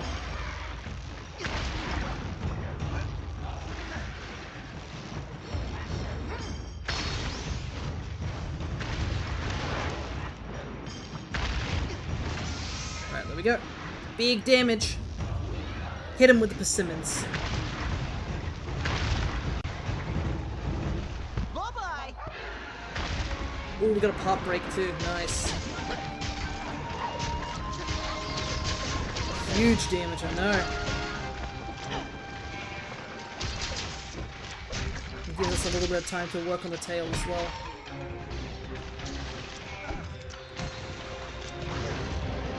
Fortunately, he was tired, but he's gone back into rage form.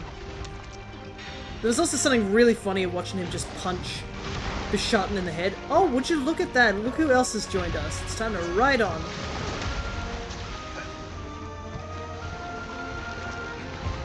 This is gonna be good!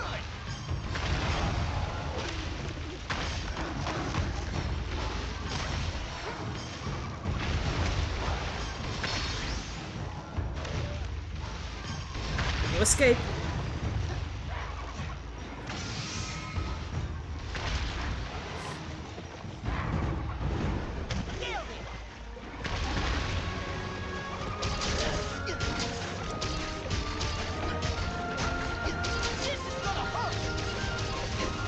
Alrighty. 91% chance of capturing. Almost done.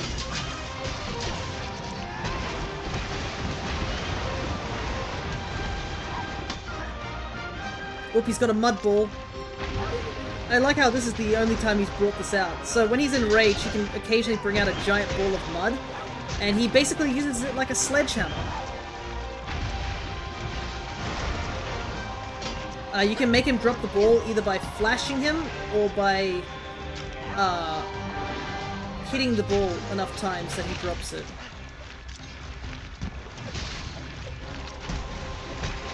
I had that snow beetle, so I decided I'd use it just to slow him down a tiny bit.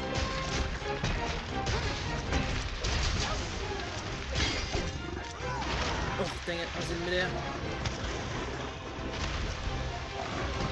I believe you do get an item drop if you manage to make him drop the ball as well.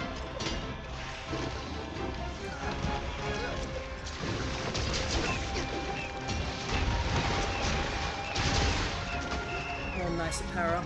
That's another way to get him to drop it.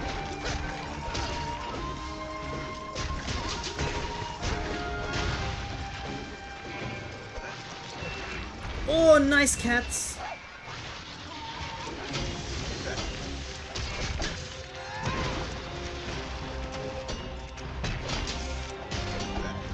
I wasn't expecting to get the tail cast, but oh, nice! Didn't even get a chance to leave. Even though our sword is in the red. Alrighty, nice.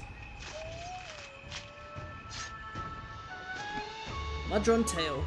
Mudron Tail is quite hard to get because it's, you know, the thing that's attacking you constantly. There we go, another urgent quest cleared. Making really good progress. Probably have enough time for a couple more hunts. But you can see some of these hunts are starting to take a little bit longer now that the fights are a lot harder.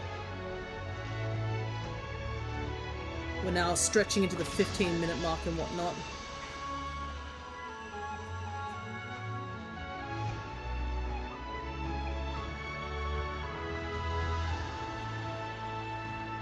Alrighty.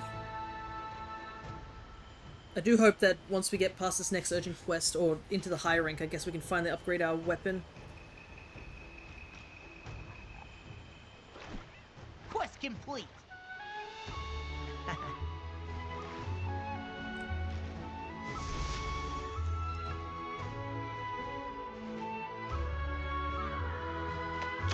Nothing fancy here.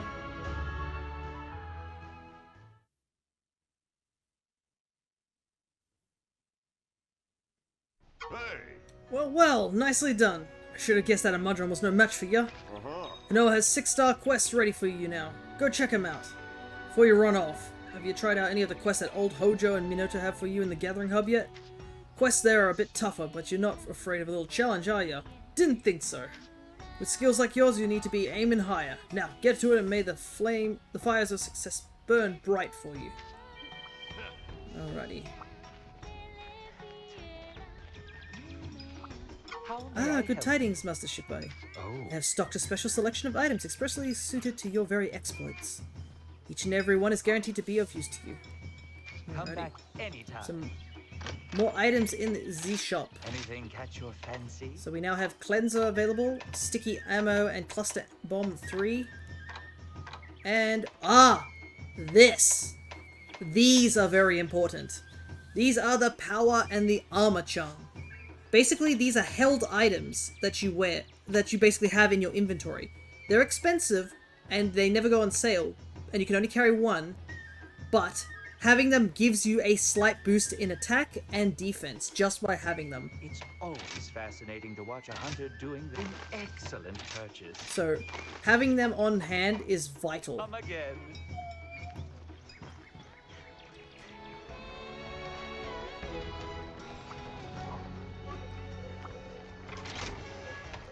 I do have to adjust my loadout anyways, so might as well do that now.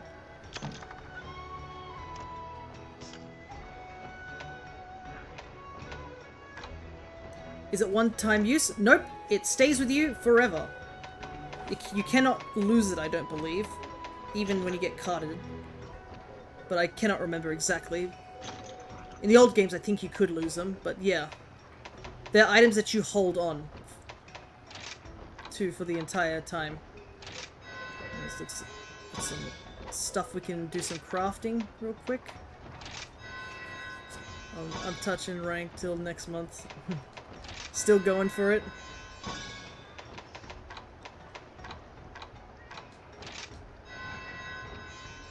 Ooh, mega barrel bombs. Nice. I think we've almost unlocked everything. Ah, yes. And then you can see here, the power charm can actually be crafted with another thing to make it even more stronger. And technically, because the armor charm becomes something different and the power charm becomes something different, you can actually have the armor charm and the power charm again, plus the upgraded versions to stack the two abilities on top of each other.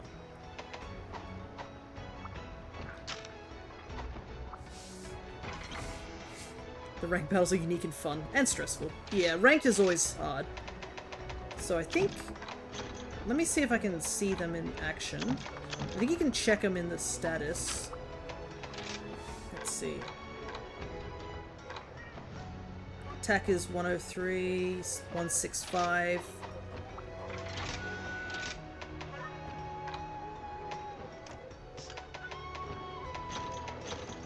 And then... Yeah, as you can see now, our attack is 109 and 177. So it went up just by us holding onto those items.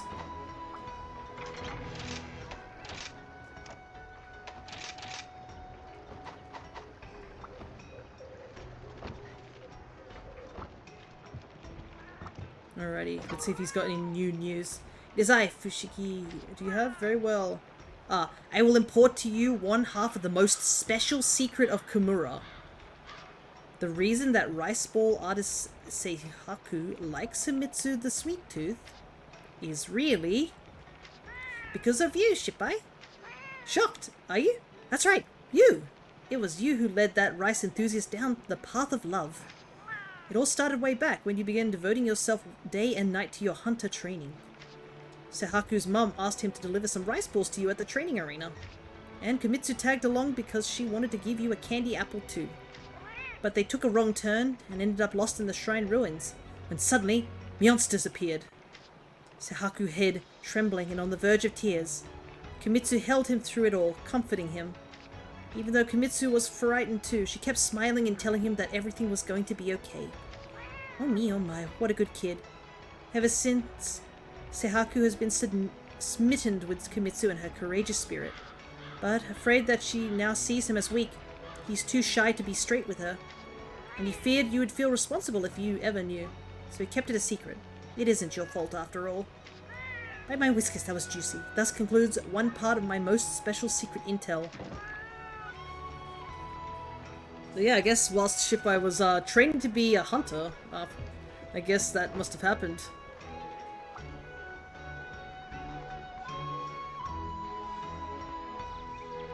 A lot of people needed to talk.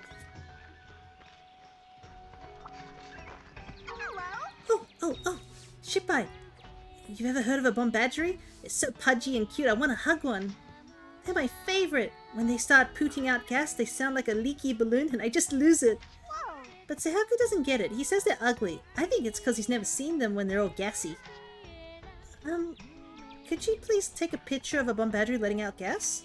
I bet Sahaku will think they're cute once he sees you undo it.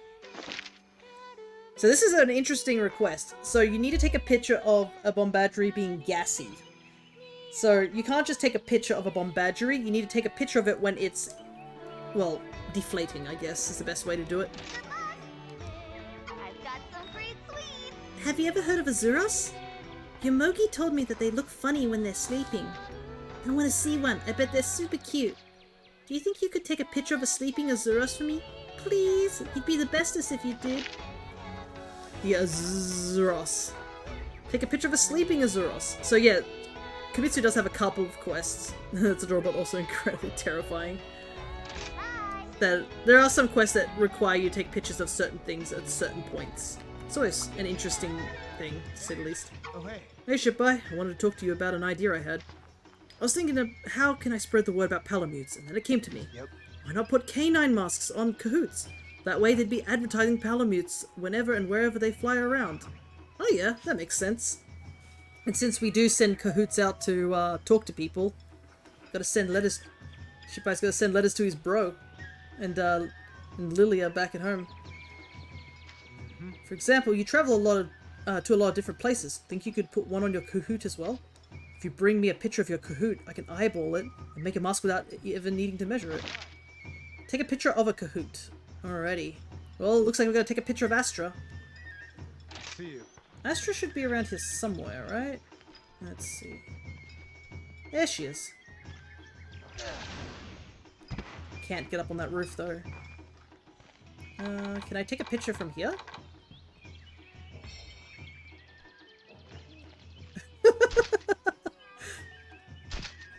I love this picture. It's like king of the castle. So intimidating, so powerful. Oh, there she goes. Oh, it's you. Got a picture of your Kahoot. Thank you, Shippai. May I take a look at it? Oh, okay. Yeah, this will fit nicely. Here, take this Kahoot mask. And as a bonus, here's a matching outfit to go with it. Yep. With all the traveling you do, it'll sure help spread the word. Goka and I thank you. The Stealth Wolf. Well, obviously we gotta check it out, shall we? Ah! We got a major achievement. We got the Kahoot's Dresser. So we can check that out on our guild card, I believe.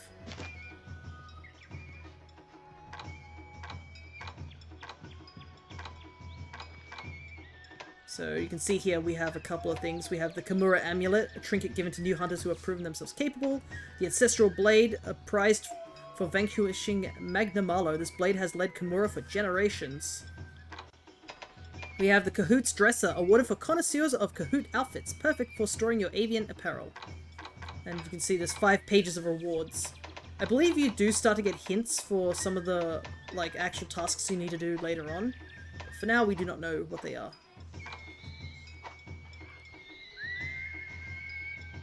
Here, birdie bird. There she is. What's up, buddy? Let's check out these new outfits. The Stealth Wolf. Perfect. Look at that. The little canine mask and little money pouch as well. Clearly a ferocious, Good buddy. ferocious little thing, isn't she?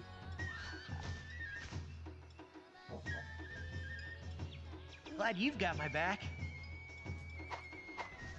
Later. Oh, another thing straight away. Hi. Hey there, Shippai. How are the hunts going with your Palamutes? If you're interested, I've made something a little experimental this time, and I'm looking for someone to try it out. It'll have to be someone experienced in Palamute training, besides me, of course. Someone who can gain their trust. And I couldn't think of anyone better than you. Isn't that right, Goka? Well, what do you say? Raise a Palamute to level 15. Gives us the Heavy Strike scroll and the Rock Steady scroll. See you. Oh, hey. Everyone's talking about how good you are with your Palamutes. Isn't that right, my widow Goka? I knew you would be. I think I can trust you with this. Enjoy. And feedback from someone as deeply passionate about Palamutes as you is priceless. Let me know what you think. luck. Alrighty. Oh, hello. Thanks again for taking care of that urgent quest, and with such urgency. Not to mention you saved a bunch of villagers a trip to the cleaners. I can recommend a good place, by the way. Anyway, I know Elder Fugan already told you, but I'm obligated to repeat it. You are now able to take on 6-star quests. There's so many great quests here, perfect for a formidable warrior like yourself. Hunt all the monsters, or take a bath. Either way, I will be waiting here for my order of bunny dungo to arrive. But before I start stuffing my face, care to take a look at the quest list? Make sure to check the special quest as well. Alrighty. Have a look. So, we do not have much time, so I don't think we will be doing the 6-star quests, but interestingly enough, you can see the 6-star quests don't really seem to have a key quest. So... But, we have Gos Harag, Tigrex, Diablos, Magnamalo and Zinaga, a Toby and Mizu, and a Rathalos and a Tigrex. Also, gotta say, I don't know what they decided to draw Coming in, we're all super busy. Toby Minato hardly here. has any time for herself over at the hub. Duo quests, yeah, duo quests are now more frequent. But yeah, Diablos' icon is scary. Like, it's so intimidating. But yeah, we still have a couple of quests to get done first, and since we are getting close to the end of time, I don't think we will do those any 6-star quests just yet. We do have a couple of quests that we need to do here first. So, we will do the secret ingredient, which is to capture a Somnicanth. I will always hype my boy Toby Kadachi up as always. Yeah, and Toby is technically in, I think he's in Stories 2, right? Time for a rest. I know he's going to be in Stories 3, but I'm pretty sure he's in Stories 2. I knew you were gonna say that. And it looks like Toby's going to have a bit more of a role in Stories 3 too, so that's, I guess, something you can look forward to, because I think he's actually the monstie of one of the party members.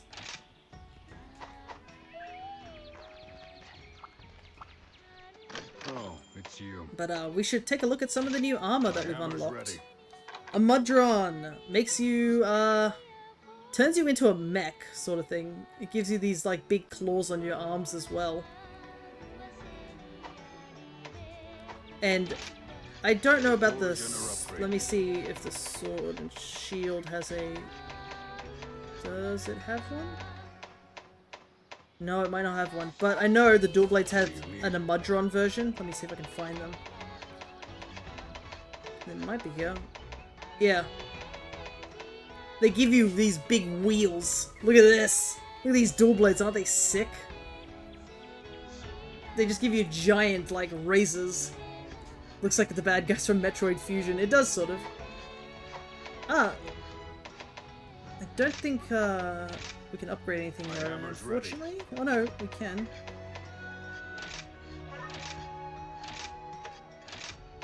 Right, let's get cracking. I'm gonna start, probably off stream, I'm gonna start, like, gathering materials to try and, start unlocking all the weapons and such. This weapon does have more para, but less, I think it has a similar attack, but I have to get more para tickets. Oh, actually, funnily enough, it looks like can I just skip there or no? I need the original weapon. The original weapon's holding me back with those 2 paw print tickets. Take good care of your gear.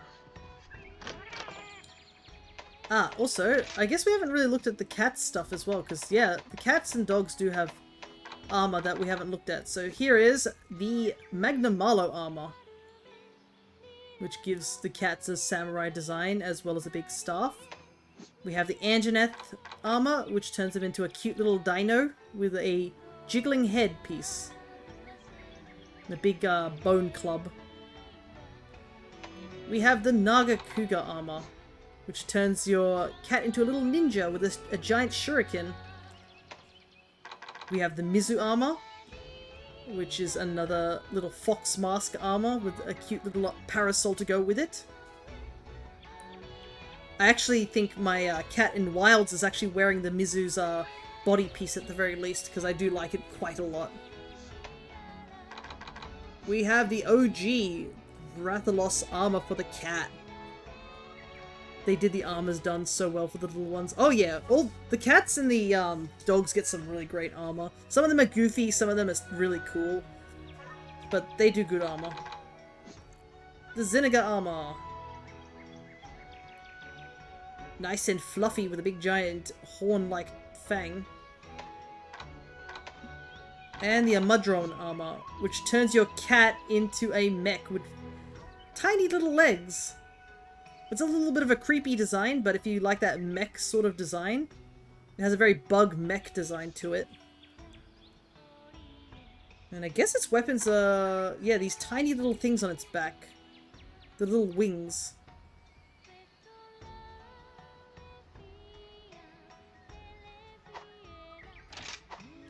And also, time to take a look quickly at the dog's armor.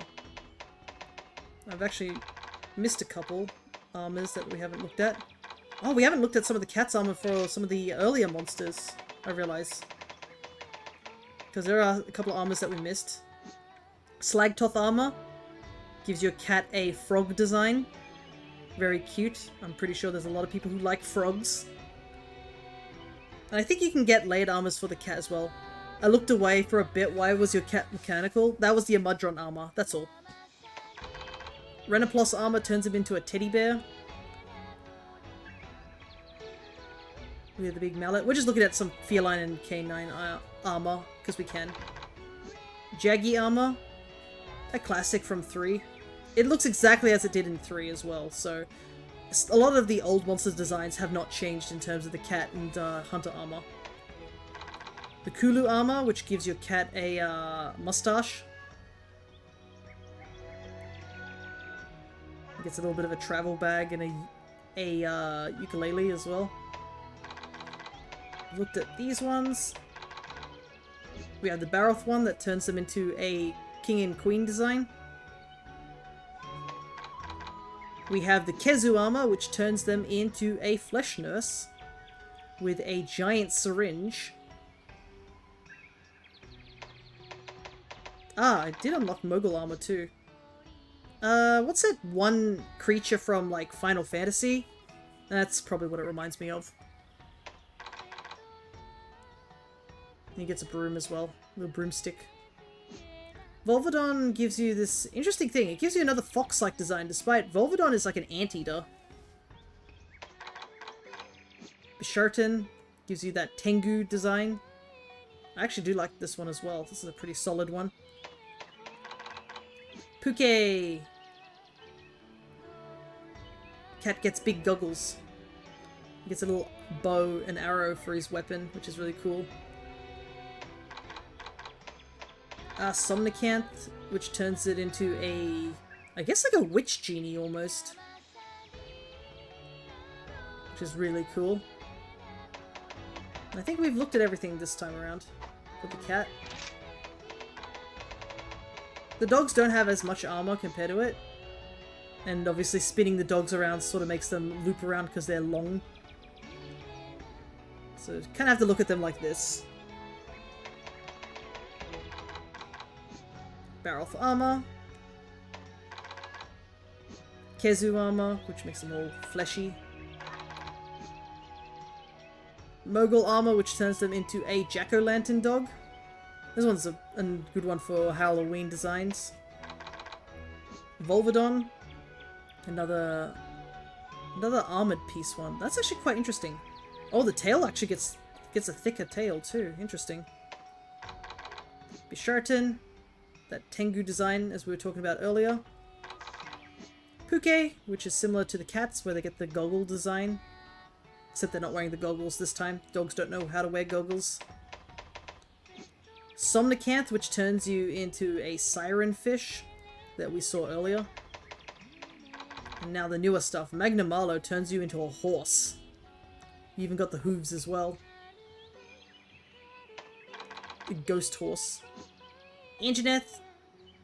Pretty standard armor. Looks very practical. Nagakuga turns him into a ninja design as well. Mizusune, which gives them the Mizu's tail. Rathalos your classic design. Zinniga, which, I mean, Zinniga probably fits the most compared to most monsters, considering they're both dog-like. And finally a Mudron, which turns your dog into a mech bike. So, this is, the, what is it called? The Miraidon. The Alolan Miraidon. Kamura Miraidon. So very cool armors. Anyways, my doggos and stuff are getting kind of bored. Let's head on off. So, this is a capture mission. We need to capture the Somnicanth, so we cannot kill it. If you kill it, you fail the mission. This'll be easy. Probably also off stream I'm going to probably get my hands on like some more materials and stuff off stream. There is a Barbarous in the arena, so I'm gonna try and avoid him real quick. But also, as you can see, the box does provide you with armor, so that's always handy. No mortar, yeah.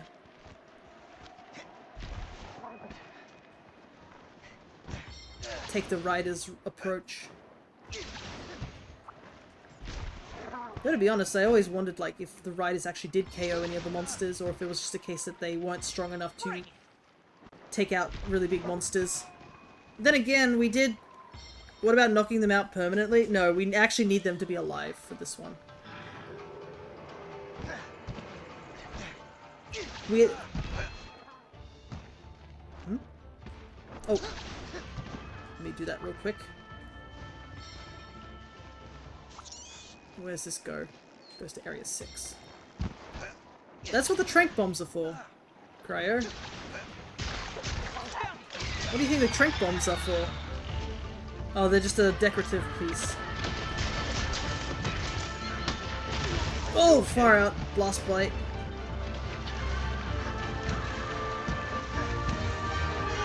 If you remember in stories, Blast Blight is just as dangerous in the main games as it is here.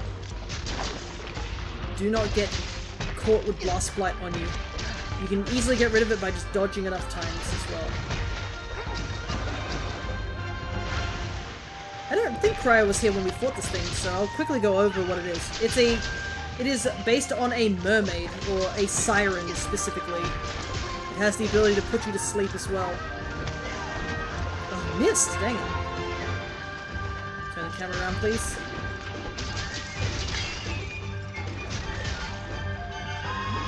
It also has a very otter-like body too. Actually, I think a Mudron and Somnicanth have the same body. It's just the way they use it is different. Oh.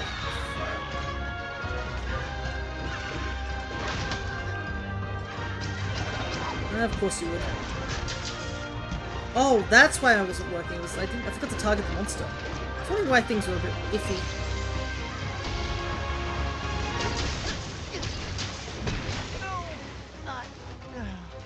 No!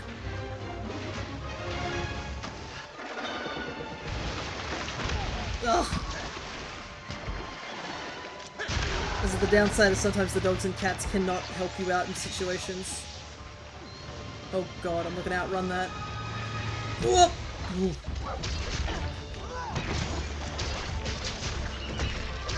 Thankfully, I think we have a trapper cat, so the cat will at least let us know when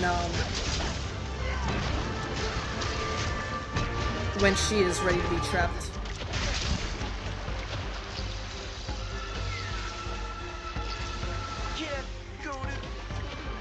No! Get away!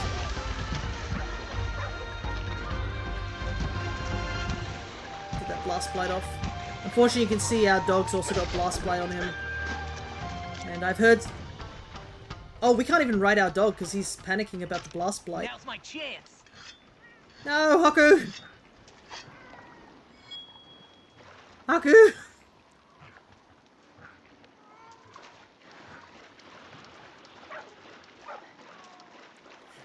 Snap out of it, Haku! Oh no! We gotta ride on, come on. Don't they all say they're right for the capture? I cannot remember if they do or not. But trapper cats, I think, at least tell you. You can see on the top screen that they're ready to capture, at the very least. You'd be surprised at some people who just don't read. I've seen that happen during Wilds, where the cat literally says out loud, there's a quest that you have to do for Lagiacrus, or Lagiacrus I should say, where you need to capture it instead of kill it. And, like, your cat and Eric both tell you not to kill it, and it's ready to capture, and some people still manage to kill the Lagiacrus, and I'm like, how did you manage that? Like, the game specifically tells you that you need to capture it. Like, not only during the actual hunt, but also during the story. And it's not an excuse of, like, you can't read, it's an excuse of, like, you didn't listen, sort of levels.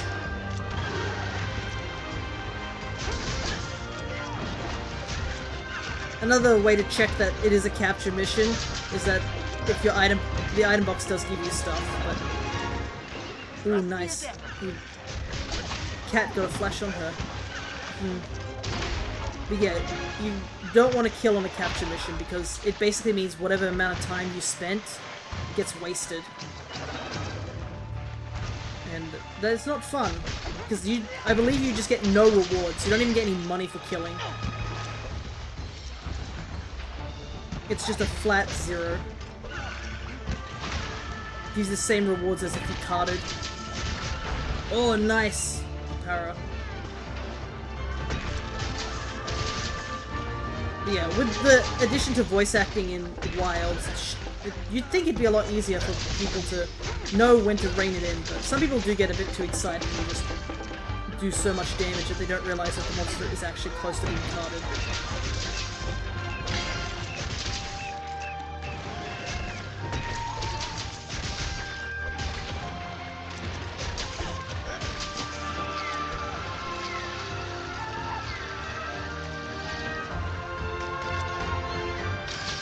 Oh, come on, I put my shield up. Thanks, Doggo.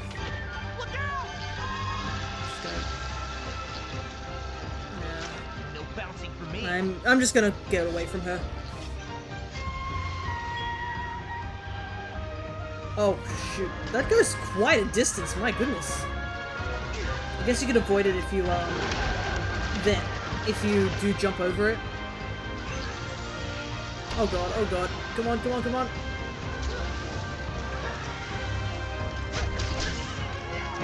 Oh, nice. Okay, how much damage do we have left? My dog's asleep. I'm gonna take you for a ride. He's just taking a nap on the ground. The one good thing about bows is you don't need to sharpen them. And the downside is that you have to restock your ammo. If you don't bring the right ammos, you can't attack. So it's all just a preference of playstyle. Right. She is capturable.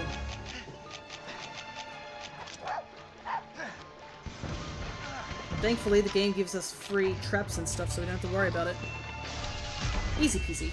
Oh, she's actually our largest. We did it! Nice. Just attack with the arrow. That's true. It doesn't give you much damage, so make sure you don't use it too often. There we go. Capture mission completed. And that actually didn't take too long either.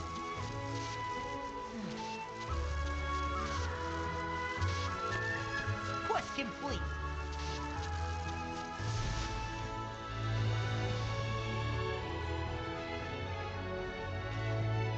Okay, we've got a Dungo ticket, we've got plenty of those. Oh, Remembra. Oh, Remembra head. I don't actually have any of those. I used the close range coat. Ah, gotcha. So we got Invigorating Dungo for doing that quest.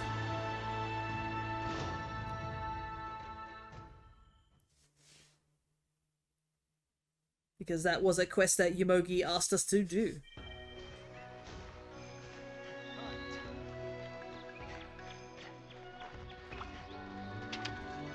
Also... Oh, it's actually someone at the village entrance. Just who I wanted to see. My brother's been brainstorming a new umbrella design that's sturdy yet fashionable. I'm sure it'll be a hit once he gets things in motion. The thing is, he doesn't have enough materials to make a full inventory. It's too dangerous for us to go out and gather them ourselves. Do you think you could help us out? I'll pay you back once they start selling. Please? Hey, Actosom Feather and Jumbo Bone, the ninja parasol design. Easy peasy. how are things? Hey, thank you! These are exactly what we needed. But there's a teeny tiny problem. Well, it's actually a big problem. Yep. We had the prototype looked over by one of our vendors, and they said it's too heavy to use as an umbrella. So, you know, mass production's on hold, and these are going to be towards redesign. But hey, I heard Master Hammond and Nakako created a new weapon based on our prototype. Didn't realize it was that heavy. Anyway, you should check it out, and can we call that your reward instead? Hey, good luck. Fellow bow user, so AJ uses the bow as well. But yeah, as you can tell, it is a new weapon type, which I believe it should be down here somewhere, right? Smithy tree? Yeah, the ninja parasol. So it is, as the name implies, it's a parasol that is a great sword. Come to me if you need new gear. So let's pick up some stuff. Whoa! I didn't realize there was so many people needing to talk here. Always gotta check these things out. Sitting here all day, I realized how dull the gathering hub can get. It's beautiful, of course, but a little change would be nice every now and then. I'd like to make a huge paper crane to spice up the place, but I find myself stuck at the picking paper part. I think some inspiration would help me finally settle on a design, an image of something beautiful and majestic maybe. Capture a Mizusune to get the Origami Axe 1. I believe the Origami Axe was actually a winning design from somebody. I believe there was a design contest, and I think the Origami Axe was one of the winners. I cannot be certain because it's been a while, but I think it is the case. Hey Shippai, I have some special news for my favorite customer. More stuff? Yeah, more stuff. Hello there, Shippai. I have a request from the guild. There's an ongoing research about the Rathalos living in this area, and the guild wants you to capture one for them. Given your skills, I'm sure it'll be just a hop in the park. Ooh, dual blades. Oh wait, I can't use dual blades in this playthrough. Dang it!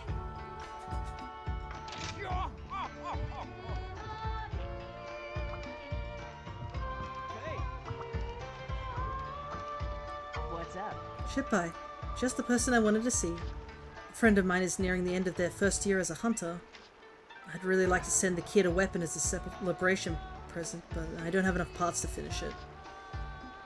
I'd get the rest of them if I could, but my leg still hasn't quite healed up. So I was wondering. You wouldn't happen to have any lying around, would you? That you don't mind parting with? I need one Kelby horn. Alrighty. Can I help you? Master Sushi asked me to come here to help him train young would-be hunters. Now I have no right to tell others how to hunt when I'm wounded to the point of invalidity myself. Even so, I simply cannot just sit here feeling sorry for myself while the rampage endangers my home. Yep. It drives me mad, and yet I can't do anything about it. See ya! Ready to thrash? Okay. I'm curious about the arena This should stuff. prove a good exercise. So yeah, the arena quests are interesting quests because you're forced to use certain weapon types in order to complete them. So, what'll it be? Challenge quests are of a similar kind, and I think they were added as the game goes on. Ooh, some of them are very difficult, and we should ignore them because some of them are spoilers. Yo, Ace! You ever check out the masks sold here in the hub? Gnarly, right? I made them all by hand. But I haven't made a single zenny off them. All the kids in the village think they're too scary. They won't even go near them. I want to try something else, but I'm only good at making monster masks. Sure thing. Hobashira said I should try to sell them somewhere else, but I don't know. Think people outside of Kamura would be into monster masks? Well, I mean, Keep it up. us riders had like the... If you remember the Hakam outfit, they had a monster design on the back of their hoodie. So I guess, yeah, probably riders would like monster masks. Should consider that.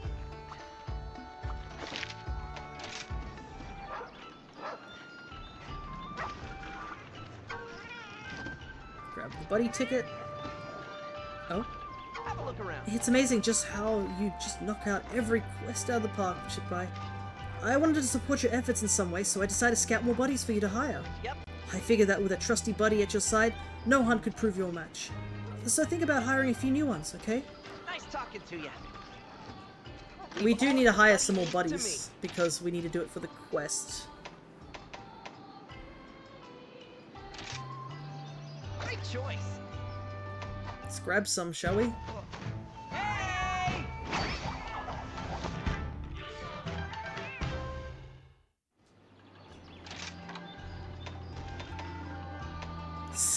Snaggle. Sure. That's a good pick. Hey!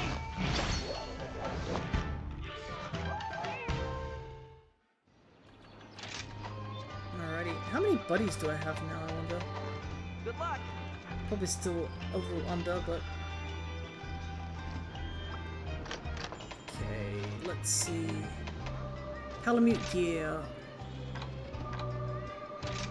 Should probably show off some of the new things. So we have the Rocksteady scroll that we got earlier. A scroll with salve that lessens the effect of staggering when hit. Its effects last for a limited time. And I believe we got...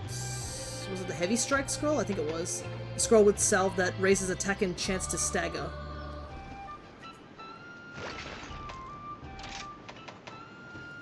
Parasol...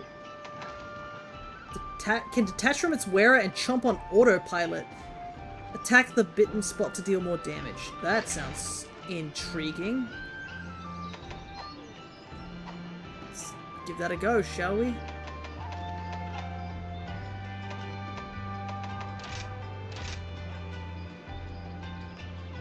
Looks like we're still not fully up.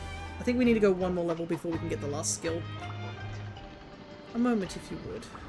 Trading is a wonderful The unique profession. products of this region are all so well made and remarkable.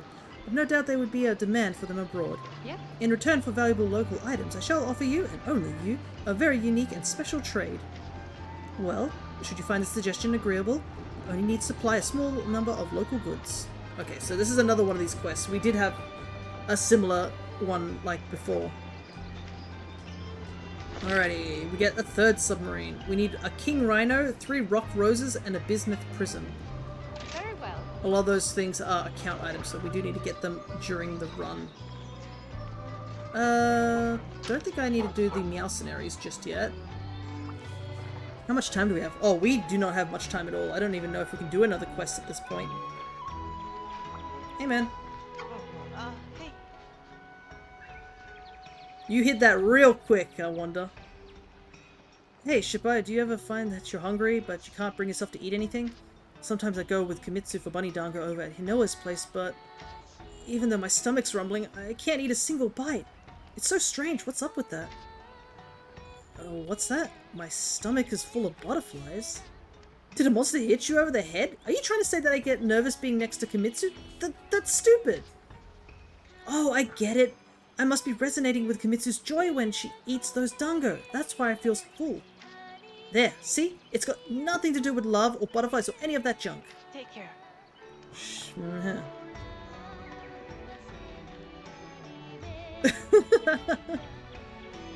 He's so embarrassed.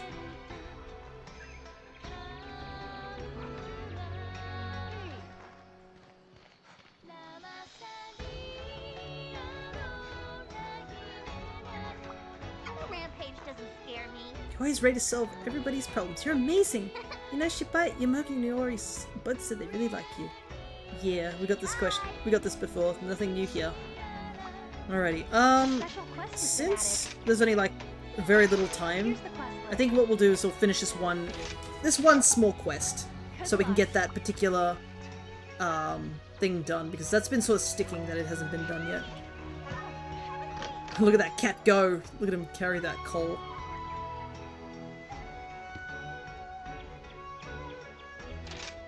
Get your Bunny Dango right here.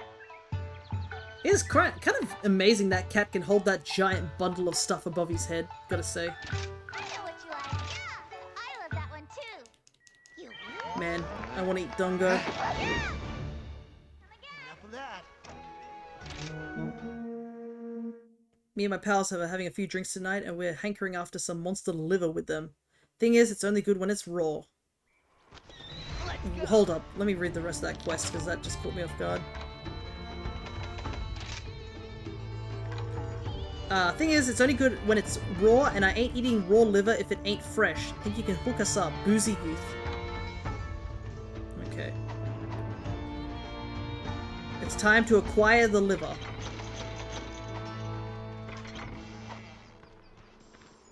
I can't imagine eating liver raw, I must admit. Just saying above table. Doesn't sound like a good time. But, I mean, to each his own, I guess. I guess there is a thing that you gotta try everything once in your life, you know. Would I try raw liver? I don't know. If it's got no, like, side effects of me eating raw liver, yeah, I might give it a go.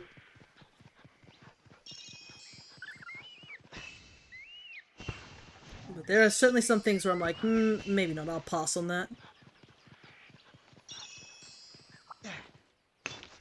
What's with people eating weird stuff when they get drunk? I think that's probably what the bigger question we should be asking. And anyways, monster guts. You can only get them from Delexes, which are those weird little swordfish creatures that are in the desert. They are a pain to harvest, because they swim around quite a bit. However, there is a way to get them above the surface, and that is with a sonic bomb.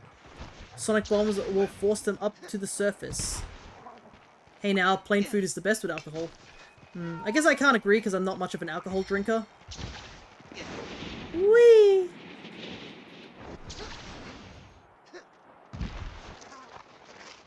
But, I mean, raw liver, though, that's a different thing, surely. So yeah, these things that you can see jumping in and out of the sand.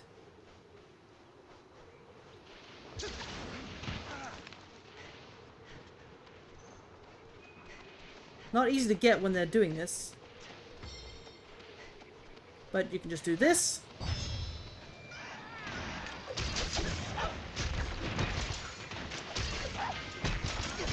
Making progress. But I remember there was a quest, I think, in 3 to do this, and I was so unlucky with it. It took me forever to get the monster guts. Monster innards galore, a prized delicacy.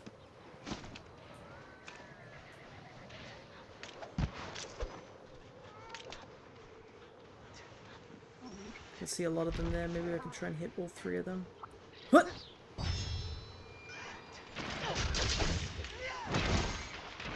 Doing great.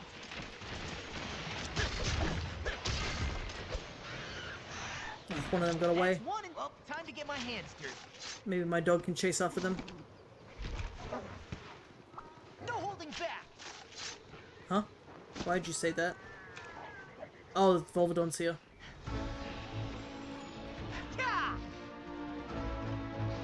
Speaking of, have you had munchos over? Do you have munchos over there? They're the best chips. Munchos. I'm not sure actually.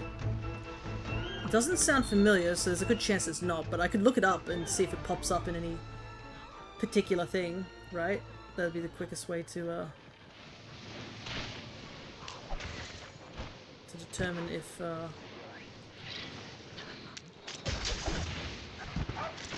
Ow! One of them nipped my ankles.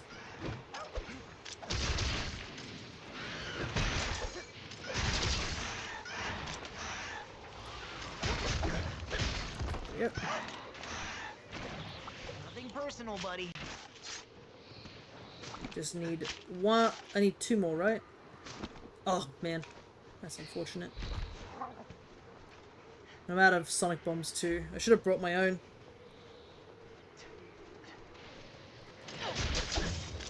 Oh, nice shot on my part.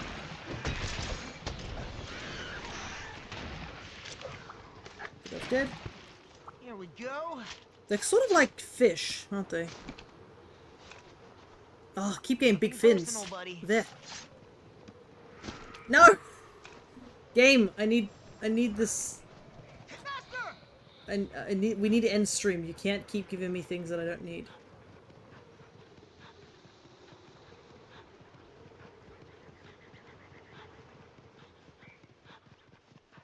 Because I think we have to wait for more of them to spawn in. If we don't get them.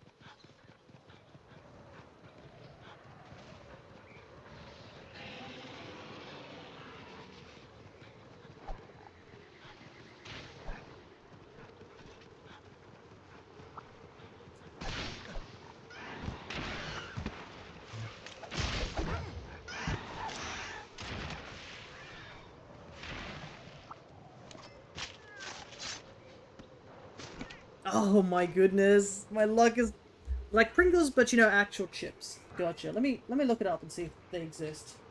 How do you spell them? Munchos. Munchos chips. The fact it says Kiwi Shop, I think it might mean that it's... What is the unhealthiest chip? Pringles. Nice. Yeah, this looks more like, yeah, it's definitely an American thing. I don't think I've seen them before. And the fact it says Kiwi, so they might be in New Zealand. Rip, yeah. That's why the name didn't strike me as something I'd heard before, so I was like, huh. Okay, there is a bit of a downside. There are no more Delexes. We've got to wait for them to respawn. Also, fun fact, you probably see this pillar here that's sitting in the sand right now. If you can get a monster to destroy this pillar or use a bomb, this becomes a sand trap. And what it can do is it causes, if a big monster walks on top of it, they get sucked down into it like a pitfall trap. So, fun fact, I guess.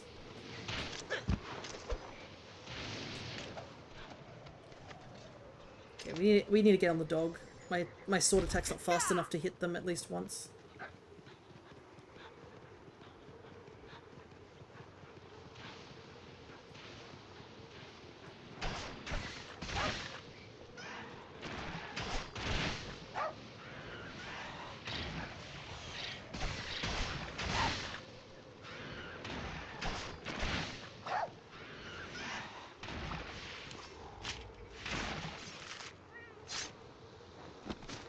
Okay, one more. Well, time to get my hands dirty. Come on. Yes, let's go. And actually, since we're here, I think I can show it off. Just give me a second. So I think if I just do this... No, it doesn't even blow up with barrel bombs. Okay. I thought barrel bombs might do it. I think it just has to be a monster attack.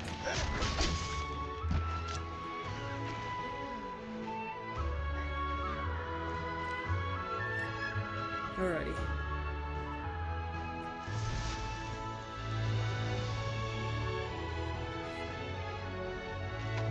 Got plenty of big fins during that quest. I think it's time to wrap up.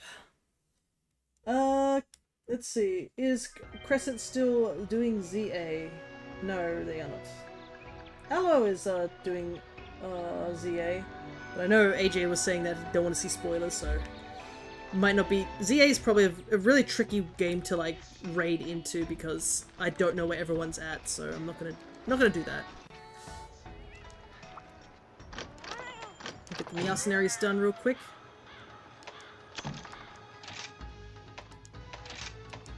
Ooh, big amount of stuff here.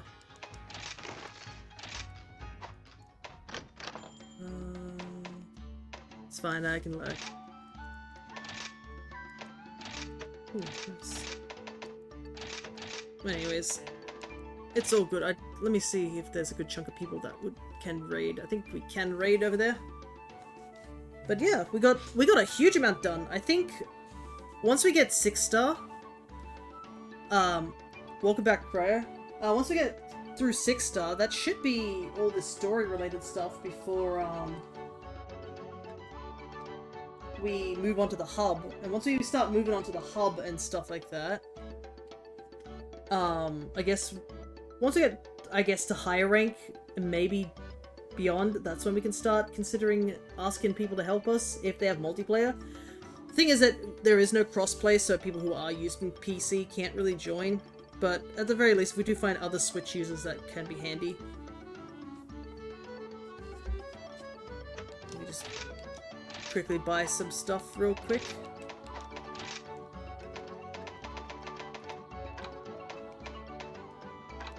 Looks like we're all good there.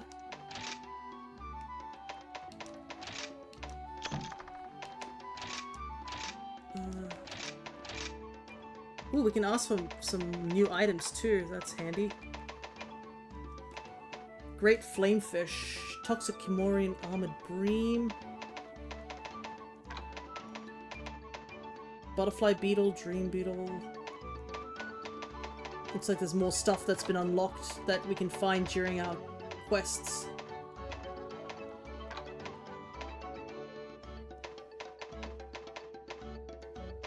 Might do mite seeds. Maybe we can... You can do adamant seeds. Alrighty. So, I probably will make an event for Thursday for doing some Bonanza. I think we'll do something similar to what we did last time with Bonanza, where we did like a couple of levels and then finish them. And then I think we might do something else. We might, I could do Sonic Crossworlds, I think. That's probably a good one to do. Just to fill in a little bit of time. But if there isn't enough time, I'm fine with doing a shorter stream on Thursday. I just want to start chipping away at Bonanza while we still can. But if the Bonanza thing doesn't really go through, we obviously have access to doing Stardew Valley this coming weekend. So more JoJo route, and then I don't know what I'll be doing Monday. I think we could possibly continue doing Rise for the coming Mondays, or we could do Pokemon. But that would be like 2 whole sessions of Pokemon. But we'd get some really good progress if that were the case. So, because we're not doing Kirby for the rest of the year until we finish all these other games. So I'll think about what we do next Monday. But for now, I guess we shall head off. Let's see if we can actually raid in onto Aloe and Aura, who are currently doing Pokemon Legends ZA. They've been doing it a bit more frequently than we have, so they're probably ahead of us. So if I do understand if you have to dip immediately once you get into their stream, or you have to lurk, like AJ doesn't want to see spoilers, totally understandable. You can just have your finger over the button, just close your eyes or something. But regardless, thank you all for sitting in and just watching me doing some more Monster Hunter. I'm hoping that I can get closer to the multiplayer aspect of it, so maybe I can invite people to join in and do some hunts. They aren't? Okay, that's good. Because if they are, they are. That's sort of the thing. But I don't know what they're doing. It does say Legends ZA, but we'll see. Anyways, I'm going to stop waffling. And I'll catch you soon. So, until next time, take care everybody.